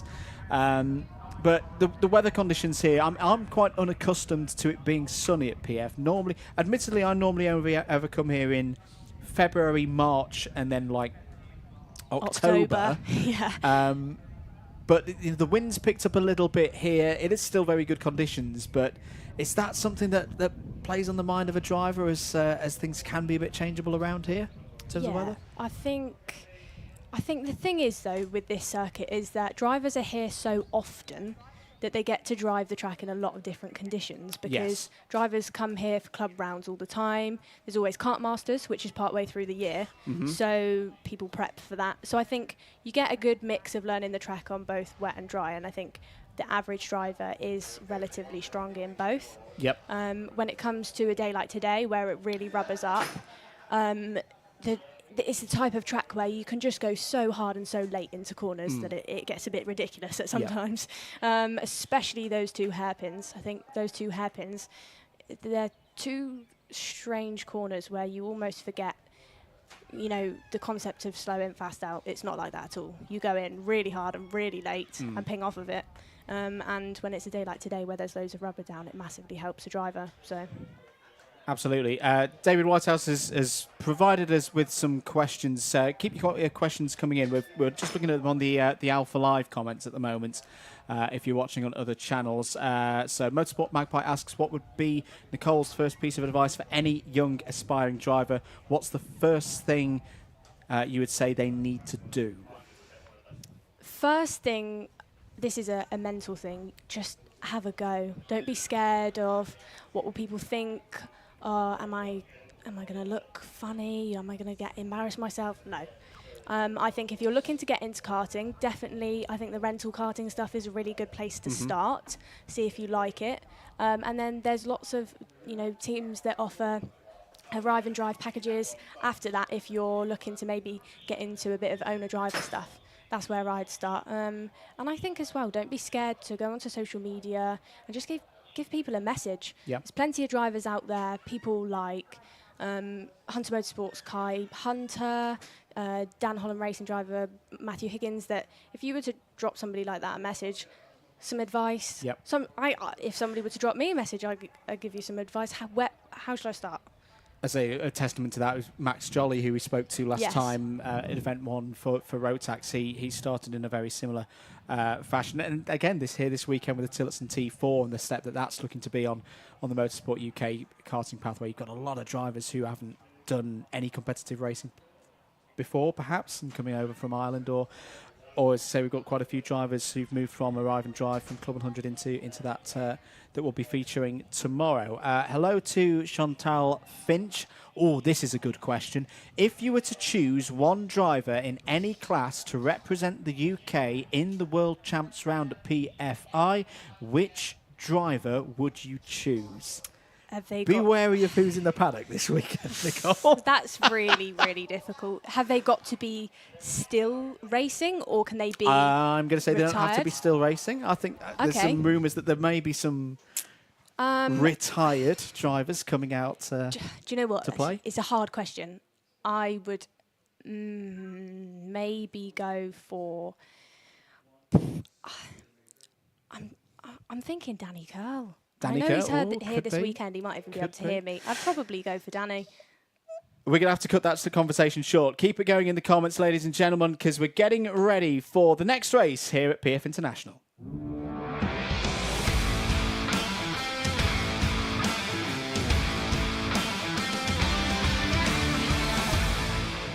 Getting ready then for the first repechage of the day. It's the Junior X30 repechage, so hold on to your hats, ladies and gentlemen. This should be an interesting one.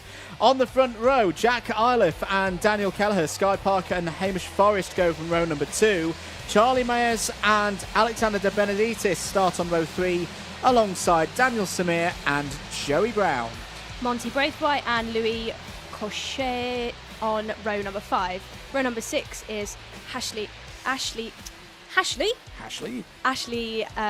Haas alongside Adam Holmes. Row number 7, Josh Parker and Emmanuel Hay. Row number 8 is Devon Waltz and Evan Purcell. George Quartermain and James Harris go from row number 9. Drew Waltz and Archie Lovett form an all Forza Racing row 10. Dylan Patel and Max Yule on row 11. Zef Nurnberger and Mondo Junior Canini on row 12. And finishing out the grid of 27 drivers, Gianmatteo Russo and Jake Brook on row 13. Keith Burke goes from row 14. There are some names on that grid that I don't think would have expected to be in a repechage at the start of today. Ones that jump out at me, Louis Cochet in particular ran very well at Val d'Argenton a few weeks ago. Danny Kelleher, Jack Iliff, say to an extent, Sky Parker as well. Archie Lovett and Drew Waltz. Well, this is one of those races, ladies and gentlemen. Try and take a top 6 from this. I think take 6 darts like we had in the pub last night. Throw them at the entry list and there you go. There'll be your 6 drivers selections for bets to go through And from this one. If you're anything like darts like I am, it'll probably hit the wall or the ceiling. So Here we go then, we're away and running. Someone's already lost a chain guard at the back of the field, and the Junior X30 Repechage 27 drivers are on their way round onto the bridge for the first time in this one. It's a good start for Jack Iliff, the American, at the front of the order, and will look to try and break away with the rest of the runners now into the first hairpin. All of them are still running. As there's a change there towards the front of the order. I think there's been a problem for Daniel Samir, who's not come through sector number one. Quite a few drivers are yet to come through sector number one, including Keith Burke, as now they are all running again. But a good start there for the number 30 of Jack Iliff. There's a problem in sector number one. I think, is that the number 15 of Daniel Samir? Yes, it is. Apologies, we couldn't quite make out the number from the angle that we were at there. But yes, it is Daniel Samir, who's now, walking away from the karts, but out of this round for X30 Junior.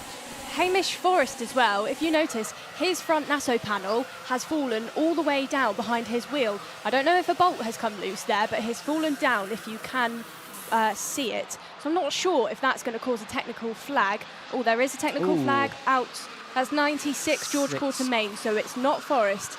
But I don't know if that's going to be too much of an issue. I see what you mean. The top of the Nassau panel has broken away. It's almost looking a bit more like a pro kart at the moment. Well, at the moment, down the inside with the unconventional front end of the number 95, Hamish Forrest into second place. But I agree fully with you there, Nicole. That's very well spotted. That is going to be a safety issue, no doubt, because the Nassau panel is not protecting the steering column, is not protecting Hamish Forrest's hands at all there. I doubt that's going to be allowed to continue for much longer. A great angle of the wheel, though, and seeing the way the driver works the wheels. Good for the cameraman. So, Daniel Kelleher has the lead of this race. A very un-Daniel Kelleher-like race. Earlier on in the second round of heats is the main reason why he's in this one, but it's got a half-second lead ahead of Forrest, Iliff, Cochet, De Benedictis and Myers. If the race was to finish right now, it would be those 6 drivers heading through and joining the back of the grid for the main final later on this afternoon. Who's making progress? Archie Lovett's making progress. A gain of 11 positions across the first 2 laps. Nicole's had a bit of a quiet day so far, as hand in the air, I think that's going to be George Quartermain coming in for his technical flag. Yes, it is. There was a move there just ahead as well. I think it was one of the TWMs on the move. But end of lap number 3, no changes of the drivers in the top 6, but a change of the order in which they are in. Myers now ahead of De Benedictis. Yeah, shame to see Sky Parker's lost 8 positions there. She did start on the second row, but it's dropped down to 11th place, which is not ideal in a race like this. No, not at all. But at least for any of the drivers that don't make it through this race, Nicole, there's that solace of, well, we get another go at things tomorrow for round number 2. Yeah, bite number 2 tomorrow. Go back to the hotel. I don't think you can let it affect your confidence too much. You know, you've got another chance. So. Absolutely. Josh Parker, I think maybe out of this race as well, is showing us in the pits on our timing information. So the privateer in the number 63 looks to be going no further. Well, the saying about the Nassau panel, the number 95, haven't seen any technical flags for it yet. So on it goes. We'll take that one back. Kelleher ahead of Forrest then at the front of the order. To be fair, he won't be gaining an advantage from that because there is a little bit of an aerodynamic effect on these X30 Junior karts in terms of slipstream and punching a hole through the air. And right now, the number 95 will be punching quite a hole through the air, especially now that Forrest is in the lead of this race, just ahead of Daniel Kelleher there. It just looked quite bizarre in a way with the nose cone in that state right now. Jack Iliff starting to build into this race, has just gone personal best through sectors 1 and 2. Jack Iliff racing out of Texas. One of Forza Racing's big hopes for the OK Junior Championship across the course of 2024. Another one of their drivers moving along pretty quickly. Archie Lovett, new fastest lap of the race, also gaining positions out there, Nicole. Monda Junior Canini has gained 14 spots in this race. He's up into the top 10. Yeah, he's not hanging about. He knows he's got a job to do, and he's getting it done. Joey Brown has received a 5-second penalty. So that's the driver for Fusion Motorsport in the number 11. As down the inside there. Lovely move from Jack Iliff. The ever-smiling American will be smiling about that one. Through past Daniel Kelleher into second place.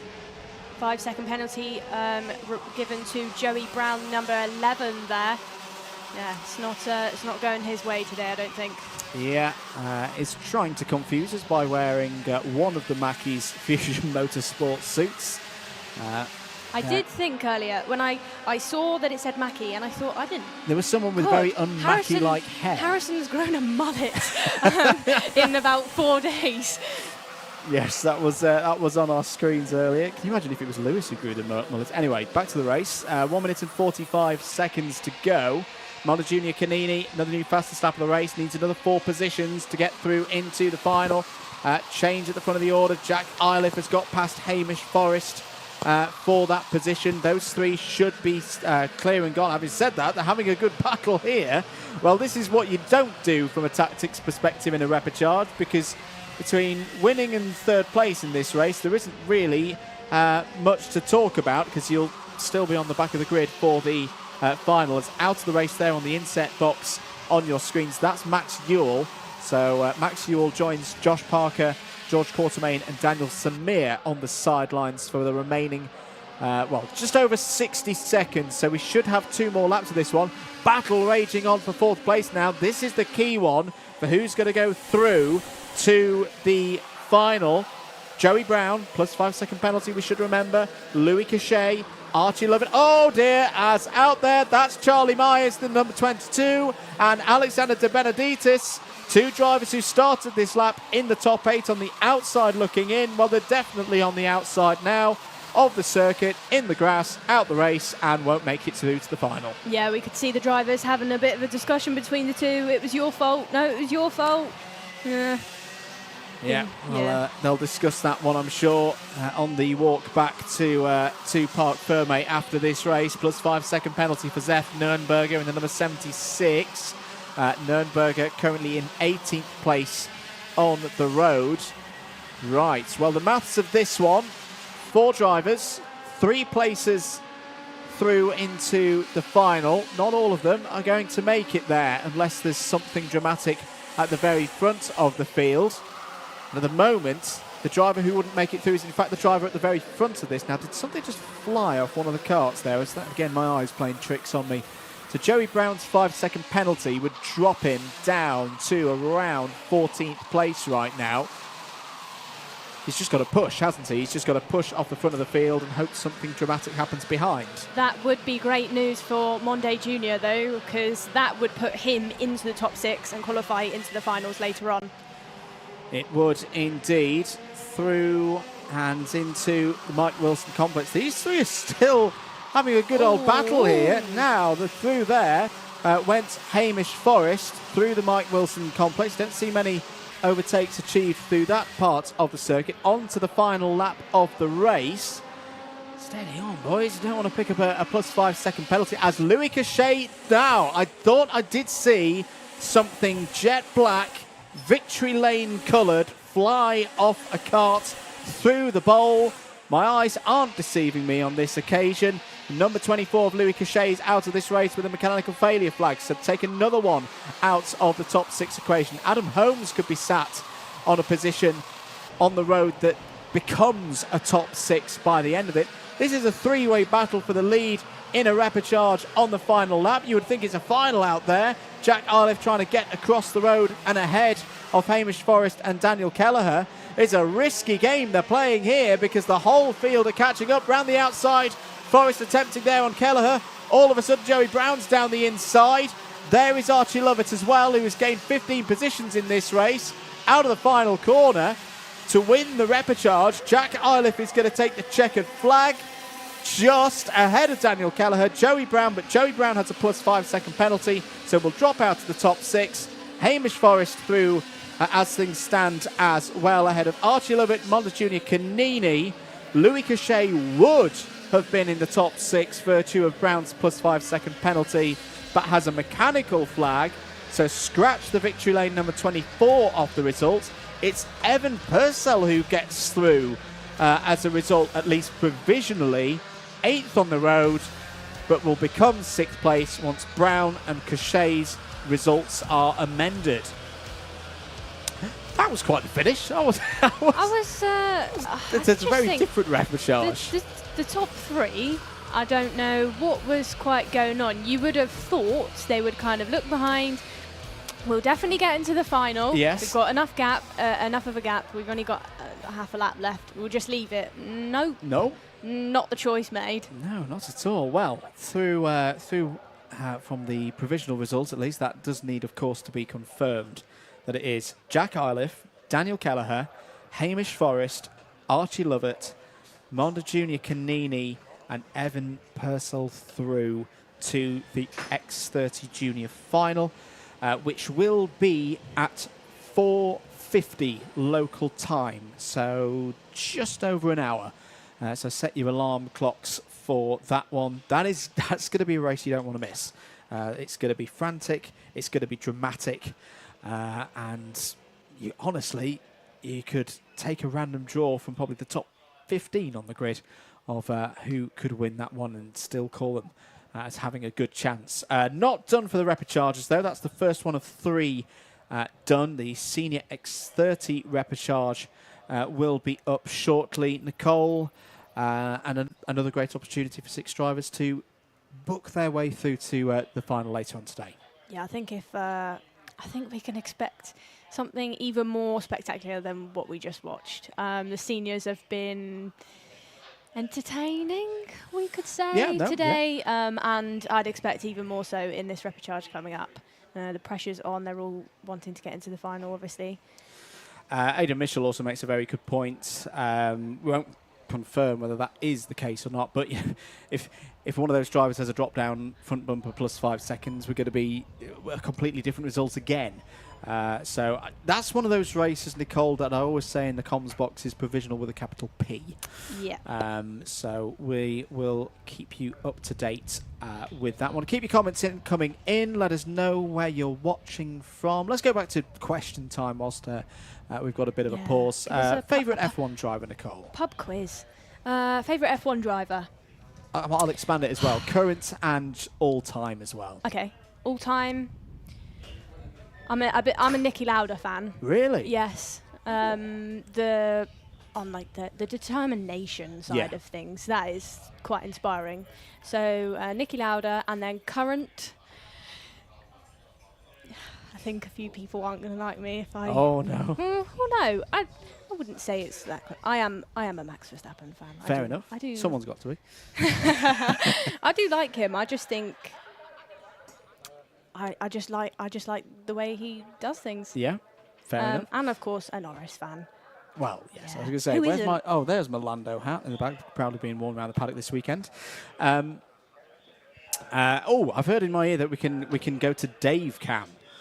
David Manchester, there he is. My goodness me, he's actually working. That's a miracle. He's not. That's how busy that Junior X30 repechage was. David Manchester looking through all the cameras here at PF for all the different angles of all the different incidents. No, jokes aside, David is one of the best, if not the best, at his job. Works as well across Europe as part of the officiating here. Now he's clocked us.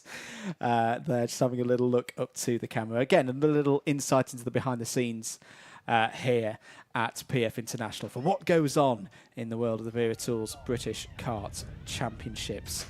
I think as a driver who's just kind of recently more come into the behind the scenes part and seeing what it takes to put on an event like this has been quite spectacular.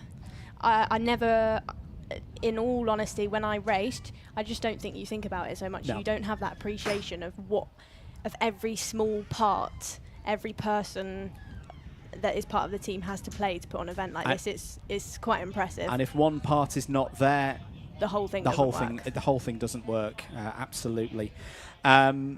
What other questions have we got? Did Nicole have a rival she always seems to be racing? Oh, in my early days, cadet days, yes. Yes? Yes. So I started racing at the Mansell Raceway.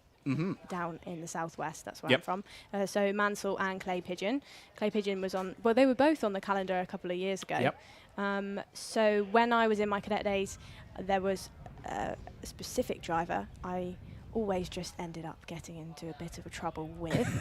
And wasn't a rival, but somebody who has also turned driver to team member, Chris Simpson, photography, working with Fuel Your Media. Yes. We used to race each other, have a bit of a battle, here and there, and it's quite funny, really, when you go into this side of things, and so do the people you used to race, and yeah, it's a funny thing. And you talk about behind the scenes cogs of the operation. I don't know if we can get a long distance shot of our Chris Simpson. Introducing Chris Simpson to Chris Simpson. Chris Simpson behind the photography and Chris Simpson behind the I'm guessing Bobby Game corner. I wasn't racing kart picks Chris Simpson in cadets. No, Chris Simpson now. That's Chris Walker. Chris Walker and kart picks. We're talking Chris Simpson, who is, I'm going to go for a nod from James. There he is. There he is. There's our Chris Simpson. He taught me everything I know, Chris. Yeah, that wasn't the Chris including I was racing. But yes, keep the questions coming in. I want to go back to the World Champs question, because say just for the UK and OK Senior, I'm going to throw some names in there. You've thrown in Danny Curl. I think that's a very good shout. I also want to throw in Ben Barnacote. Ben Barnacote, yeah, that'll be another good one. We were talking last time we were here a lot about Callum Bradshaw. Yes. Is Callum going to have a go at the World Champs later this year? I would have thought so. I don't know. I'd be surprised if he didn't, to be honest. Gus, we've already discussed. Gus. I've probably leaked it. Sorry, Gus, but he did tell me earlier in the year that he is built towards a World Championships run. And we can't forget about Joe Turney. And of course. It's so good to see Joe back in action after how his World Championships ended last year. Yeah. I actually think he's come back stronger than ever before. His performance a couple of weeks ago at Val d'Argenton was very, very good.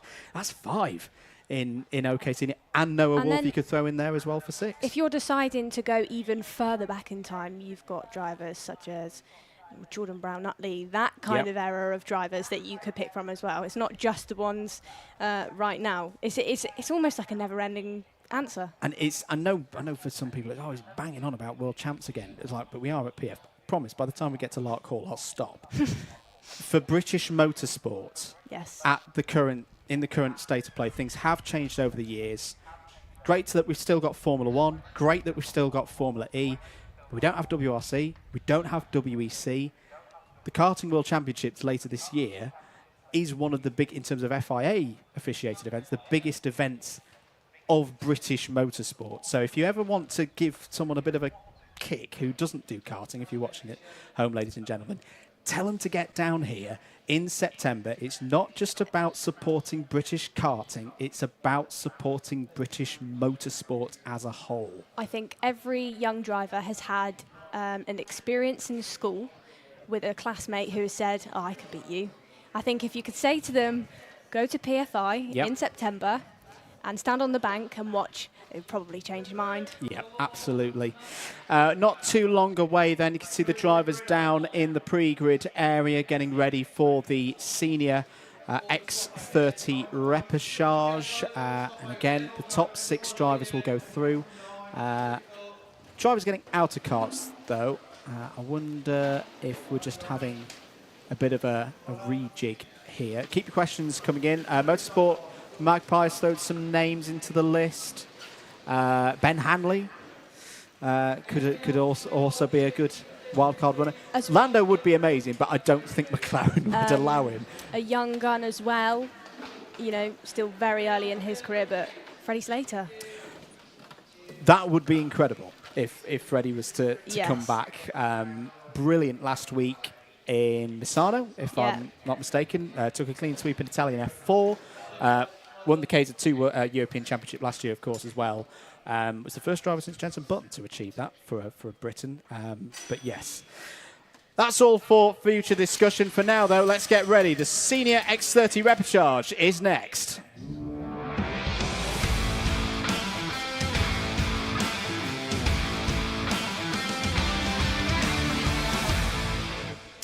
Let's take a look through the grid then for the Senior X30 Repechage. Ryan Ekberg and David McIntyre on row 1, Kasper Pajacki and Robbie Buckley on row number 2, Harry Ewell and Dylan Briley on row 3 ahead of Tony Gazagrel and Matteo Giaccardi on row number 4. Row number 5, we have Ava Anagostinadis and Dale Lewis. Row number 6, Connor McPollin and Dayton Coulthard. Row number 7, and the last row of our grid, is Juan Pablo Girard Diaz. Absolutely. All 4 corners of the British Isles represented in this one, apart from Wales. Sorry, Henry, if he's listening.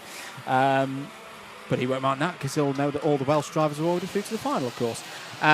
The top 6 again race through in this one.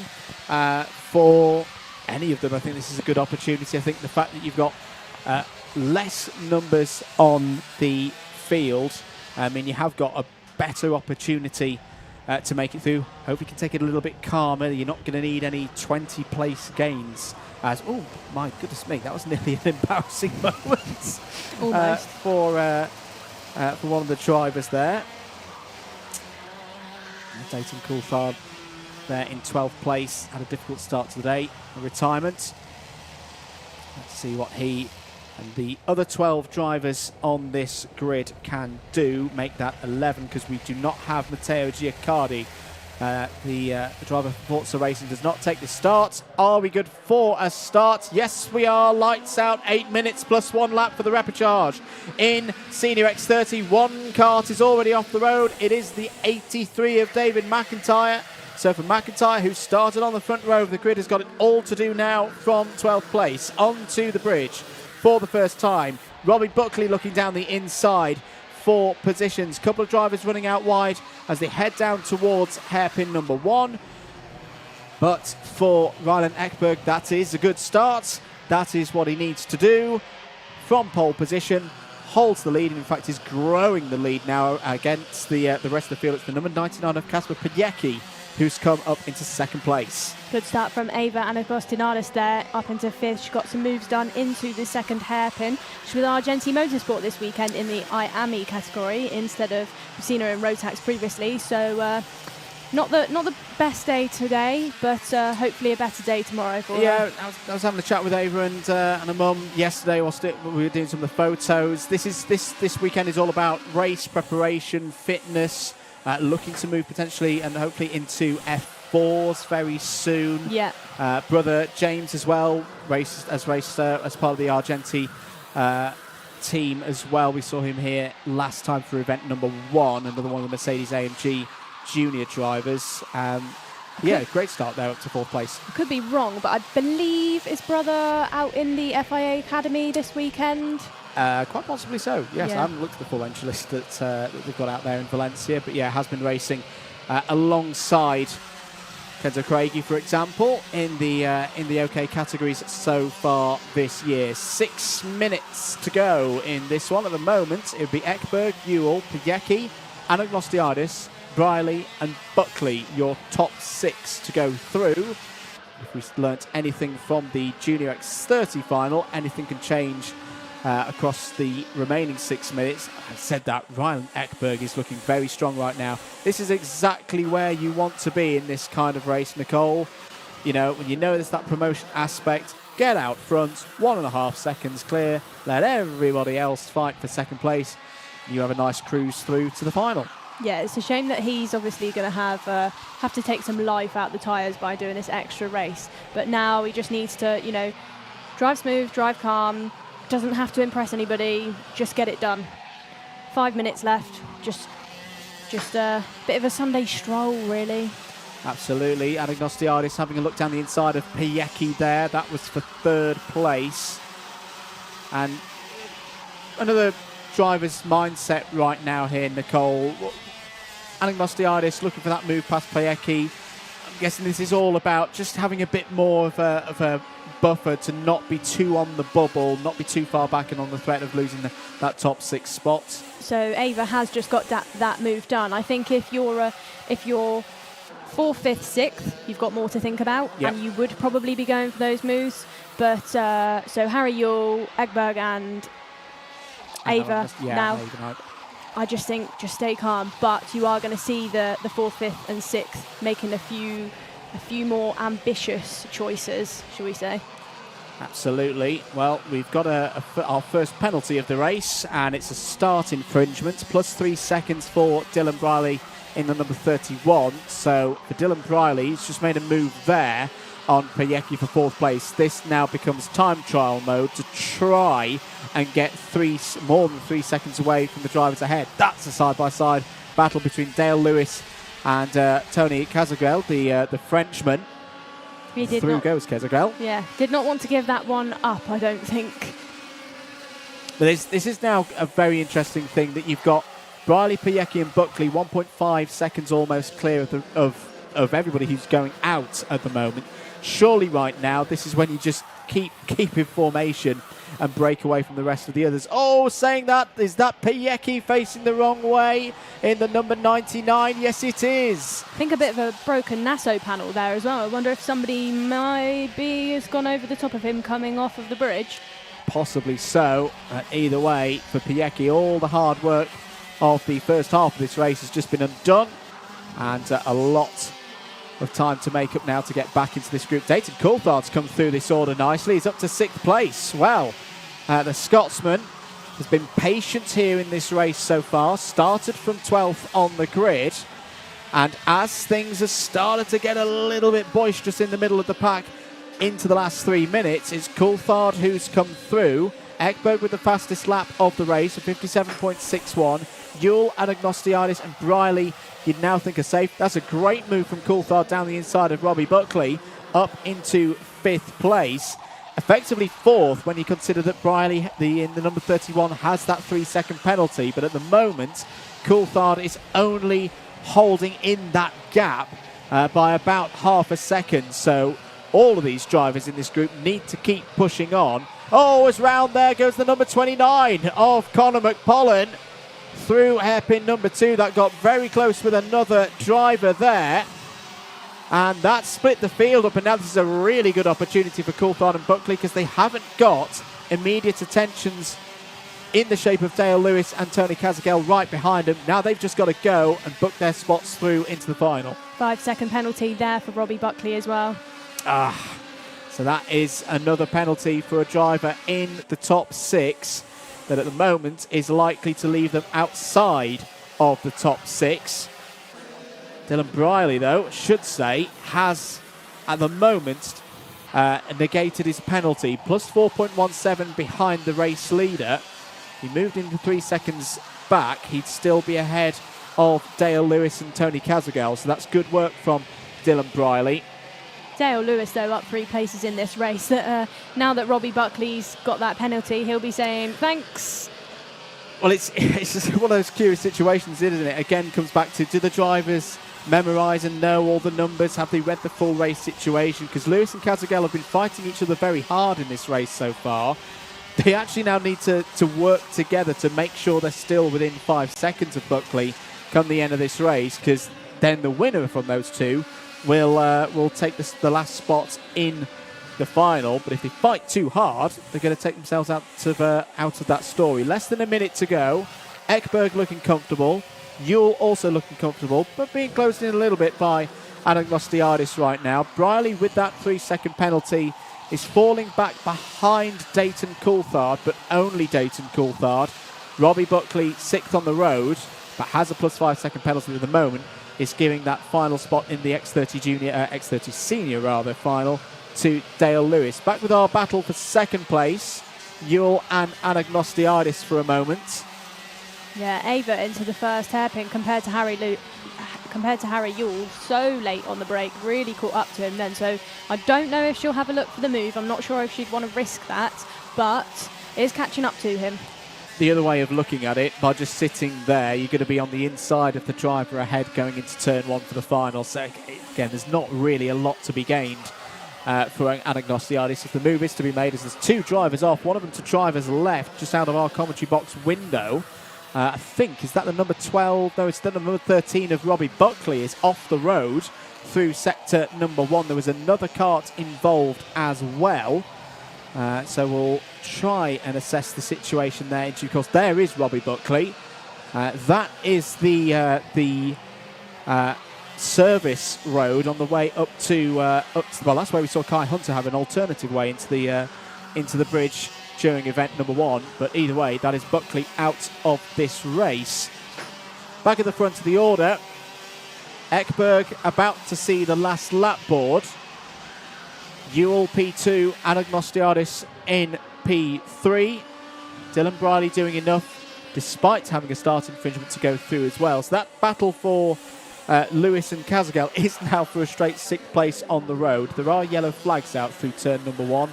The good news is Buckley is out of the kart and standing at the side of the circuit safe and sound.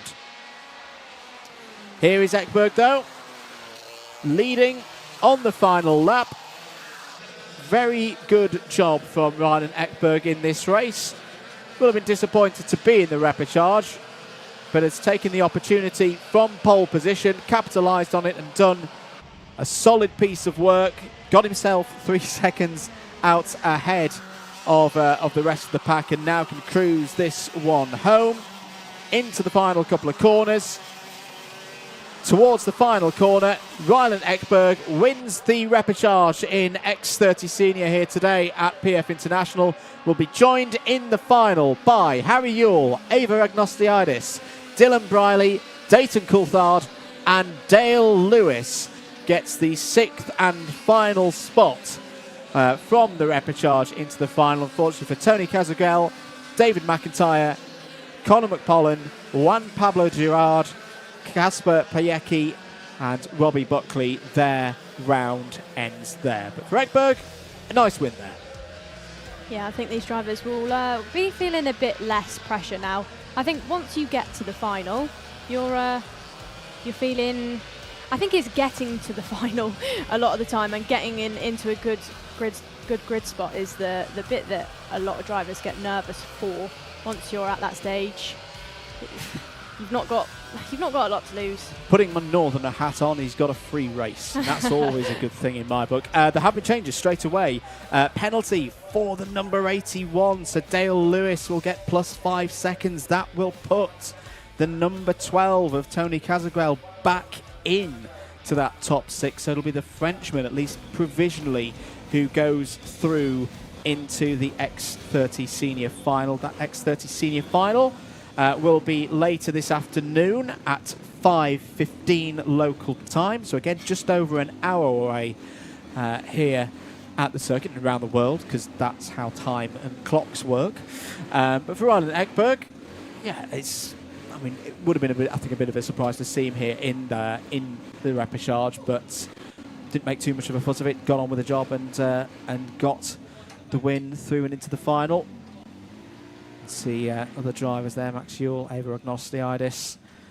They raced sensibly through that one as well. Harry Ewell into 2nd place ahead of Ava Agnostiadis. We're going to get ready though for the next race shortly. As out on circuit for their repechage, it's race number 15. It's the IAME Water Swift repechage, which will be with us in a few moments' time.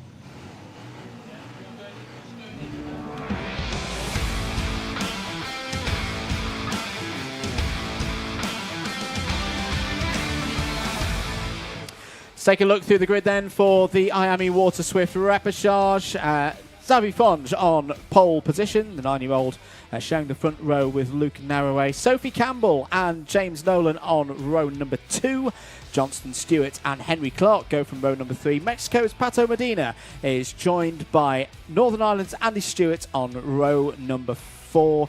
And completing the 10 karts in this field, Oscar Miller 9th on the grid and Jesus Bartolos from Spain for Evolve Motorsport. 10 karts in the field, top 6 go through into the final. So again, a good rate of return here, Nicole, to see if they can make it through. Give it over to you for the start. I tell you what always quite impresses me is when people have a sibling in the same class. And are we going to go on the first time of asking? We're not. Round again. Nigel Edwards not quite happy with that one. There was a bit of stacking up through the final corner, so they'll go round again for another one. Yes, no, you're absolutely right. Johnston Stewart, Andy Stewart, brother and sister on the same grid. A lot of experience racing together as well. No, called races on them before at the Irish Kart GP, for example, at Nuts Corner the last couple of years. Good to see them over here with Sophie Campbell as well and others for this meeting. And two competitive drivers there. Yeah, we've seen a bit of that through this championship. We've obviously got Devon and Drew Waltz in the bigger category. In Rotax, we have the Farrow brothers. We do. Same category. So when I used to race, my dad couldn't even bear to watch just me sometimes, let alone having two in the same grid. And I'm going to give a shout out as well to Suzanne and Andreas Gutsold back in the day. Also raced through some competition in Arrive and Drive. It's very close to my heart. Never mind that right now, because we're going to get on with this repechage race for IAME Water Swift with the lights going out and 8 minutes plus 1 lap underway then. Good start for Fonge at the front of the order, takes the lead. Good start for Luca Narroway as well. Very difficult to hold second place from the outside of row 1, but that is exactly what Luca Narroway has done. Now fighting for the lead and taking the lead. Great start for Luca Narroway. And switching positions there. Not too much of a fight between the Evolve Motorsport teammates, but confidence from Narroway. That is very good to see. Sophie Campbell making a move off the bridge. Oh, and trying one into the first hairpin as well. Yeah, making good progress in the early stages is Sophie Campbell. Still early stages of this race, but the driver at the front, Luca Narroway. Love the helmet design that Luca races with. Very distinctive, very easy to spot out front. As down the inside, that is the number 82 of Henry Clark, trying to find a way past Fonge. And I've got to say to Xavi Fonge, that is a very good defence round the outside, holding on to second place, knowing that track position is so important in these races. Yeah, most definitely. I think as well, you see on the earlier laps that drivers tend to use either the racing line or defensive. That we saw that on the first lap, but at this point of the race, they'll all be calming down slightly and sticking to that racing line, and that's what will bunch all of the. That is what will cause the racing to turn a bit more spread out instead of bunching up. Indeed, down the inside, Clark on Fonge, and that's going to be a move through to second place. Sophie Campbell looking down the inside there. I think that was on Andy Stewart. Good to see Andy back in the race. We shouldn't forget that she had to retire from the previous race, was stuck on the curve. Did see her holding her elbow a little bit, so it's good to see Andy Stewart is okay and good to go. Because of course all the drivers have to be signed off, don't they, when they have a bit of medical attention by the team here at the circuit. No risks with safety taken at all. 6 minutes remaining of this one, so Narroway continuing to lead this race, but isn't completely clear of the pack yet. So Clark, Fonge, Nolan and the two Stewart siblings currently hold the top 6 places that would go through. I wonder how that's going to play out. Brother and sister, 5th and 6th right now, holding those spots needed to go through to the final. Just hoping to maybe have a bit of a work together right now. Meanwhile, at the very front of the order, Henry Clark's down the inside of Luca Narroway for the lead of the race. Narroway sensibly doesn't fight that one too hard, Nicole, knowing there's a lot more at stake here by just getting through to the final. Yeah, definitely. I think they would have seen they've pulled a bit of a gap, so let's just leave it, pull away together, and both guarantee a spot in the final later on. Second group, and that is headed up at the moment by Xavi Fonge, another driver who's come through the Bambino ranks here in the UK. James Nolan as well there, flying the flag for Ireland in 4th place. End of lap number 3. just over 4.5 minutes remaining this one. Change for 8th place on that last lap. Pato Medina, racing for crop promotion this weekend, is past Oscar Miller for 8th place. There's a change down the inside. James Nolan takes 3rd place. Sophie Campbell unfortunately dropped down the order by 4 positions in this race, having a great little girl-on-girl battle with Andy Stewart. Both making some great overtakes and having a good time out there, from what I can see. 2 drivers who know each other very well. 2 drivers of the Northern Irish contingent who've come over for this round. I've done rounds of the British Kart Championships before. I think they've raced at Wera previously. But yeah, lots of experience between those 2 in their racing over the Irish Sea. As through there goes the number 26 of Oscar Miller. So unfortunately for Andy Stewart, just losing a couple of positions there, slipping down the order, but still part of this pack. With a lot of racing still to go in this one, 3.5 minutes. This is the group from 3rd backwards. The top 2 have cleared off the fronts. They've gone into frenemies mode and just pushing off the front and making sure that they've got a good gap to the rest of the field for the latter stages of this race. Luca Narroway with the fastest lap on that previous lap. I think as far as the repechagers have gone so far today, it's been very clean. Oh, very close there. A little bit of tyre smoke between the number 23. That was Fonz getting past Nolan for 3rd place. Johnston Stewart still holding there in 5th. As even some aircraft have come in to have a little look at proceedings here at PF International overhead. There it is. I hope the drivers don't get as distracted as the cameraman is. In the box. 2 minutes and 40 seconds remaining on the clock. Great pickup there.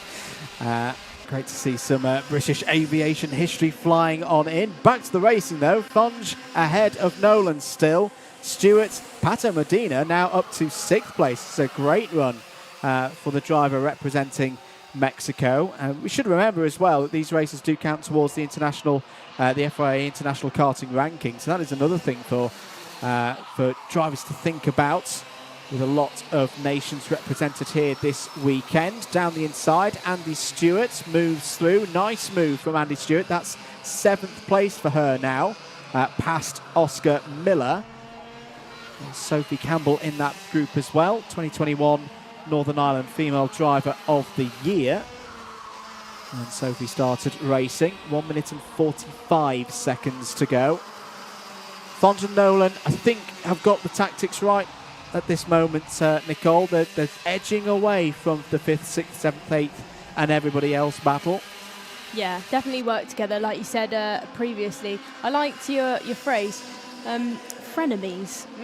Well, we can thank Anthony Jordan for that one. He's coined that one. And to be honest, Henry's probably sat at home going, no, that's one of mine. I'd sort him that. With his cup of Iron Brew, he's shouting at the TV, that's mine. He'll be watching. Change for 3rd place. James Nolan goes through past Savi Fonge. So the 3rd and 4th place drivers are back into this main group now. That's an opportunity for Pato Medina. Pato Medina trying to go down the inside to take 4th place away from Nolan. Good attempt there. Johnston Stewart is right on the bubble now in 6th place. Down the inside goes Medina, takes 6th place. Side by side between Sophie Campbell and Andy Stewart running towards the Fullerton S's, and it's Campbell who comes out at the front of that one. But have they lost touch now with the top 6? Because there's a gap of around, say, 3/4 of a second up to Johnston Stewart there in 6th place. And there's still another 2 laps of this one to go. Leaders over the line with around 30 seconds on the clock. Time will expire on this tour of the circuit. Clark from Narroway. Fonge, Medina now 3rd and 4th. Nolan and Stewart, they're the ones racing through. Pato Medina's now looking down the inside. It's going to be 3 wide onto the bridge. This is going to get close. Through goes Fonge. Great driving. Back into 3rd place. Pato Medina back into 4th. 5th for Nolan, 6th for Johnston Stewart, but that's brought Sophie Campbell back into play. Andy Stewart back into play. In fact, all of them are back into play, with Bartolosh and Miller still there in 9th and 10th. Down the inside goes Sophie Campbell.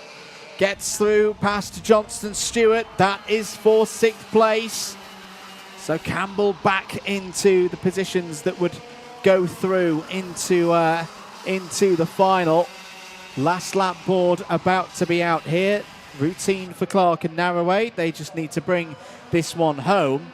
Still very hard to call who of these drivers is going to take any of the last 4 spots in that final. Campbell having a look there to see if there's a way past James Nolan. Not on this occasion. I think Fonge and Medina are probably all right now as well, Nicole. 3rd and 4th place. As long as they don't fight, they'll go through. It's all about who's going to take these last 2 spots. Yeah, Sophie Campbell going a little bit wide there. We have Johnston Stewart trying to make a move on her. We'll find out if she has kept it into the first hairpin. She has, yes. Yeah, good running there from Sophie Campbell. Good speed through hairpin number 1. Back to what you were saying earlier, Nicole. You've got to attack those hairpins sometimes, and that's exactly what she did there. Lead us into the Mike Wilson complex, looking comfortable. It's still not done here for these last few spots in the final. She would have seen out of her peripheral vision that Andy would have been trying to go for a move, and it was really good of her to still go into that corner nice and hard and not have been put off. Taking the checkered flag then, Henry Clark goes through, Luca Narroway goes through, Fonge, Medina, Nolan and Campbell make it the top 6. Going from the repechage into the Water Swift final. Unfortunately for Johnston Stewart, Andy Stewart, Oscar Miller and Jesus Bartolos, that will be the end of their day, but they will be, of course, back tomorrow for the 2nd round of this double header at PF International. That is a provisional result, of course. We should again stress that. But Henry Clark, from the 3rd row of the grid, races through, takes race victory. A very good performance as well from Luca Narroway. 6.5 seconds clear of the rest of the field. Great battling from Savi Fonge. And going through from, started from pole position, of course, in 3rd. Pato Medina, I think, will be very pleased with that. Always good to be, when you're on the outside of the top 6 at the start of a repechage, to race your way through. That's a great effort from Pato Medina in 4th. James Nolan and Sophie Campbell, as we say, will also race through. There is Sophie Campbell in the number 90, who can be very, very pleased with that run on the KR chassis with the Aventus power provided by Fusion Motorsport. Great shot of her there, about to go into the scales. I love the pink helmet. It's great. Yeah, as a girl, I love it. And it's great for commentators as well. We can spot it from a mile off. So there is the number 82, Henry Clark. Happy with that. I like that. A repechage fist pump. Yeah, got the race win. That is good to see from Henry Clark. So that brings us to the point at which we're done with the repechages. I think there will be, I've had a note from timekeeping that says there will be a final start delay of 15 minutes. So that will mean for the Water Swift restricted final, that will now run from 16:40 local time, 20 to 5. The Junior X30 will go off from 16:50 plus 20 minutes, 17:10. The senior final will go off from 17:35, and the Water Swift final will go off from 6 p.m. 1800 on the clock there. So if you are noting any of those on your phone, on your alarms, do just reset those for those 15-minute delays. So yes, there we go. That is all to come up. I'm actually just going to recalculate those because I think I've got them wrong. Yes, I have. 16:40 for Water Swift restricted. 17:05, apologies, for Junior X30. 17:30 for Senior X30. 17:55 for Water Swift. Apologies, I had another 5 minutes delay on there, which was completely unofficial. This is where I remind you, commentator is not an official, only timekeeping are. Anyway, down in Parc Fermé, good to see. Congratulations with the driver and some happy faces. Henry Clark, as we say, will race through into the final. Gives a little celebration to the camera there as well. Keep your comments coming in. Out on circuit right now, if you can hear a little bit of noise in the background, we will keep you up with the news It's a timed qualifying session, so you're not missing any racing for the Tillotson T4s. They will be out tomorrow, though. David Whitehouse has suggested that I could be a wild card for World Championships. Well, if you do want someone to be 4 seconds a lap off the pace and his neck to give in after about 4 laps, then yeah, I'm your man. You and Henry should start a little team. A little team? Yeah, and you should both put an entry in. Get TJ in as well. Get Anthony Jordan in on the mix. Get yourself in as well. Just have a commentators team. That's how we should do it. Yeah. Hello to Kevin Winfield, who's cheering on drivers. I've just reminded myself that Aidan Mitchell had a very good point earlier about potential drop down. So I'm just going to investigate and see if we have had any changes in results from the repechage results. I think we have got one for X30 Junior. Iliff, Kelleher, Forrest, Canini, Cachet, and Holmes. I think that still might be provisional because of course we have the mechanical flag for number 24. We'll catch up with that scenario. We have seen penalties though. Aidan, you were right. Archie Lovett got a +5 second for a nose cone, so that's changed the top 6 in the repechage for juniors again. Joey Brown we already knew about. Drew Waltz also had a penalty in that one. Have we got the senior result? We haven't got the senior result yet in a full and complete fashion.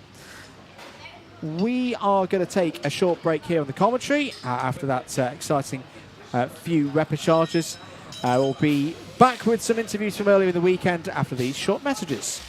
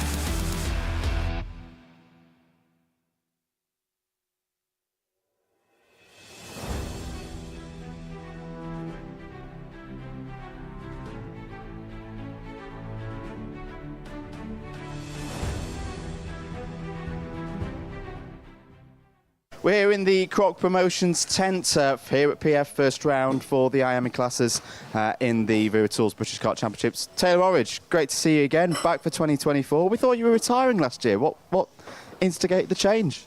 I'm not really too sure. I thought we just might do another year. That's about it, really. Not really too sure why we've done another year, but we're going to try our best this year. Hopefully it's going to be a bit better than last year. Hopes for PF, a circuit you know very well, won here at Kart Masters in 2023. What are the hopes for the weekend? Obviously, we're always looking for the win, but the main thing this season is going to be the championship. That's what we're going to be going for. How do you tackle that mindset at the start of the year, especially this weekend when there's a lot of wild card runners with things also running here at PF later in the year? How do you play that in terms of the strategy for this weekend? All the European boys are over here, so I just don't want to get a drop early. I want to have some good points, and I want to come away on the front foot instead of being behind everyone. Do you relish it as a challenge as well that some of those Euro boys are over here, that you can test yourself against them? Obviously, they're obviously going to be up there. They're all good drivers, but we just need to keep plucking away and hopefully we'll be near the front. And race again with Croc this year. What's it like being working with these guys? Is some of the best in the world when it comes to IAME. Yeah, it's just, we always have a good laugh as well. It's just a nice environment for us to be in. They're always supportive, and if we're ever like down or anything, they're always there for us. How do you prepare for a round such as this? How do you get what do you like to do during your downtime? What, like today or like yesterday? Yesterday, today, whenever? Yesterday I went to school, then I went for a bit of golf. I just got home and then just kind of sat on my phone for a bit, you know what I mean? Had some food at golf, and then just got into bed, sat there for a bit, watched a film, and then just went to sleep. Today, practice day, track looked quite rubbered in when I had a walk around it yesterday. What will be the main aims of today? What will be the fine details that you're focusing on? Obviously, we're going to look to be quick, but it's not all about being quick on today. We're just testing, you know what I mean? As I say, you're back this year, you kind of put the thoughts of retirement to side. Going further forward, do you think this is going to be your last year, or do you want to carry on and maybe go up into the seniors in the future? Yeah, we could do a year in senior. I'm not really too sure yet. Good stuff. Well, best of luck, Taylor, for this weekend. I know you'll give it your all, and good to see you out there again. Yeah, thanks.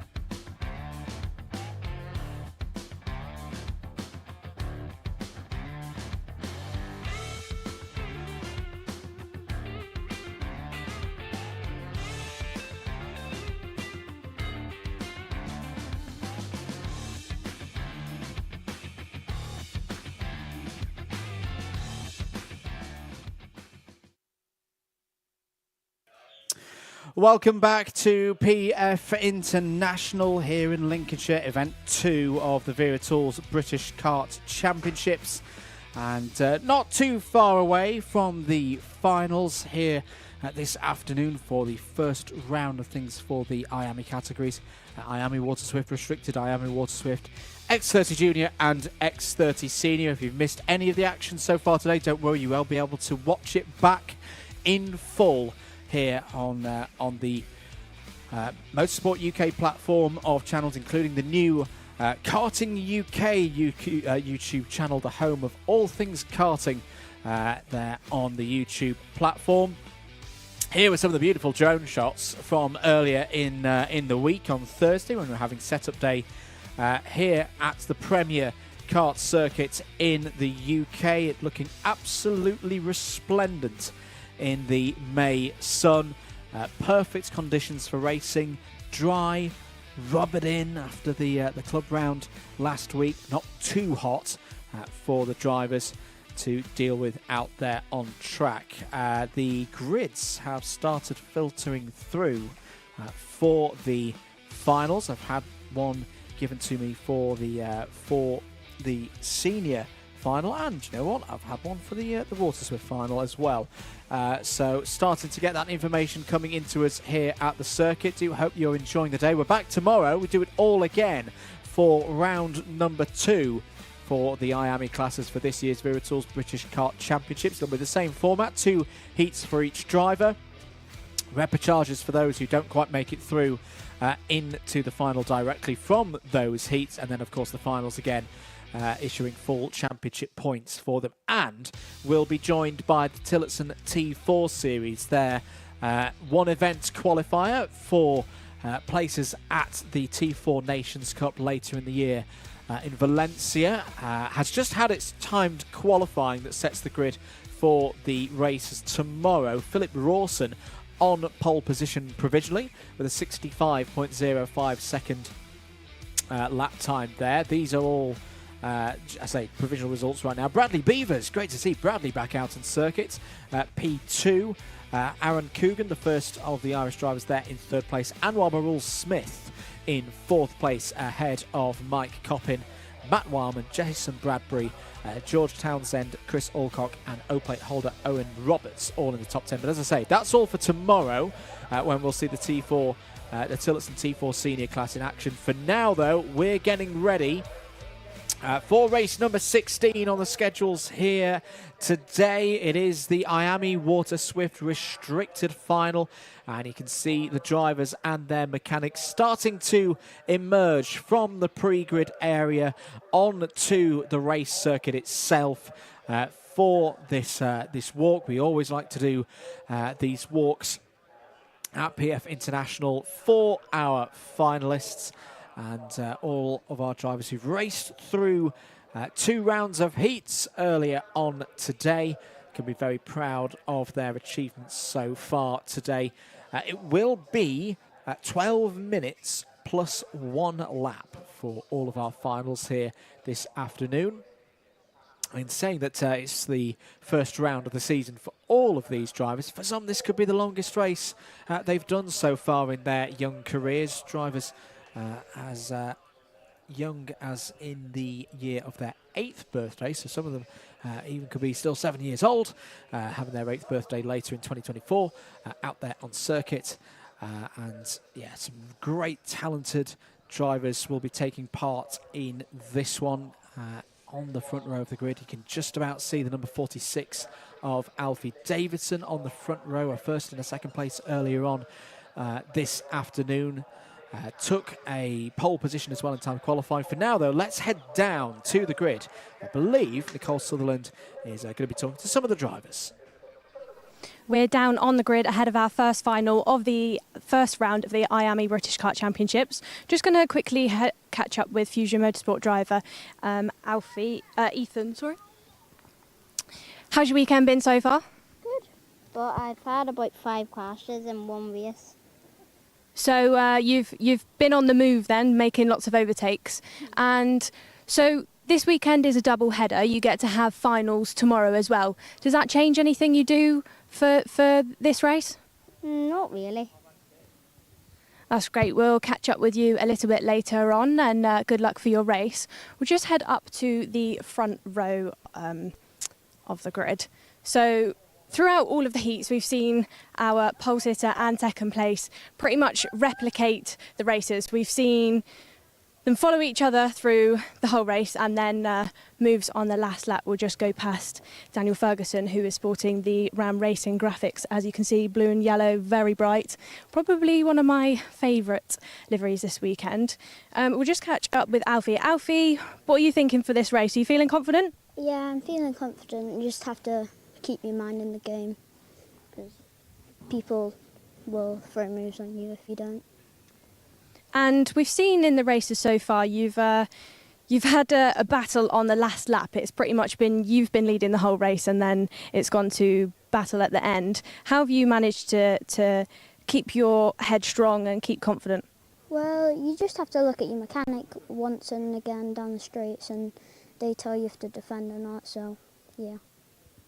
Great to hear from you, and good luck for the race. Great to hear that even though these drivers are very young, they know the protocol of what they have to do. They know that they have to listen to the mechanics and the teams even when they're out on the track. They've got a lot to think about. Also catch up with James Roots. So James and Alfie were equal on points, heat win each. James, how's your weekend been so far? Pretty good. And ahead of this race, what kind of advice has your team been giving you? Just keep cool and do the best that you can do. That's great. Best of luck to you, James. Have a fantastic race. Just going to clear the grid now so that the race can head off, and we'll go back up to the comms box. Andrew will introduce the race. Thank you very much, Nicole. Indeed, ready up here in the commentary box for this first final of the year for the IAME Water Swift restricted category here in the Wera Tools British Kart Championships. Dan Ashton at the front of the field there, just directing proceedings.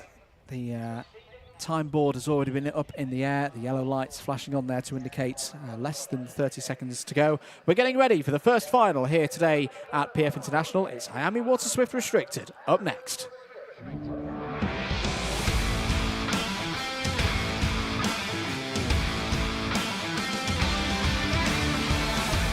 Time to find out who's going to be our first round winner of the year in IAME Water Swift Restricted. Alfie Davidson starts the final from pole position. James Roots alongside on the front row. Daniel Ferguson and Alessandro Sala start on row 2. Mason Hibbert and Harry Chapman, winner of the Bambino Championship from last year, start on row 3. Chester Fawkes and Oscar Kenny start on the 4th row of the grid. Ethan Robertson and Harry Fable starts on row number 5. Henry Algar and Ilyas Sami will look to move up through the order from row 6. They're ahead of Reggie Chandler and William Crombie on row 7. And it's Louis Williams-Mabs, the privateer, on the Intrepid, completing the 15 runners in this field. So the drivers on their formation laps here. Good number of rookies in this final as well. First time runners in the Wera Tools British Kart Championships, 10 of them. For them, this will be the first time they've had a final at this level. So far today, a winner piece in the heats for Davidson and Roots. It's Davidson who has the advantage from pole position, having been the fastest driver in timed qualifying earlier on today. Into the tram lines for the first time today. It's 12 minutes plus 1 lap, and it's underway and go. Great start from the outside for James Roots. Is going to take the lead in through the Bruno Ferrari S's for the first time. Through the tunnel, under the bridge, round the bowl. Here we go then. All 15 drivers have made their way through. Defended to the inside, it's Ferguson. Daniel Ferguson has come through from 3rd place on the grid to take the lead, but he's immediately under the challenge yet again. Down into the first hairpin, it's Davidson back to the front. Well, what a start. 3 leaders in the space of 5 or 6 corners. But it's the pole sitter Alfie Davidson who's come back to the front. Can he work now with Daniel Ferguson? Can they break away from the rest of the pack? James Roots is still there in 3rd place. It's been a good start as well for Mason Hibbert in the green and blue helmet there. The black details is up to 4th. Started 5th place on the grid. William Crombie trying to make progress as well there in the number 16. And the all-green livery suits and helmet. Round to complete lap number 1 then here of the IAME Water Swift Finals. There may be problems for Reggie Chandler there at the back of the field. It's Davidson, Ferguson, Roots, Hibbert, Fawkes, Salas, Kenny, Chapman, Sammy, Crombie. News from race control.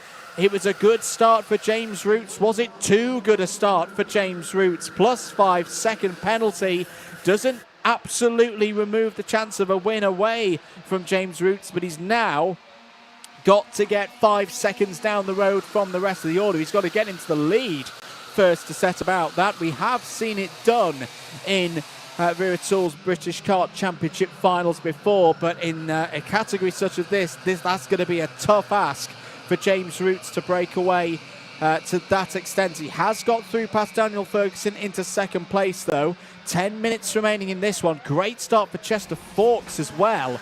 Is up to 4th place. He's had a torrid day so far through the heats. Had a tough time in other categories so far this year as well, but seems to be back on form. The kind of form I'm familiar of seeing Chester Fawkes in. It was great in timed qualifying, and there you can see him in the yellow detailed number 38 kart, 4th in line. Is really starting to put Daniel Ferguson under a lot of pressure now. 9.5 minutes remaining.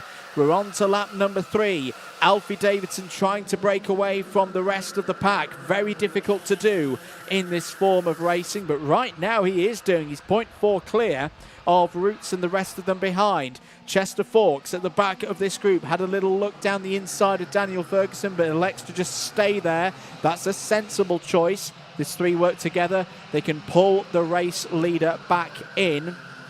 We should say as well, we've already had some championship points awarded from the start of today. Those 2 rounds of heats for being top of the intermediate classification, that has given 65 championship points already to Alfie Davidson. So right now in this position of winning this final, being first in this final, it would be a perfect score of 130 from the first day of competition. Remember, we've got round 2. We do it all again tomorrow here at PF International. Over the line, end of lap number 3. Davidson leads. Roots has caught him now. I think the best hope for James Roots now has got to be work with Alfie Davidson. He knows he's got that plus 5 second penalty. He's got to push Alfie Davidson now and break away from the rest of the pack. The likelihood of being able to get a win today is quite short, if I'm being honest right now. But if he can work with, let the rest of the order fight over 3rd, 4th, 5th and everything behind, they could in theory break 5 seconds clear of the rest of the pack, and at least he would be able to hold 2nd place. 8 minutes to go in this race. Who's made nice progress so far? Well, we talked about Chester Fawkes there. Last of this quartet at the front of the order, he's gained 3. Ilyas Sami has also had a good start. The number 26 for Jamie Green Racing, also up 3 to 9th place. William Crombie, we saw having that fast start, is up 3 as well to 11th. Has just lost a position though to Henry Algar. Algar now up into the top 10. Also moving up the order from the start, Oscar Kenny and Louis Williams Mabs. So into the middle phase of this race now. Chester Fawkes has the lead. Apologies, Chester Fawkes has the fastest lap of the race, I should say. 66.14 last time around. But Davidson still at the front of this order, still leading, and will look to just get into the rhythm of this race now. He's quite happy for these 4 drivers to push him along. It's a position he's familiar with.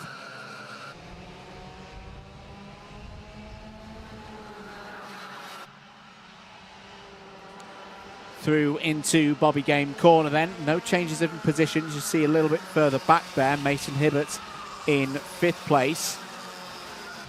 It's the head of Alessandro Salas there in 6th place. Oscar Kenny trying to join that group as well. It very much is part of that group, actually. Only half a second behind Salas. So they're in 7th place. End of lap number 5. Pace at the moment being set by James Roots, 66.09 seconds. Some good pace from these drivers. Lap record for the Water Swift restricted category is a 1 minute 5.57. That was set in June last year. You never know with the pace going down here. We did see some lap records going in other categories last weekend at the Trent Valley Kart Club meeting. Could be some more going here today or tomorrow, in fact, especially as the track continues to rubber in. No rain so far this week, quite un-British. Very, very big difference from 3 weeks ago. We had cold conditions at PF International for event number 1. Alfie Davidson starting to break away a little bit from James Roots. A good last lap there from Alfie Davidson. It's not much of a lead, but a lead nonetheless. End of lap number 6, a new personal best from the race leader, 1 minute 6.05. Fastest driver of this quartet, though, is Daniel Ferguson, 1 minute 6 on the nose. All 4 of them covered by a 1/10 of a second in terms of their lap times. They are dropping drivers behind. The others are all in the mid 106s. The gap is 2.5 seconds. Back to Mason Hibbert. Here goes Ferguson. Ferguson wants 2nd place, and he's got 2nd place. Should have the inside line on Roots going into hairpin number 2. If Roots can get his run off of hairpin 2 right, there could be a switchback, and there is going to be a switchback. Good racing there between Ferguson and Roots. Roots back down the inside, retakes 2nd place through the Fullerton S's.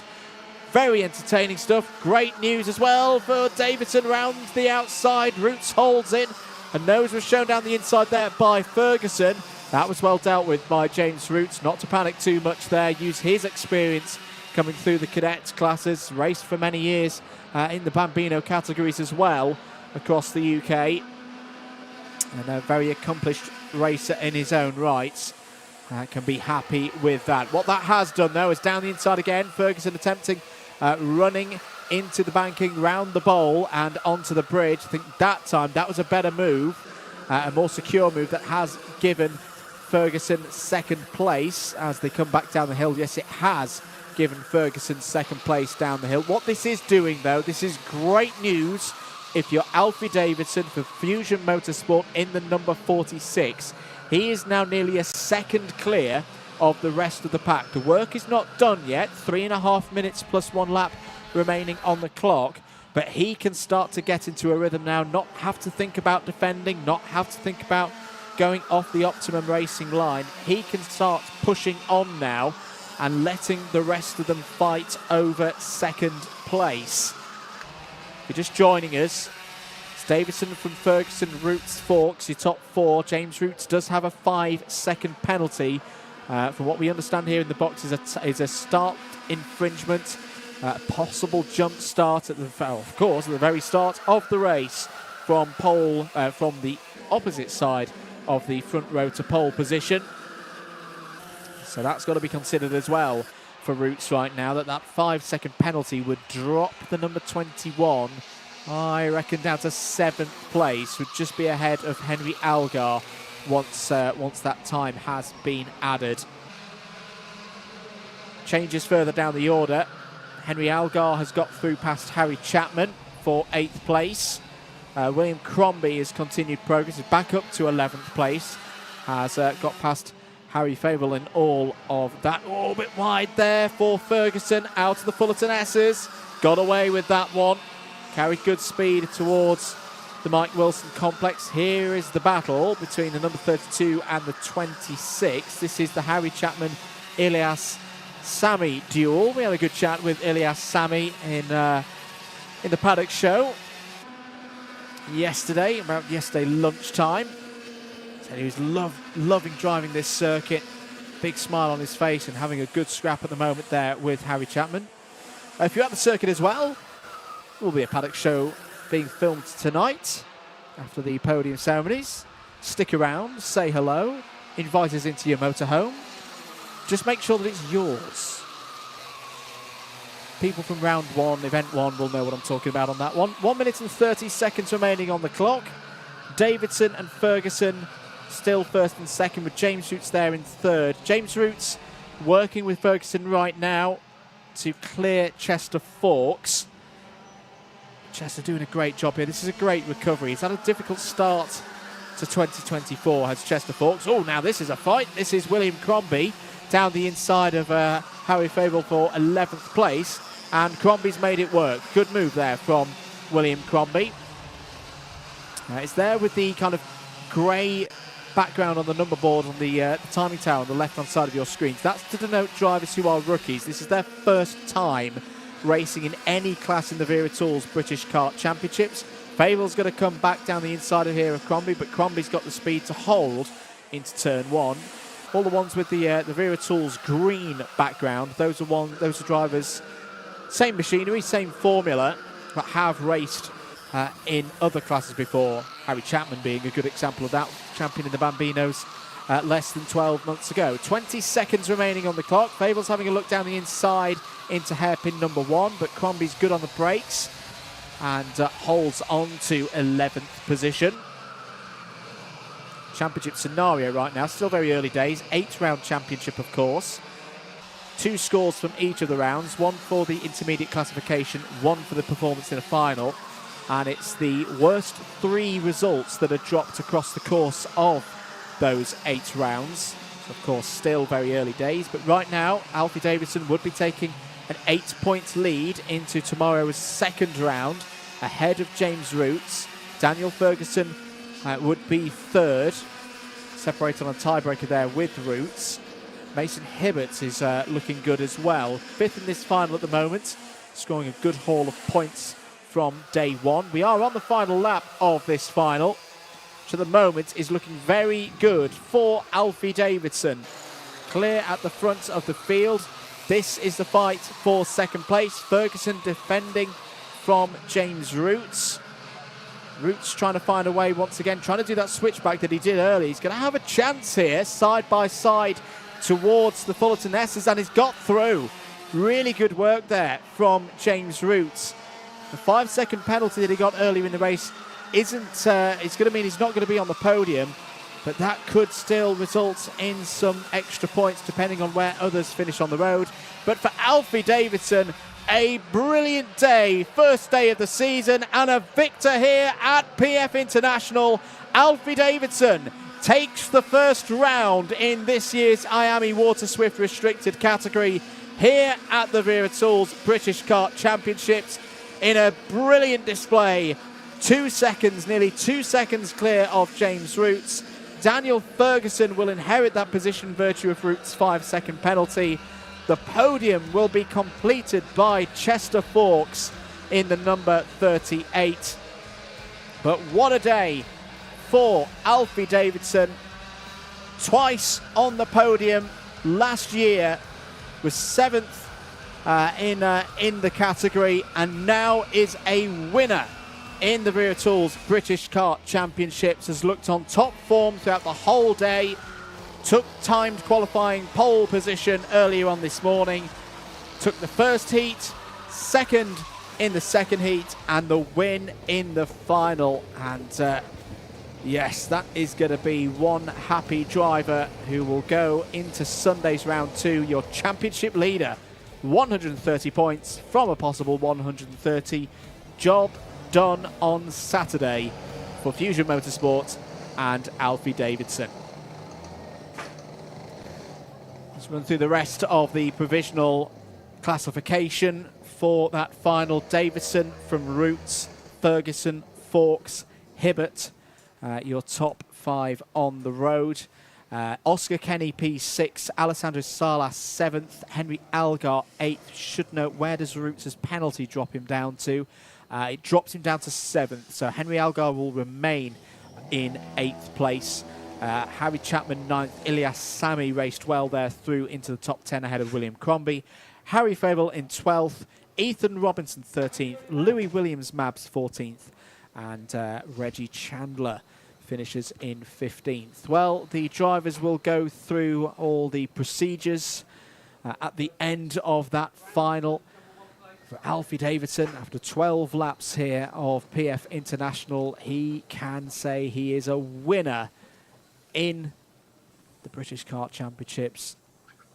Finally, as I say, he has had some great performances last year. I was on the podium twice. Well, I had got top 3 scores twice, I should say. We are over here. Down to Nicole.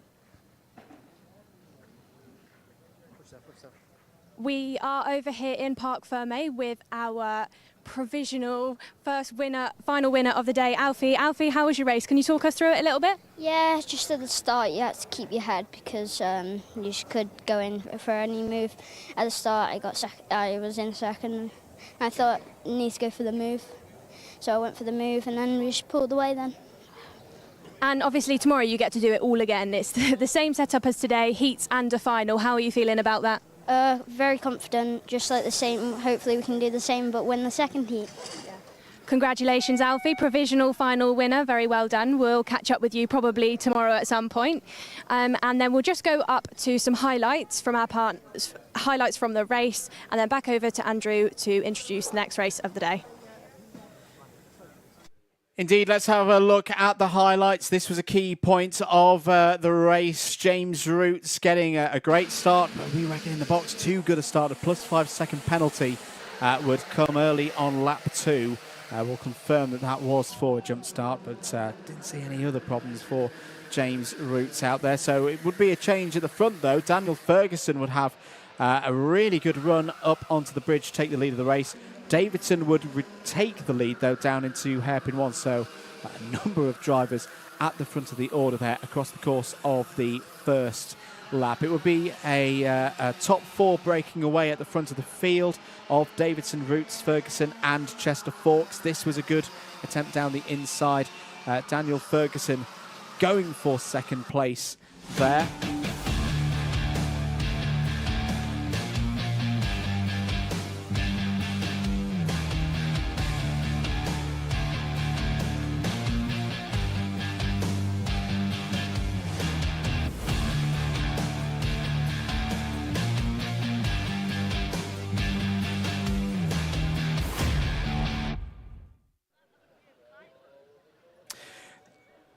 Back with us here at PF International. That is all done for the day for IAME Water Swift Restricted.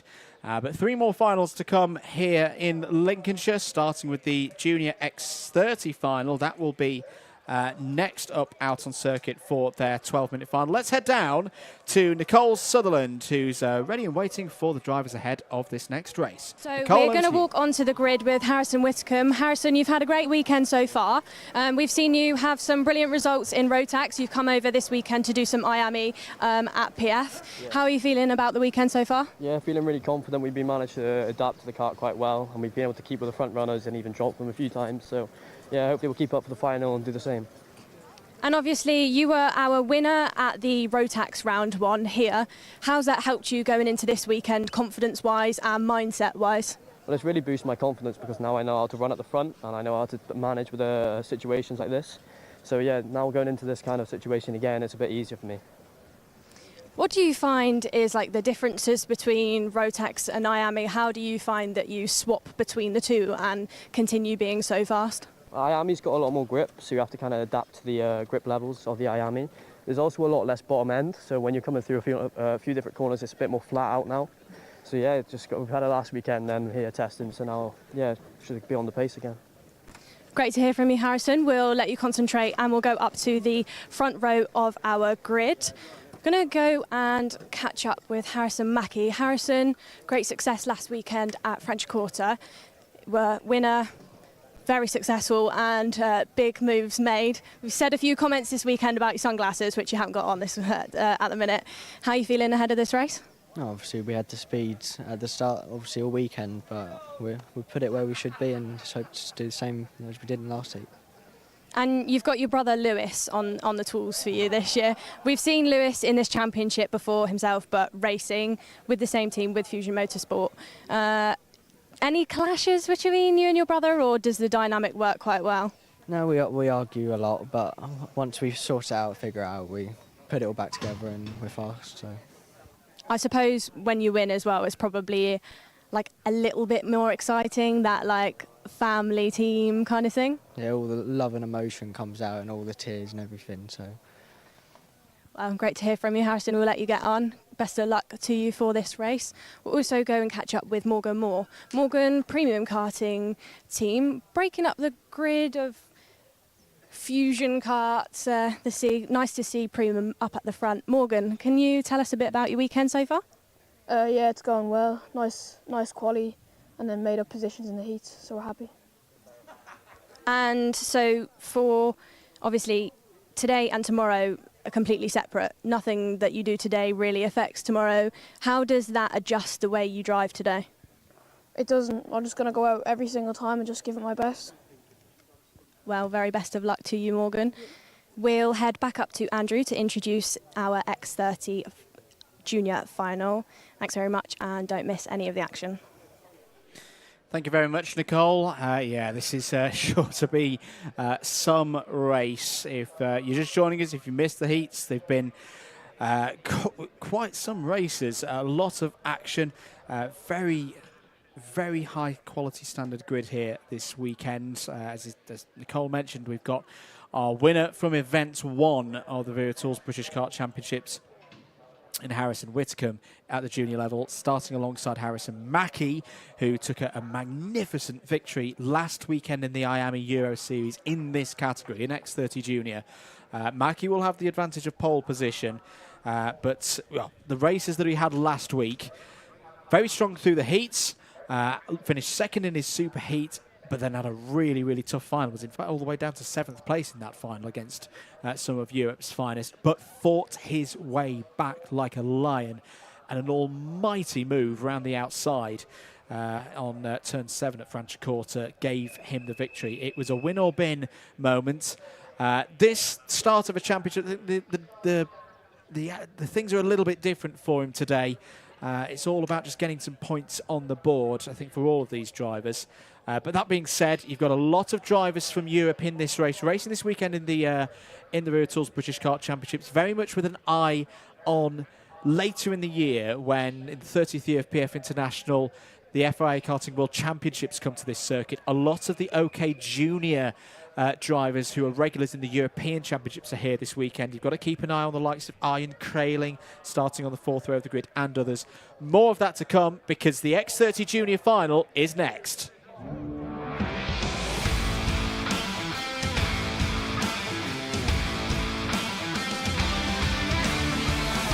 Let's take you through the grid then for the X30 Junior Final for round 1 of the Wera Tools British Kart Championships for 2024. Harrison Mackie on pole position. Harrison Whitcomb alongside on the front row. Riley Cranham and Morgan Moore go from the 2nd row of the grid ahead of George Edgar and Aston Sharp on row number 3. Arjen Crailing, the first of the Europeans, is there on row 4 alongside Jesse Phillips, the winner last year in the IAME Water Swift category. Kenzo Craigie and Sam Branston go from row 5 ahead of Alex Dodds and Leith Khan. Leith Khan very impressive racing through the heats. Rocco Leon Shenton and Harry Walsh start on row 14. Aaron Richardson starts alongside reigning junior world champion 16th on the grid for Dries van Langendonk. He's ahead of his OK Junior rival in the European Championship this year, Nicholas Schaufler. The Austrian starts on row 9 alongside Archie Owen. Nat Johnston and Jarrett Clark are on row 10. Thomas Minspearing and Jacob Backler start on row 11. Rocco Coronel, 3rd in the FIA European Championships a few weeks ago in France, starts on row 12 alongside Zach Green, who ran very strongly last weekend in IAME Euro Series in Italy. Lewis Islin and Iskender Sulfikari start on row 13 alongside Mayan Patel. And Taylor Orridge, who won here last year at Kart Masters, Jack Arliff and Daniel Kelleher on row 15. Monte Junior Canini on row 15. It's a 34 kart field for us here at PF International. Eyes on those lights. Are we good for a start? Yes, we are. Lights out. 12 minutes of frantic racing here in X30 Junior. There's already one kart off towards the back of the field and has got back onto the circuit, but not a completely clean start there in Junior X30. Kenzo Craigie already trying to fight his way through the order. I think it might have been, well, Adam Holmes hasn't taken the start. There's a spin on the bridge. Mayan Patel is involved. 3 wide as they go into hairpin number 1. It's the number 12 that's also out of this race. That's Lewis Islin. Lewis Islin, who was so fast here 1 week ago for the club round in preparations for this meeting. He's going to have to do it all again tomorrow if he's going to take silverware from PF this weekend. Meanwhile, back at the front of the order, the Argentis fighting there. Crailing loses position to Craigie. Through has gone Whitcomb as well. Whitcomb didn't have the best of starts in that one. At the end of the first lap, it is at the front of the field, your pole sitter, Harrison Mackie, George Edgar P2, Riley Cranham, who's been strong so far in the IAME Euro Series this year as well for Fusion Motorsport. He's there in 3rd. Whitcomb, Craig and Crailing, the top 3 Argentis in this race so far, 4th through 6th. Mechanical flag, the number 86, Rocco Leon Shenton is out of this race in terms of anything to write home about for today. Will have to come into the pits, having been shown I think it's a chain guard that's off for the number 86. Move for 4th place. Kenzo Craigie is through past Harrison Whitcomb. Harrison Whitcomb, this is quite baffling at the moment, had great pace in the first round of heats. It seems to have all disappeared midway through the second heat now. Here's a big fight down the inside ahead of Dries van Langendonk there. I think that's Sam Branston, Morgan Moore and Alex Dodds all getting involved with one another. 2 minutes gone in this one. End of lap number 2. Mackie leads about the same gap that time back to George Edgar. There's a warning for Morgan Moore in the number 16. Round onto the bridge for the 3rd time. Who's looking quick? Gotta say, Riley Cranham's looking quick at the moment. Fastest driver out there, 58.79 seconds. About half a second quicker than those ahead. Craigie heading up the Argenti train at the moment. With Whitcomb and Crailing in line. Aston Sharp's had a decent start as well, is there in 7th place. Had a strong run at Wera for round 1 of IAME Euro Series to kick off his season. Mick Barrett Racing would love a result here today after all the hardships that they've had over the past few months. It'd be a very popular result as well in this paddock. Sharp's doing nicely at the moment. Flying the flag for them solidly in the top 10. Still a long way in this race to go. There's Jesse Phillips, seeing the white and red helmet. Kart's number 26, stepping up to X30 Juniors. This will be a different kind of race for him that he's not experienced before in the Wera Tools British Kart Championships, but he's holding his own very nicely right now, 8th in the order. Who's coming through the order? Monda Junior Canini is flying through the order. Came through the Repechargers, gained 14 places, is up to 17th right now. Sky Parker doing similarly, is up 12 spots to 22nd.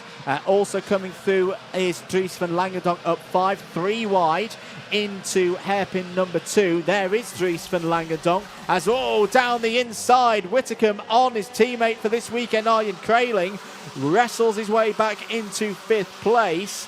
This is one of those races, ladies and gentlemen, where you don't take your eyes off it for 1 second. Don't go for a cup of tea right now before the seniors, because this is going to be 8 minutes of pulsating action here at PF International, and this is only the first day of the season. On to lap number 5.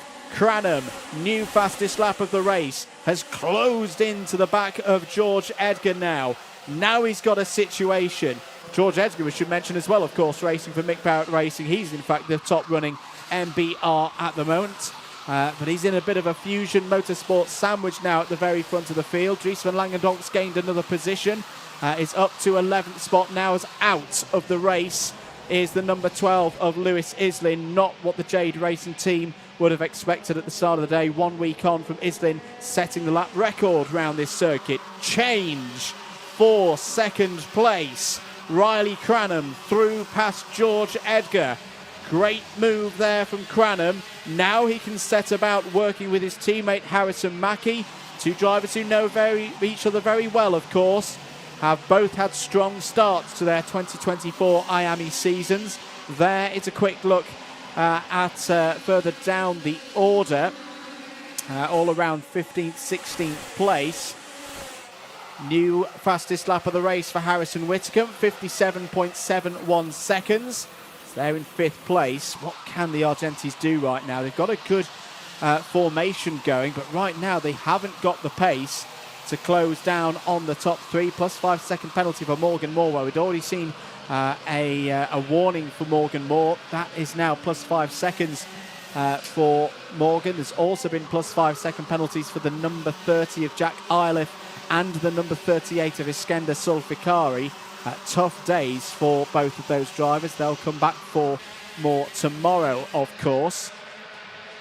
Halfway stage of this race then. Just over 6 minutes on the clock to go. New fastest lap from your race leader, Harrison Mackie. That's immediately beaten by Aston Sharp there on the Gillard chassis, which has been working nicely so far in 2024, wherever Mick Barrett Racing have taken it. And in fact, Sharp has got through. You just see him there. The back of Shot has got through past Kraling and into 6th place. So keep an eye on Aston Sharp. There's enough time here for Sharp to do one of those drives that he's become very well known for back through the field. Similar power units, of course, for the drivers at the front. Aventus power for Fusion and for Mick Barrett Racing. With the Argentis in the middle there, running S-Sports tuned engines for this IAME X30 category. 5 minutes and 10 to go. No changes of position in that top 7. Right now, you've got to say it's going to be one of these 7 who's going to take the win here today. So that's Zach Green's coming through the order as well. It's up to 15th place and has just set the fastest lap of the final so far, 57.28. Down the inside, George Edgar looking for second place. I was about to say I thought he was just going to sit there in 3rd, but no, he wants to get himself back between the Fusions, disrupt their plans perhaps. That was a nice move past Riley Cranham for that position. I just wonder as well, what's the pace looking like for Kenzo Craigie behind? Not bad at all for Kenzo Craigie. 57.51 seconds. Was another driver out at Franciacorta 1 week ago. Racing for George Gibbons Motorsports on that particular weekend. Back with the familiar surroundings of Argenti Motorsport for this weekend. And is honing in on the top 3. Went fastest of anyone through sector number 2. And that's quite impressive considering he's not fully in the tow yet. Kenzo Craigie's got a chance here. A real chance to get on the podium. It's got to be around a second off the back of these three. But the question is, how much is he taking out of the tyres? It's a long race, this. 12 minutes plus 1 lap. There's been a change further back as well. You just saw Aston Sharpers down the inside for the lead. Goes George Edgar. George Edgar takes the lead on lap number 9. That is a big, big move from George Edgar. Mackie wants to go straight back down the inside, retakes the lead.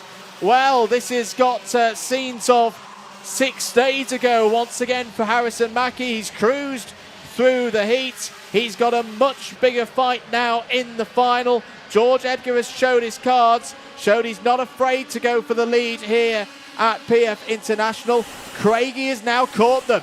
Craigie has now caught them. It's a pack of 4. Craigie's looking down the inside of Riley Cranham. He's got 3rd.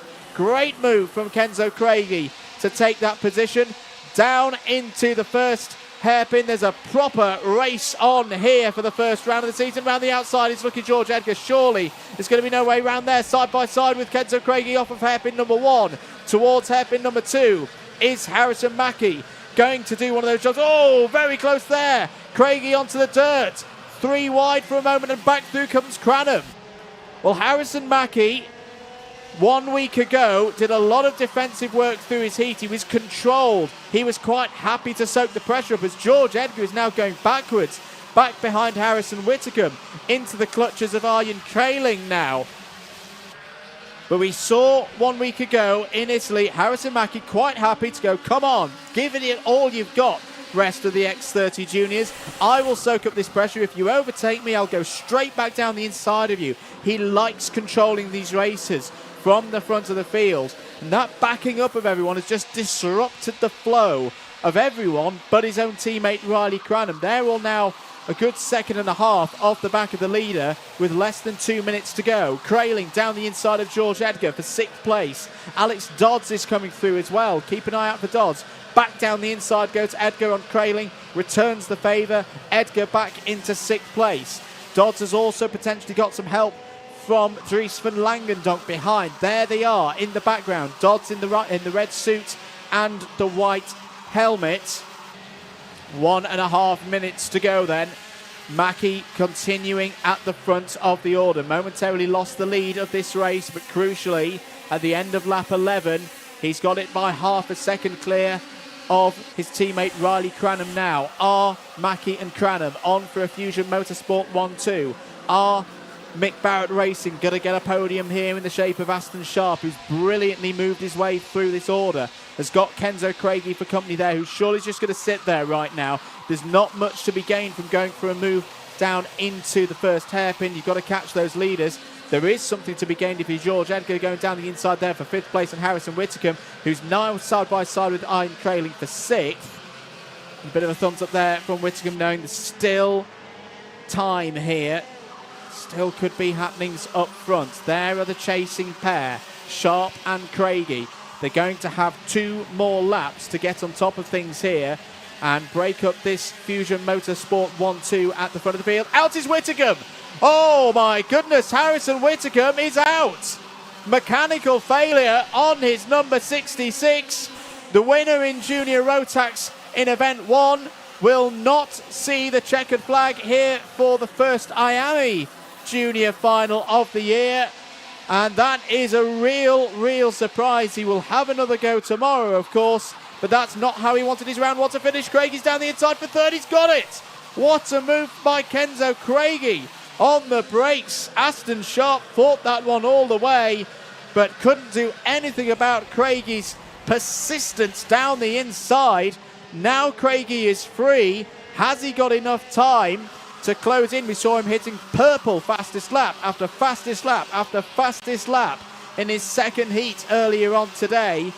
Question is, has he got enough sectors?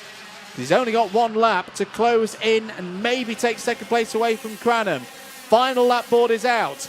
Mackie is in full control here. 0.79 of a second ahead of Riley Cranham.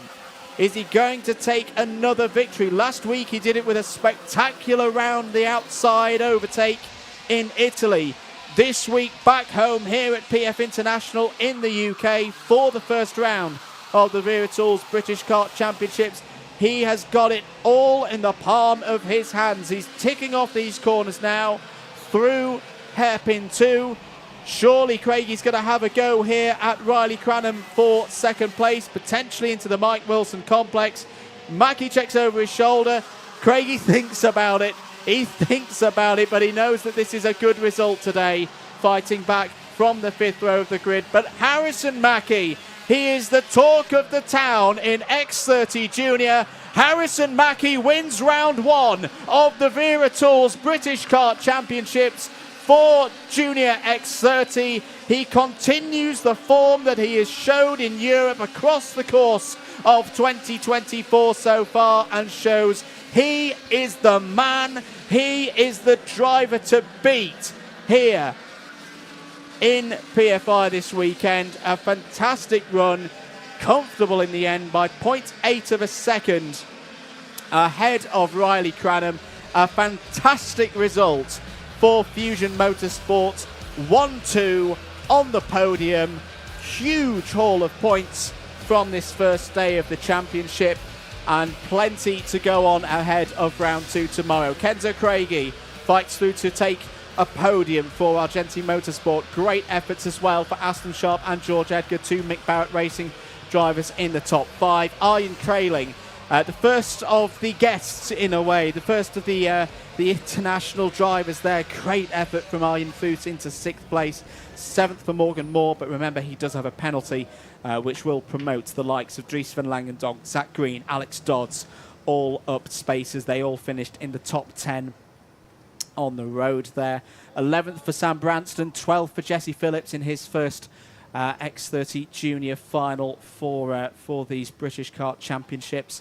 Ahead of Nicholas Schaufler. That's a great result to go home with here, but a decent result for Schaufler. Good learning, of course, for the job of several of the European drivers here this weekend and what they're looking at for later in 2024. Aaron Richardson, Monda Junior Canini. Canini up 16 spots in that race.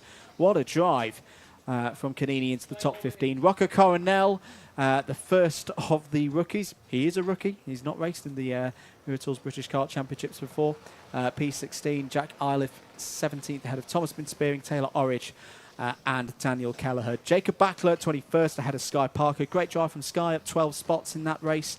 Ahead of Nat Johnston, Archie Owen, and Laith Khan, who I think can be content with the race pace that's been there in the number 78 today. 25th place. Deserved more, but again, there's always tomorrow. Monty Brathwaite, 26th ahead of Jarrett Clark. Iskender Solfikari, some work to do perhaps with the Forza Racing drivers overnight. Harry Walsh and Man Patel were the last of the 30 finishers. 4 retirements in that race. Harrison Whitcomb, 3 laps on the end, having been riding high there in the top 10. Lewis Islin we lost early on, as well as Rocco Leon Shenton, and Adam Holmes was a did not start. But your winner, let's head down to him in Parc Ferme and to Nicole Sutherland. So have a chat with our winner, Harrison Mackie. We're just going to catch up with Harrison Mackie, race winner. We caught up with you on the grid as well just before. You don't even look like you've broke a sweat out there. How was the race? Definitely tough. We just had to make sure we stayed in front. Obviously, when Edgar went in front, I feel like it was a bit fast. So I was like, I'm going to have to go back in and just make sure I led the race. So that's what I did. So win last week, win today, win tomorrow? Well, let's try our best, but we'll see when we come across the line tomorrow. Great, and obviously it's completely different, you know, new opportunities, new heats. Again, what's your mindset? Like, how do you approach that? I feel like we try to do the same as we did today. Maybe instead of the P3 in the first heat, try to get P1, but as long as we do the same today for tomorrow, we'll be right. Great to hear from you, Harrison. Good luck for tomorrow and congratulations. We'll head back up to Andrew, who will introduce the senior IAME final for today, and we'll catch you on the grid shortly. Thank you very much, Nicole. Indeed, the Senior X30 final is up next, and this promises to be another fantastic race here today for the opening round for the IAME classes in the Wera Tools British Kart Championships. A number of regulars and also new faces and returning faces as well, all to enjoy coming up next. Let's have a look at some of the replay highlights, though, from that Junior X30 final, controlled by Harrison Mackie at the front of the order. There was dramas towards the back as well. I think that may have been Iskandar Sulfikari having a bit of a problem in the early stages. Problems there for Mayan Patel and Lewis Islin.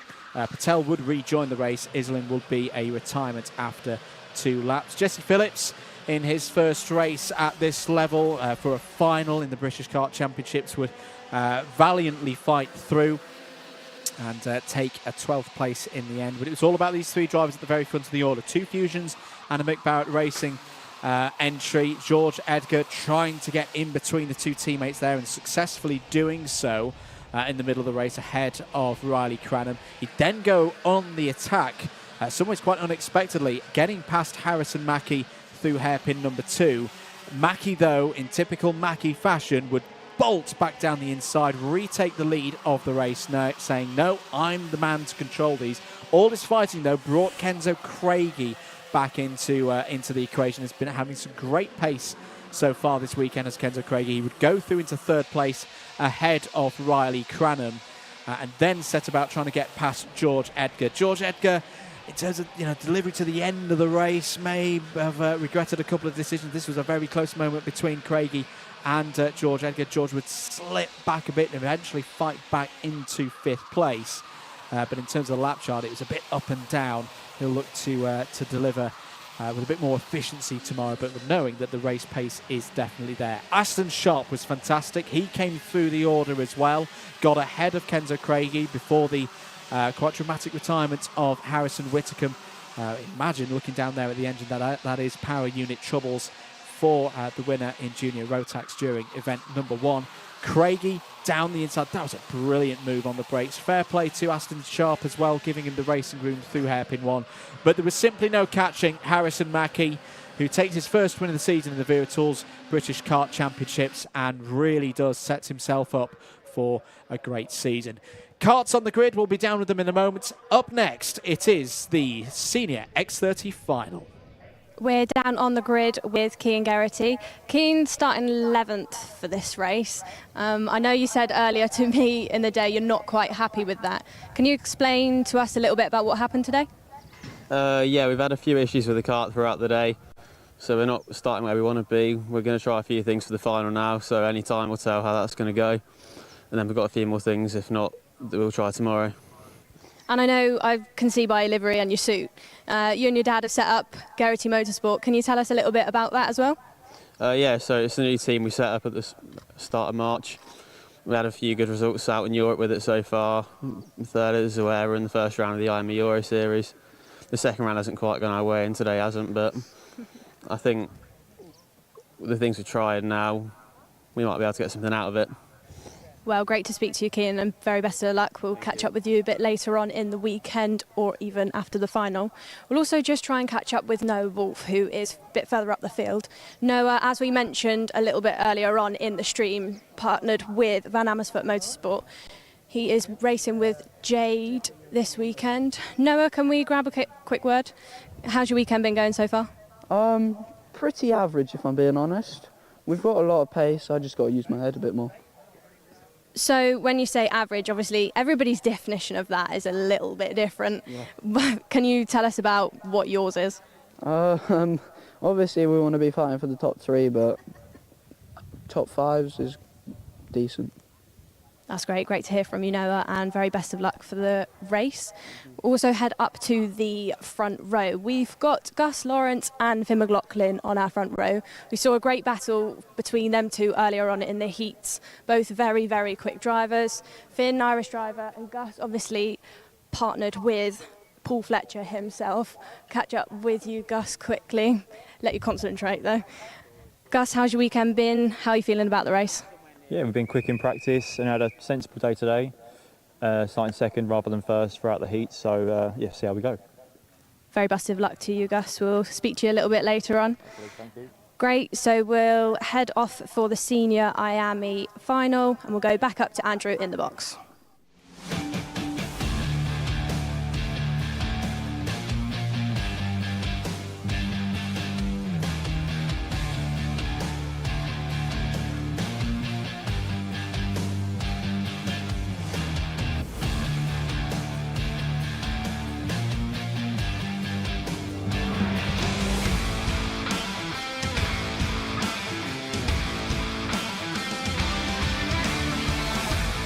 Thank you very much, Nicole. We are ready and waiting for the start of the Senior X30 final. Here is the grid for it. Finn McLaughlin, representing Ireland, racing for Fusion Motorsport, starts on pole position alongside reigning champion for the last 2 years, Gus Lawrence. Freddie Lloyd and Oscar Repetto start on row 2.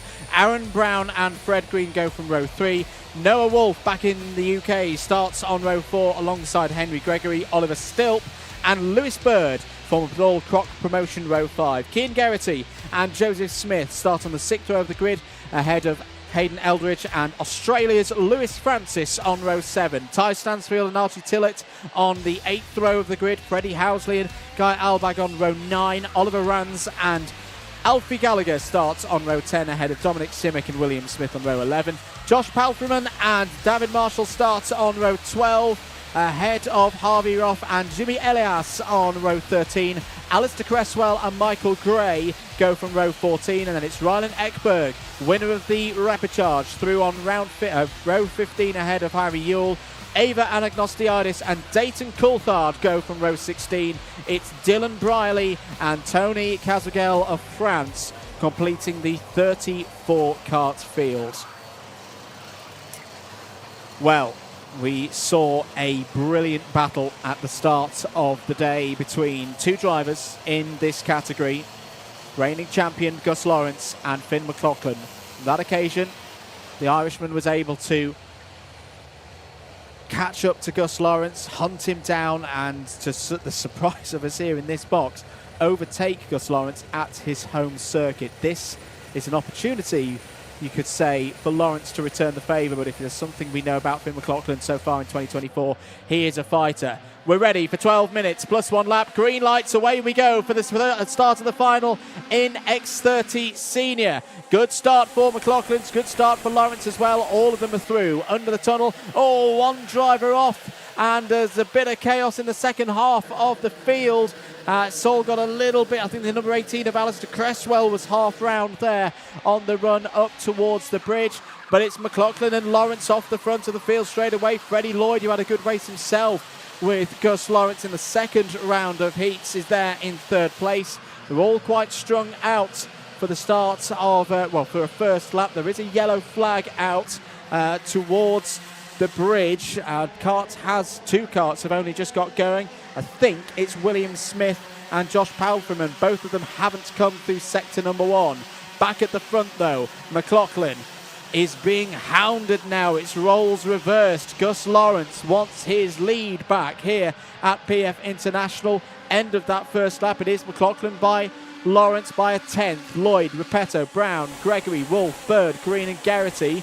That is your top 10. Interesting to hear that Cian Geraghty wasn't too happy at the start of this race, as there's a change for the lead. Gus Lawrence goes through, takes the lead away from Finn McLaughlin, but here comes Finn McLaughlin back down the inside. This is where he's strong on the brakes. Yet again, notch it on the post. That's another overtake from Finn McLaughlin in hairpin 1 this weekend. He's been so good under braking, overtaking anyone and everyone he has the opportunity to pull a move on. It's keeping things close at the front though. Lloyd is there in third place. Lewis Bird down the inside of Henry Gregory. That is for 7th place. The number 24 for Croc Promotions. Moving up through the order. 10 minutes to go. End of lap number 2. McLaughlin leads. Lawrence, Lloyd, Repetto, Brown is your top 5. Well, if they have made some changes, they're working right now. Cian Geraghty there in 9th place from the father and son team of Geraghty Motorsports. As I said, has had some great performances so far in 2024 in the Spanish rounds of the IAME Euro Series. Not so much luck in Italy 1 week ago. Oh, poor Henry Gregory's been forced out wide there, and is surely going to lose a number of positions in the mix of all of that. Who's gaining spots out there? Well, up 4 places so far is Archie Tillett. Great to have Archie back racing in the Wera Tools British Kart Championships. The number 26 is up 4 to 12. Also on the move for TWM, Harvey Roth is up 8 spots to 17th. Rylan Ekberg, the winner of the Repechage, has also gained 7 spots and is up to P22.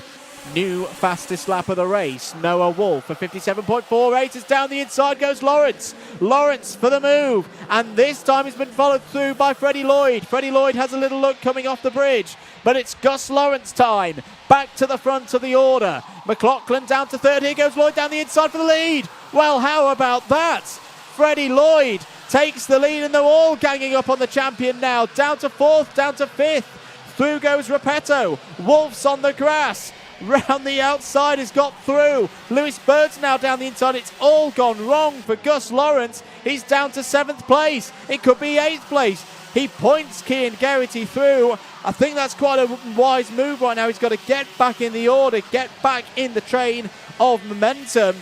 But what a lap. He went for the lead into the bridge. It worked initially, but the move from Freddie Lloyd down the inside into hairpin 1 blew things apart. And now the reigning champions down in 7th place. 8 minutes remaining. It's a Fusion 1-2 at the front again, as we saw in X30 Junior. Fight between Wolf and Geraghty there is going to open the door for Lawrence to get back down the inside of Geraghty and take another position. Oliver Stilt's involved in there. Round the outside attempts Cian Geraghty, but there's no grip out there on the outer line of hairpin number 1.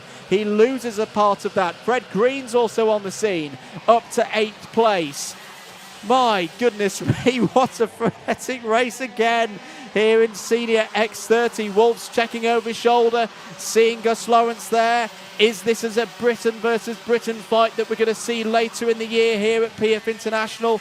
We'll wait and see on that one, but right now, here today, for the first round of the Senior X30 British Kart Championship, it's all about, can Freddie Lloyd hold things from Ireland's Finn McLaughlin? New fastest lap of the race for Lewis Bird.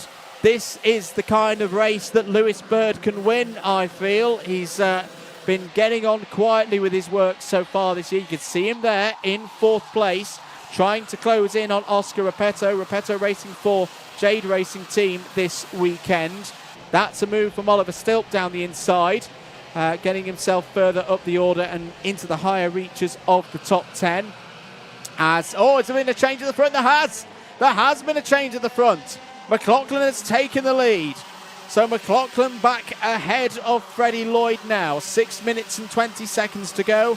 Is this an opportunity now for Oscar Repetto, the man from Monaco? Normally races for DPK Racing Team, but here this weekend, another driver thinking later down the road.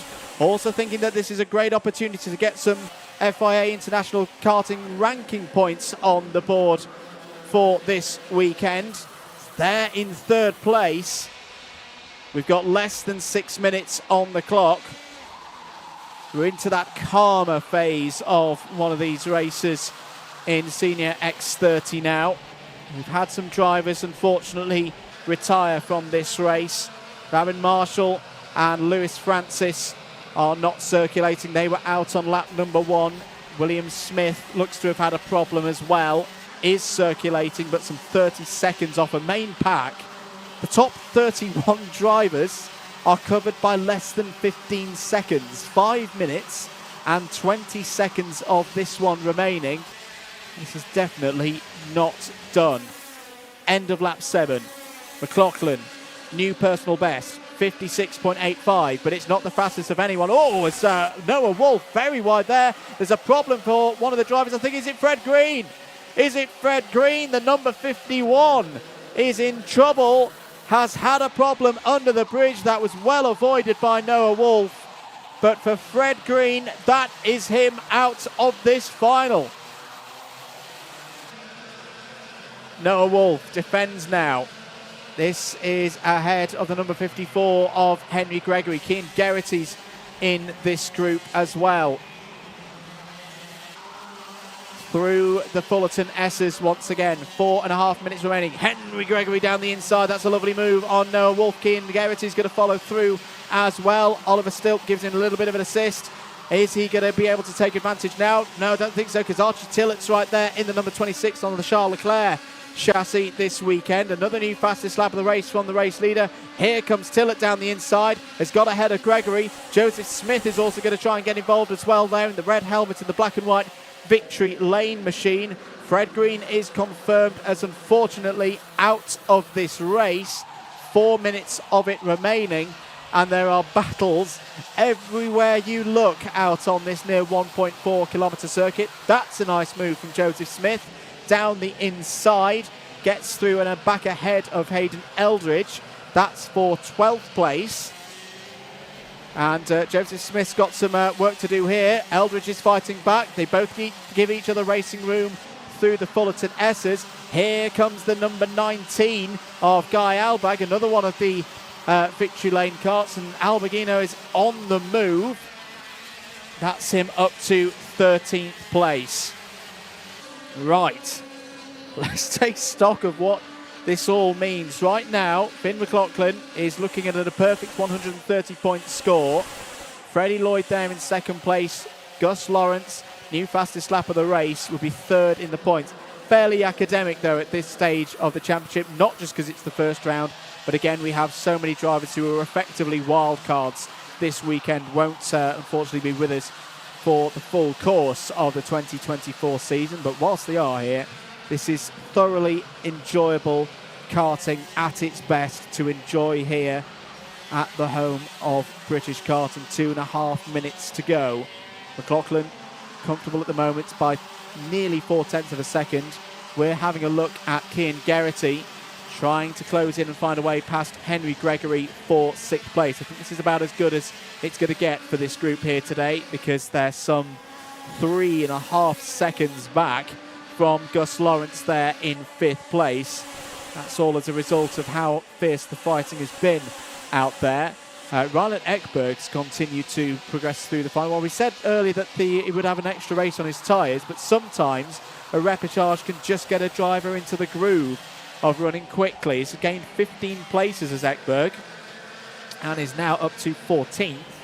Similarly gaining positions, Jimmy Elias is up 8 spots to 18th, has just got past the fast starting Harvey Roth, who as well is moving up the way. Ava Anagnostiadis has gained 6, as has Dylan Briley.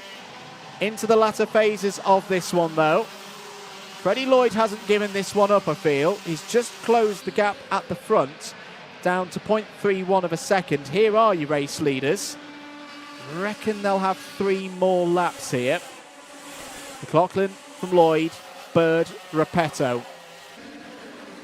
99 times out of 100, it's going to be one of these 4. But if you're Gus Lawrence, you'll bet on the 1 out of 100 opportunity. There's still going to be a chance for him here. He's setting fastest lap after fastest lap. Here is that fight once again for 6th place. Gregory and Geraghty around the outside. Geraghty's going to run a bit deep. Oh, that was a good attempt from Cian Geraghty, but he just loses out to Noah Wolf on that occasion. Wolf round the outside of hairpin 2. Surely that's not going to work. He's going to try and make it work, and in the end, Henry Gregory holds on to 6th place. This has been a very entertaining battle, got to say. Here is the battle for the last spot on the podium. Repetto and Bird, Lewis Bird, getting stronger as the race goes on. 2 laps to go, around 30 seconds on the clock as they came over the line. Finn McLaughlin does the new fastest lap of the race. Here's the 6th place battle. Gregory, Wolf, Stilp and half of Lincolnshire seemingly joining in on this one right now. With 2 laps to go, as we say, in the X30 senior final. Was still McLaughlin at the front of it. Wolf's got to go down the inside. He has attempted it. Do you know what? That's a brilliant move from Noah Wolf. You don't see many moves coming off the bridge work like that, but Noah Wolf is the kind of driver who can pull them off. All sorts going on behind, involving drivers from all over the world, quite literally. Time has expired now. Joseph Smith runs a little bit wide out in the background. Noah Wolf is defending this 6th place as if it's for the race win right now, but there's no hope of them catching up to the driver's head. There's some 9 seconds behind the top 5 right now. We are onto the final lap, though. Finn McLaughlin. Oh, there's a problem there. That looks to be Rands in the number 27 and the number 22 of Ty Stansfield. They were in that battle in the mid-pack. Finn McLaughlin has got full control of this race. Well, I've seen some pretty spectacular performances from this young man from Ireland so far this weekend, but this today has been one of the best and just shows why everybody in the international karting world needs to keep an eye on Finn McLaughlin. He's raced all over Europe so far in 2024. He's come back here to the Wera Tools British Kart Championships and has only gone and won it in Senior X30. Finn McLaughlin wins at PF International from his Fusion Motorsport teammate for the day, Freddie Lloyd. It's another Fusion 1-2. Who knows who's going to finish in the top 10 here? Throw a dart at them, pick a driver. It could be any of them over the line. What a race there for what was 6th place. Noah Wolf does hold on to it, but it's McLaughlin's day from Lloyd. Lewis Bird on the podium as well for Croc Promotion. A stunning drive from all three of those, and as well for Gus Lawrence, showing again that's the kind of champions drive sometimes on a difficult day where it could be one where you fall out of the top 10. Gus Lawrence fights back through to take 4th place ahead of Oscar Repetto there in 5th. Noah Wolf will never have fought harder for a 6th place in a final, but fought hard he did, and he got it ahead of Oliver Stilp. 8th for Cian Geraghty, 9th for Henry Gregory, and 10th for Archie Tillett. There is a very happy pair of drivers for Fusion Motorsport this weekend. Finn McLaughlin, you see, in his VDK racing suit, VDK being the team, of course, that he races with in the IAME Euro Series and in his FIA OK race as well. That was a determined Finn McLaughlin today. We asked the question at the start of the day, could someone beat the king of Senior X30, Gus Lawrence? He's won this championship the last 2 years. It is his home circuit, of course, here at PF International. He's one of the most experienced drivers in the 30-year history around this place. Well, the answer was yes, and his name was Finn McLaughlin. He'll go through the procedures now to ensure that he's above the minimum weight. All looking good, and then he'll turn right towards the P1 board. Set out here for round winners in the Wera Tools British Kart Championships. And Finn McLaughlin, to say, I've seen this young man win a lot of races so far this year. I can just tell by the body language that means a lot to him. Let's get his thoughts with Nicole Sutherland, who's down there in Parc Ferme. Fantastic race from our Senior X30s race winner, Finn McLaughlin. We'll just catch up with Finn really quickly. How was your race, Finn? Good, it was tough. Definitely it wasn't what I expected, but it was a nice, enjoyable race. And obviously we saw a big change for the lead between you and Gus. Can you tell us a bit about how that happened? Yeah, Gus went for the lead, and as soon as he went for the lead, I went straight back in because I knew if I didn't do this, Gus would have got away for a few laps, so it made it easier if I'd done that. And obviously you've been out in Europe for a little while. You've been with VDK. You've come back to Fusion just for this weekend. How are you liking being back in the UK? Yeah, it's good. The weather's nice, so it feels like Europe at the minute. Feels good. Great. Well, the very best of luck to you for tomorrow's race. We'll catch up with you tomorrow at some point, most likely. We'll head off for the last race of today. It's been fantastic action all day. We'll throw to some highlights of the Senior X30 that just happened just now, and then we'll catch you on the grid. Thank you very much, Nicole. Indeed, let's have a look at some of the highlights from that senior final here in X30. It promised to be an exciting race, and it definitely delivered. Finn McLaughlin from pole position alongside Gus Lawrence. Would the reigning champion be able to get the win back after having lost full control of the class through the heats? The early stages, the answer was not quite. McLaughlin had a good start, led through the first couple of corners. There was a bit of drama towards the back of the field. That cutting across the grass was Kart Republic's Lewis Francis, racing for Argentina Motorsport, of course, this weekend. On the first lap, we would lose the number 61 of Lewis Francis and number 41 of Darren Marshall from the race. Continuing on, Gus Lawrence would take the lead. Through as well would come Freddie Lloyd. Freddie Lloyd would then go on the attack with a McLaughlin-esque move down into hairpin number 1. It's one of these that just seemed to come from miles back. Lawrence saw it coming, This was a point where it really was quite difficult for the reigning champion, falling down to around 7th place. The field fragmented as well. There was definitely a top 5 and then everybody else. And it looked like Henry Gregory was going to be able to hold on to that 6th place in the early stages, but back would come this strong international field of drivers here this weekend. This was a good scrap involving Joseph Smith and Hayden Eldridge. Eldridge taking the upper hand at that stage of the race. Noah Wolf trying to go around the outside of hairpin number 2. He nearly made this work, but good defence from Gregory on the inside there. And once he got to the front of the order, there was no stopping Finn McLaughlin. He has been in superb form in 2024.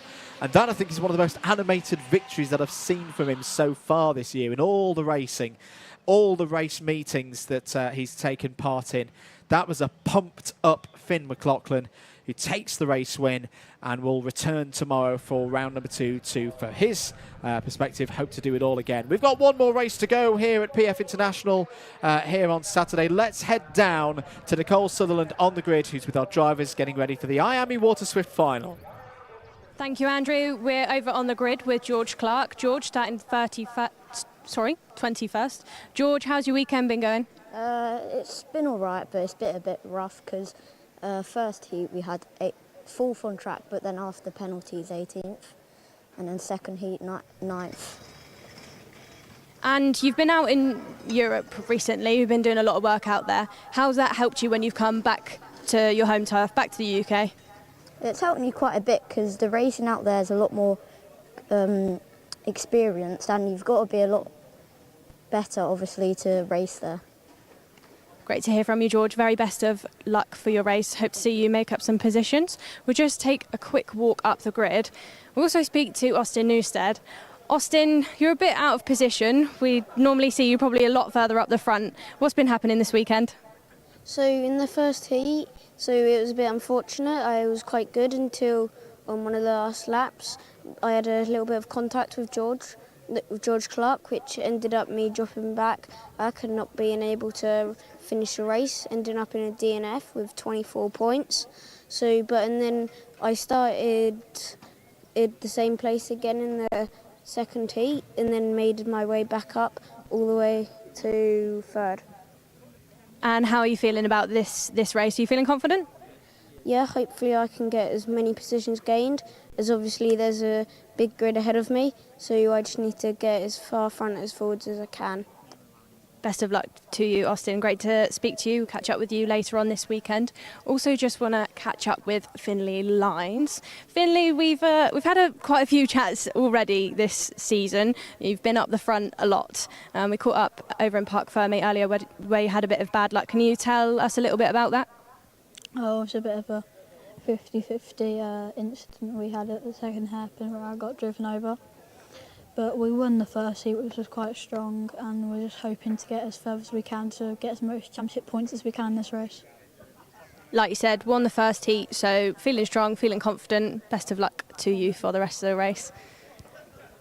We will make our way up the grid as well. This weekend as well, you might notice we've got a lot of drivers from a lot of different countries. We've also got quite a few Irish drivers joining us this weekend, one of which is Christian Kobe. If Christian is happy to catch up with us quickly. Christian, how's your race weekend been going? How's your first round of the British Kart Championships been? It's good, but it could be better. I'm quite happy with the weekend, but I definitely think I can improve in this final. Great, well, very best of luck to you, Christian. That's all we've got time for ahead of this race, so we'll go back up to the box with Andrew, who will introduce. Looking forward to seeing the action. Absolutely, last race of the day, last race of the first round for this season's first round for the Wera Tools British Kart Championships. 1 minute board in the air, clear the grid instruction as well. To all personnel on the grid, and again a really strong group of drivers getting ready for this next one. 34 of them on the grid. 28 who qualified directly from the 2 rounds of heats for each driver earlier on today, and the 6 who drove through from the repechage earlier on this afternoon. Keep your comments coming in. Hello to Tom Coronel. His son Rocco is, of course, racing this weekend. A couple of questions as well. Where's Bishop and Hunter? Well, Kai Hunter staying focused on the road tax categories this year, and Macaulay Bishop not racing either. We'll be back very shortly. Next up, it is the final for IAME Water Swift.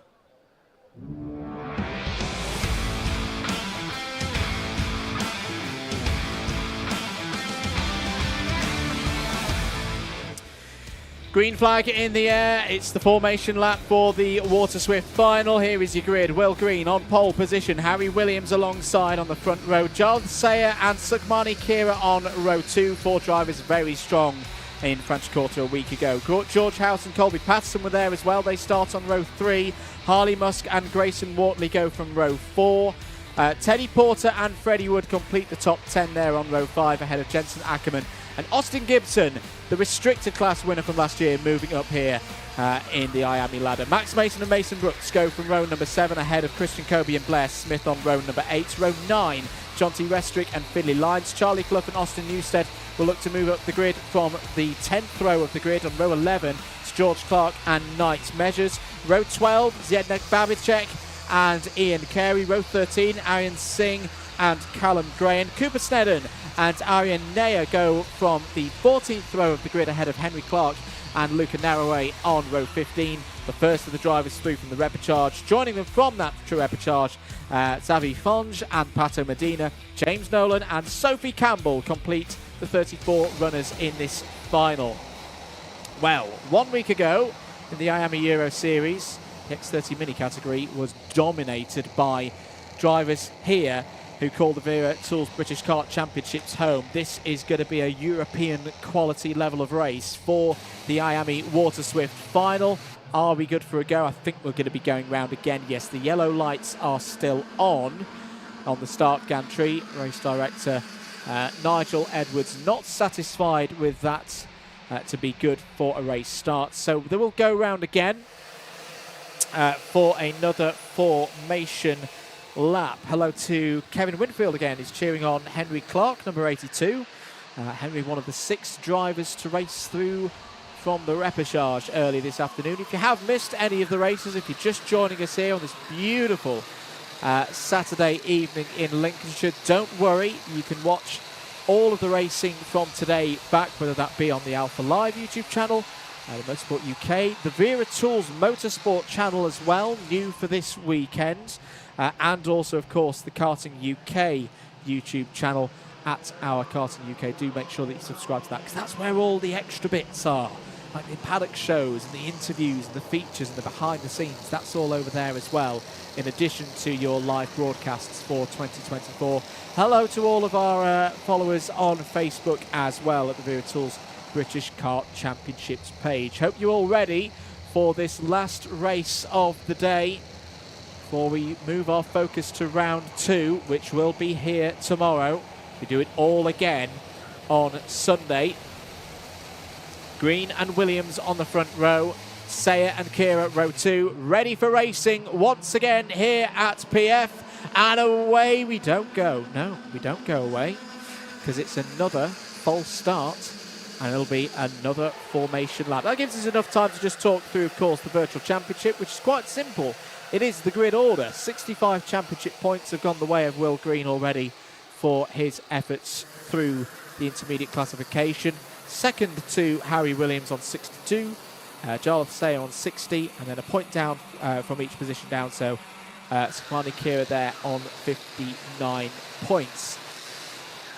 So for Will Green, really did find a cutting edge last week. We saw him race out in French Quarter. If you were with us for that broadcast with some DDMM commentary, thank you very much. He took that final win, and I think has had a big boost of confidence as well. A lot of eyes on him, of course, his family background, and also being the runner-up in this championship in this category last year. A lot of drivers, a lot of teams, a lot of people watching it would make him the championship favourite, but that counts for nothing in terms of championship points.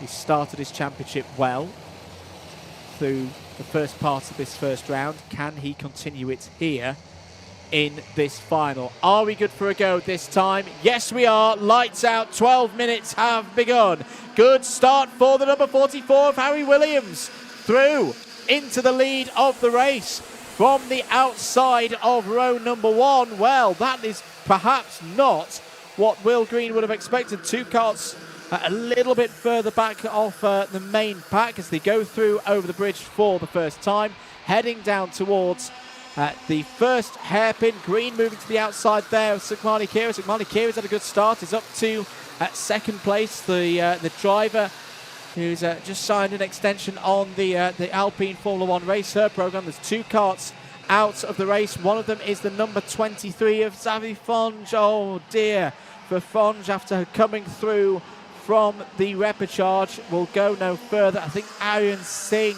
might also have not come through the first sector. Yes, the number 27 is out of this race, also delayed. I think Teddy Porter's had problems at the start, possibly Ian Carey as well. They're both delayed through sector number 2. Harry Williams is under investigation. The leader under investigation, I can see on my timing screen in the commentary box.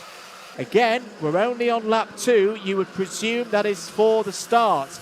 Meanwhile, change for the lead. Will Green to the front of the order ahead of Harry Williams. Sukhmani Kira there in third and Jarlath Sayer fourth. I would not be surprised at all if that top 4 break off the front of the order right now. It's going to be down to Colby Patterson to get that second group organised, to chase them down. Grayson Wortley is there to help in 6th place. And Colby Patterson, been really impressed with Colby so far in 2024. Another driver who seems to be building with confidence, building with speed. Can he convert that newfound speed into results here in IAME Water Swift for 2024 in the British Kart Championships? That remains to be seen. We've got 10 minutes to go in this one. Number of drivers with big improvements from their grid positions. For example, Mason Brooks up 7 spots so far.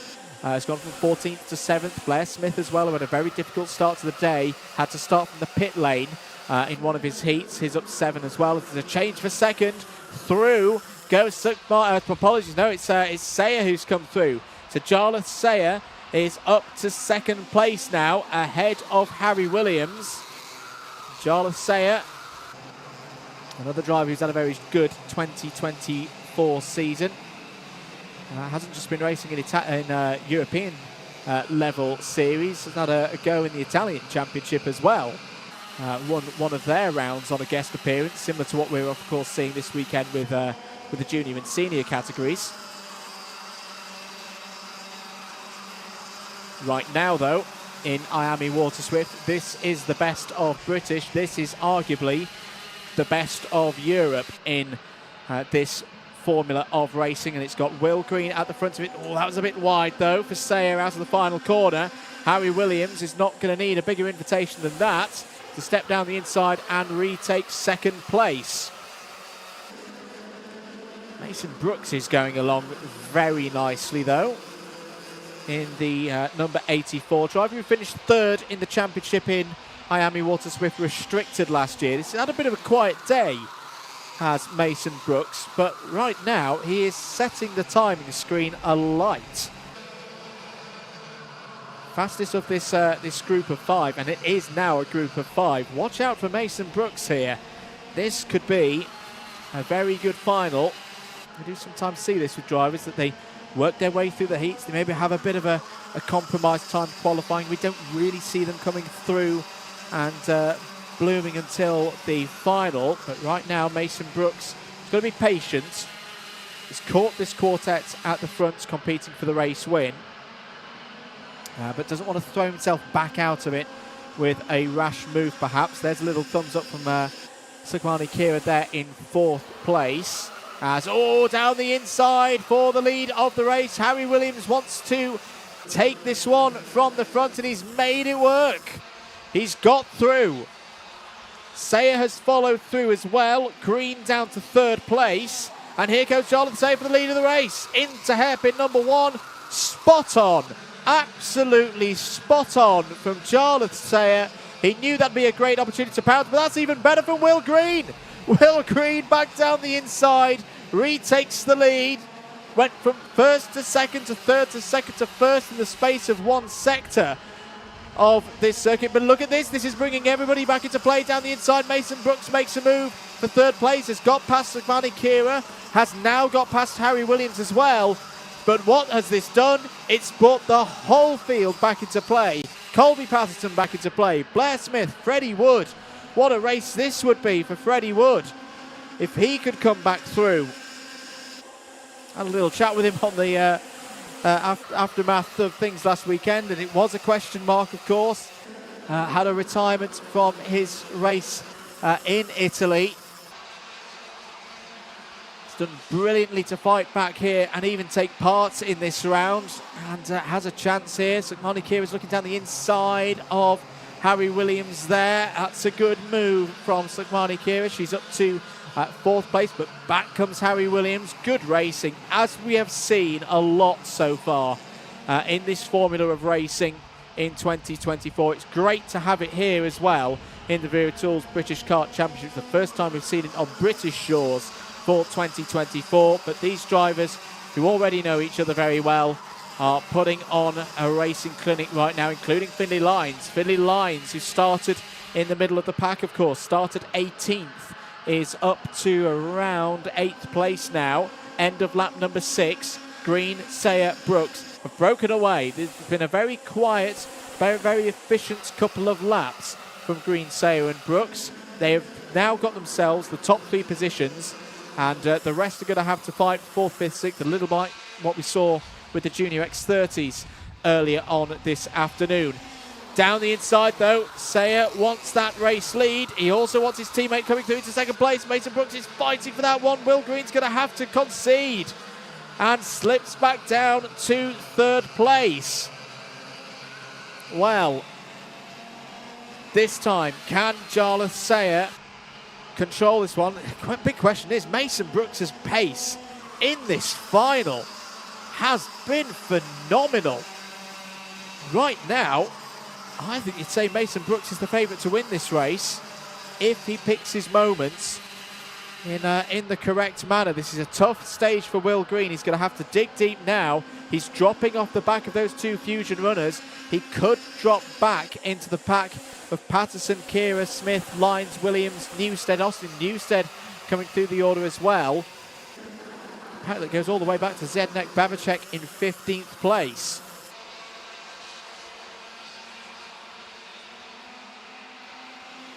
Four minutes remaining on the clock.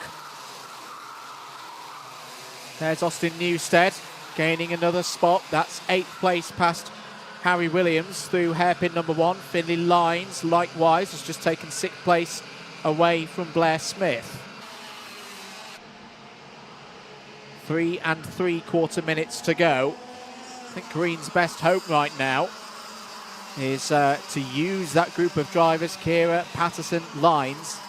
It's almost a launch pad to try to catch back up to these top 2, but that's the different story. If it was Sayer or Brooks out on their own with 3.5 minutes remaining on the clock, you would back the chasing pack to keep closing in.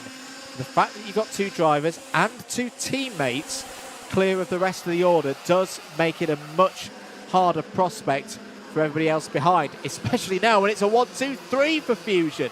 Sagmani Kira's got through, got past Colby Patterson about a lap ago, and has now got past the winner of round 2 for the IAME Euro Series last weekend in Italy. It's been another great weekend. It's great to see Sagmani Kira continuing to build and get quicker and quicker, and the racecraft get better and better as well. A driver who's raced up through the cadet categories, had some time in on the karting pathway in Club 100 cadets as well, stepped back into the owner scene, and is delivering at the moment on a lot of promise and a lot of support from the family based in Walsall in the West Midlands. 2.5 minutes of this one to go. Sayer still leads from Brooks. Then it's the chase trio of Kira, Green and Lines. 3rd, 4th, 5th. Harry Williams still there in 6th. Austin Newstead.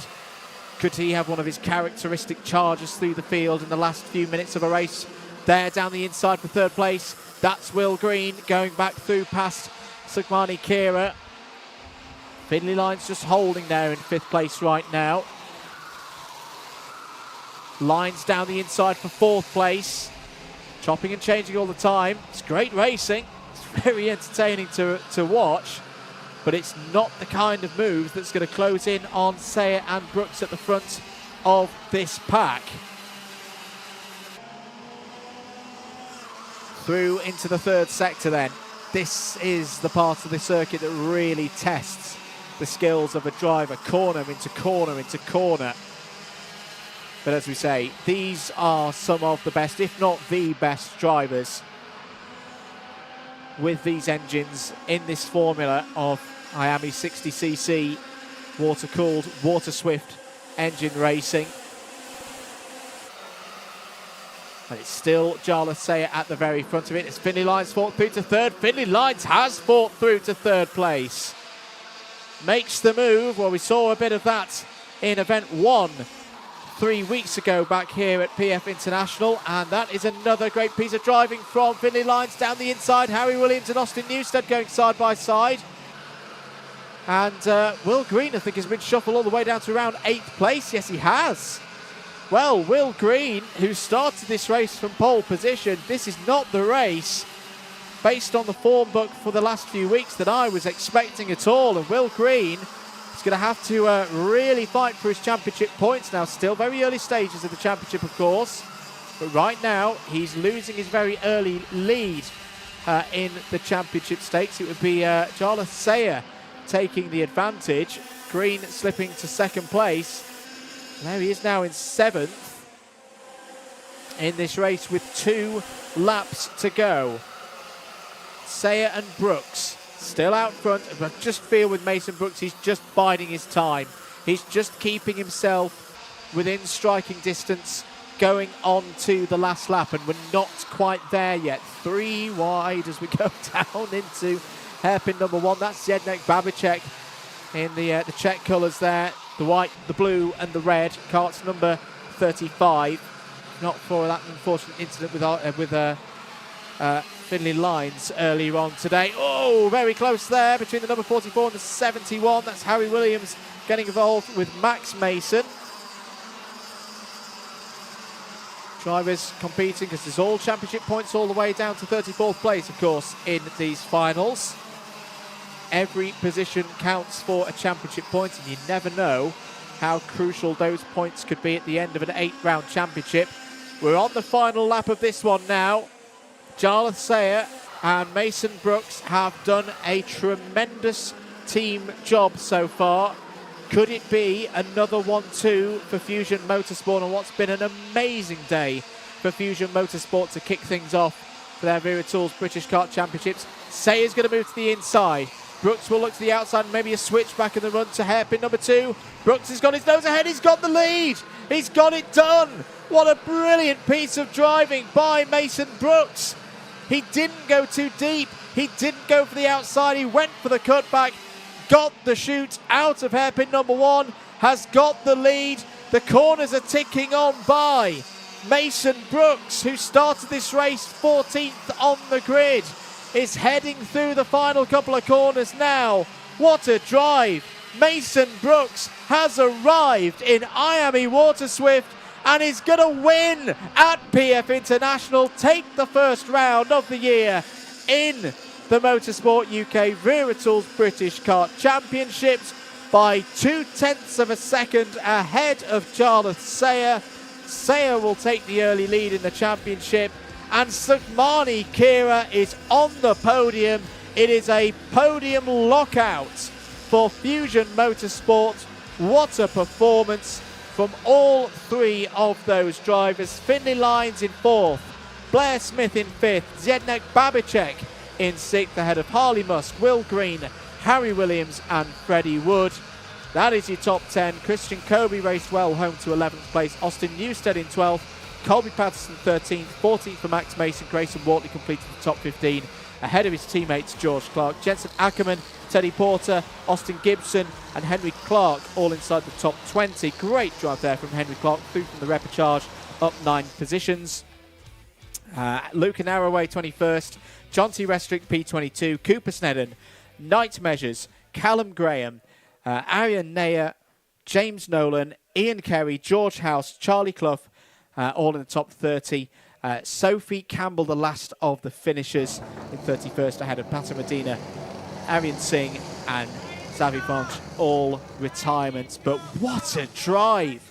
Mason Brooks, we haven't talked about him all day. Started 14th on the grid in this final and has only gone and won it. A big haul of 65 championship points for Mason Brooks, but more importantly, a win in the Wera Tools British Kart Championships. He has won a round of the British Championships and can be delighted with that. And hopefully do it all again tomorrow. It'll be a big confidence boost ahead of round 2 for Sunday. If you have enjoyed the racing here today, do make sure that you're back with us. Tomorrow we'll be kicking things off with the heat races from, well, the first race goes off from 11:50, so we should be on the air 11:45 to do it all again.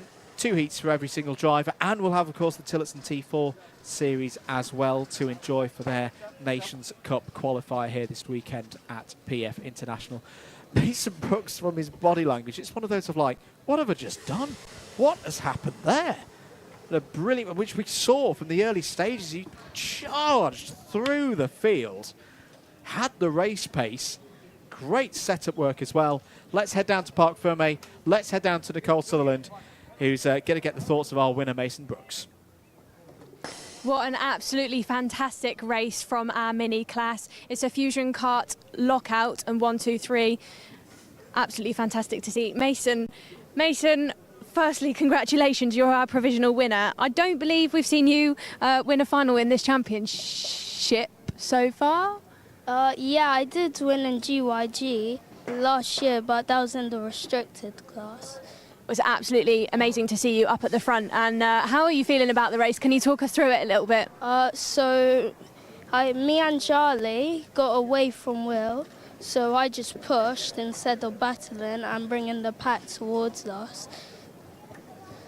And is there anybody you'd like to thank for your win? Obviously, you get to do it all again tomorrow, but who would you like to thank? Jarlath for not defending, my dad for mechanicking, my mum and sister for supporting me, and my whole family, and Fusion and Grice. Oh, one more? Grice, yeah. Well, congratulations to you, Mason. Best of luck for tomorrow, and you can go celebrate with your dad now. We'll just go catch up with Sukhmani there. Sukhmani, absolutely fantastic race for her. 3rd position, with great battle with Finley Lines on the last bit of the race. Sukhmani, how are you feeling about the race? Really glad that I managed to get first. And are you feeling confident going into tomorrow? Obviously, you get to do it all again. Just mentioned that to Mason. You feeling like you can do the same again? Definitely, yeah. Best of luck to you. We'll speak to you a little bit later on in the weekend. We'll just throw up to some highlights of that race now, which I think there's going to be a fair few of them. So we'll go back up to Andrew, who will run that through.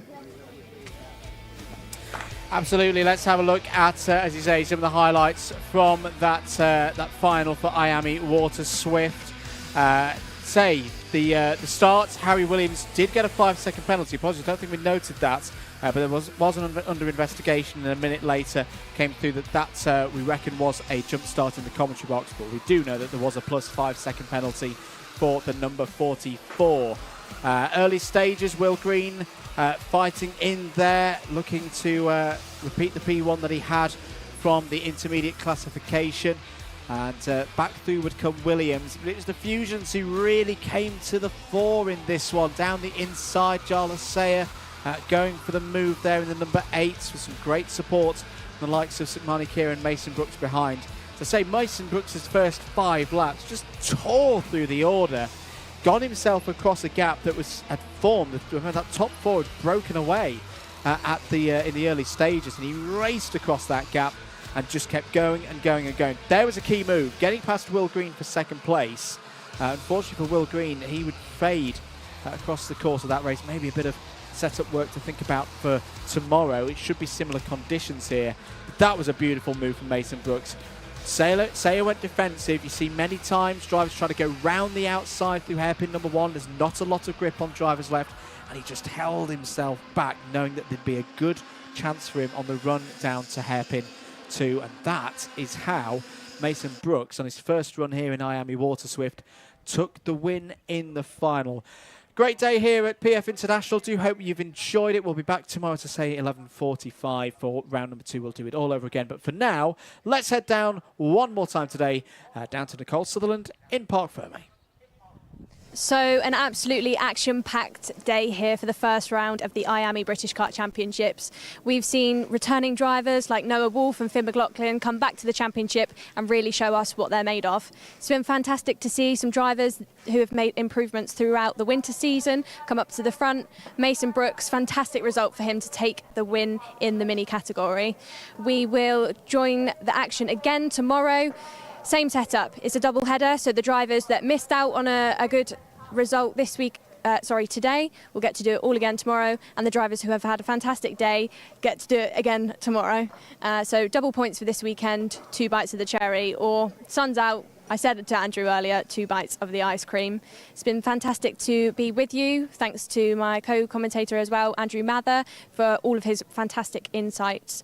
Don't forget to join us again tomorrow. We'll see you there.